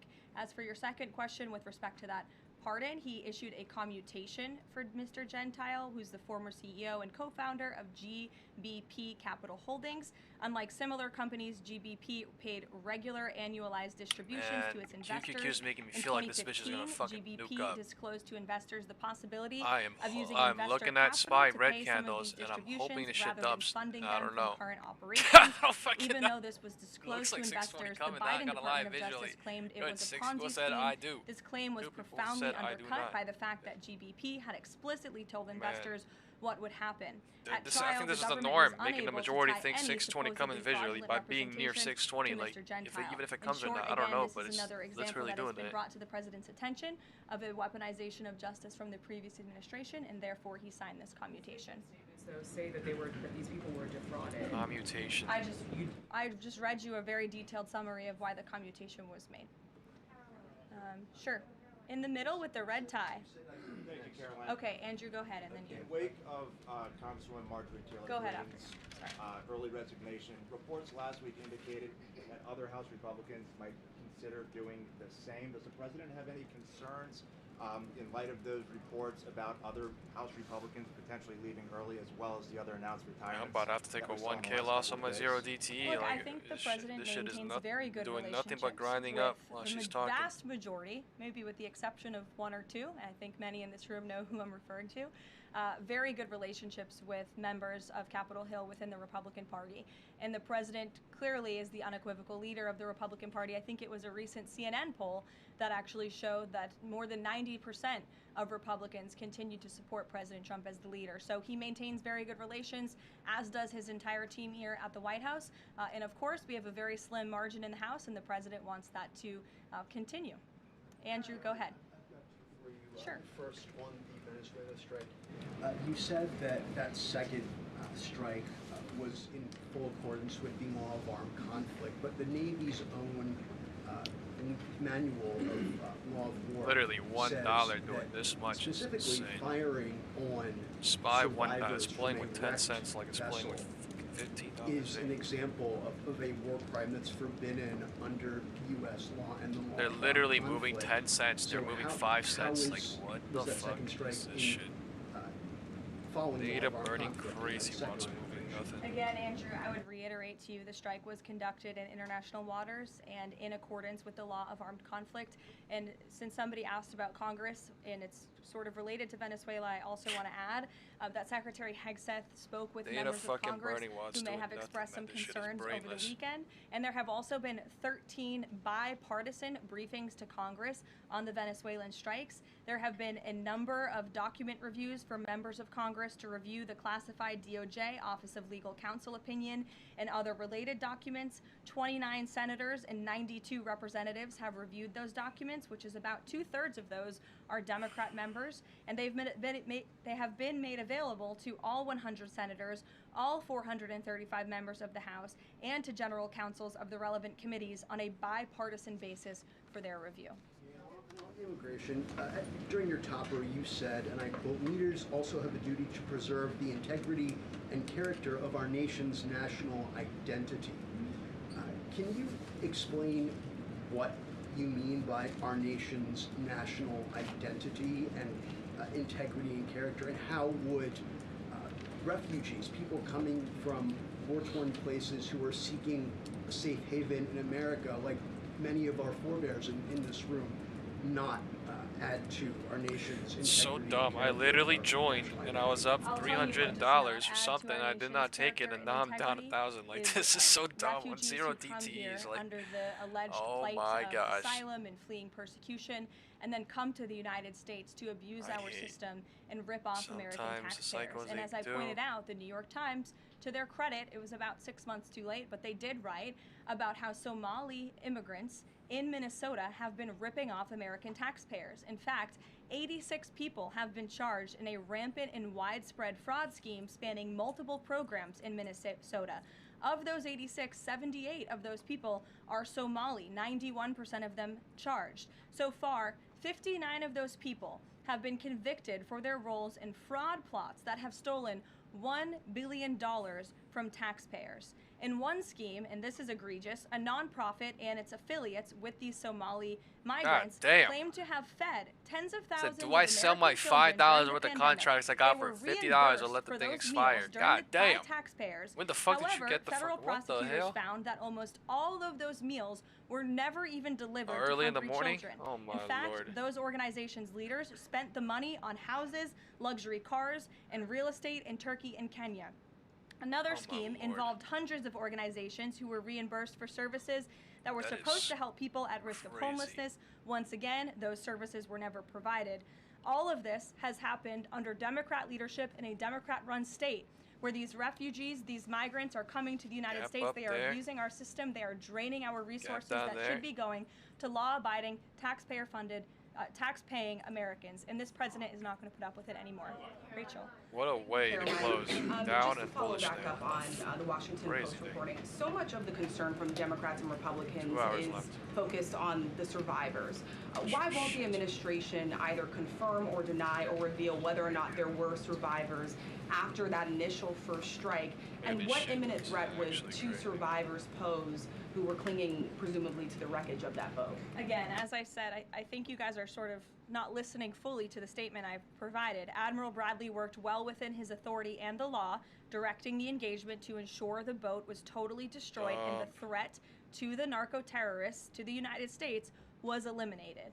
And for any further questions about his thinking, I would defer you to the Department of War. I obviously wasn't. I'm back at 2.4K in one candle. Caroline, Shit. on the administration's crazy. policy when it comes to survivors, Holy was there a shit, that was change crazy. in policy? Oh my god, the after last strike 40 on minutes being September trapped in 2nd? one candle now. The Washington Post is reporting that these two survivors were killed after a second strike, but then in October, two people were rescued and returned to Colombia and Ecuador. So was there a decision that was made to handle survivors differently after these strikes? Not to my knowledge, no. Steve. The president confirmed that he spoke to the Venezuelan leader. Are you trying to negotiate his departure? Is there an asylum deal under work?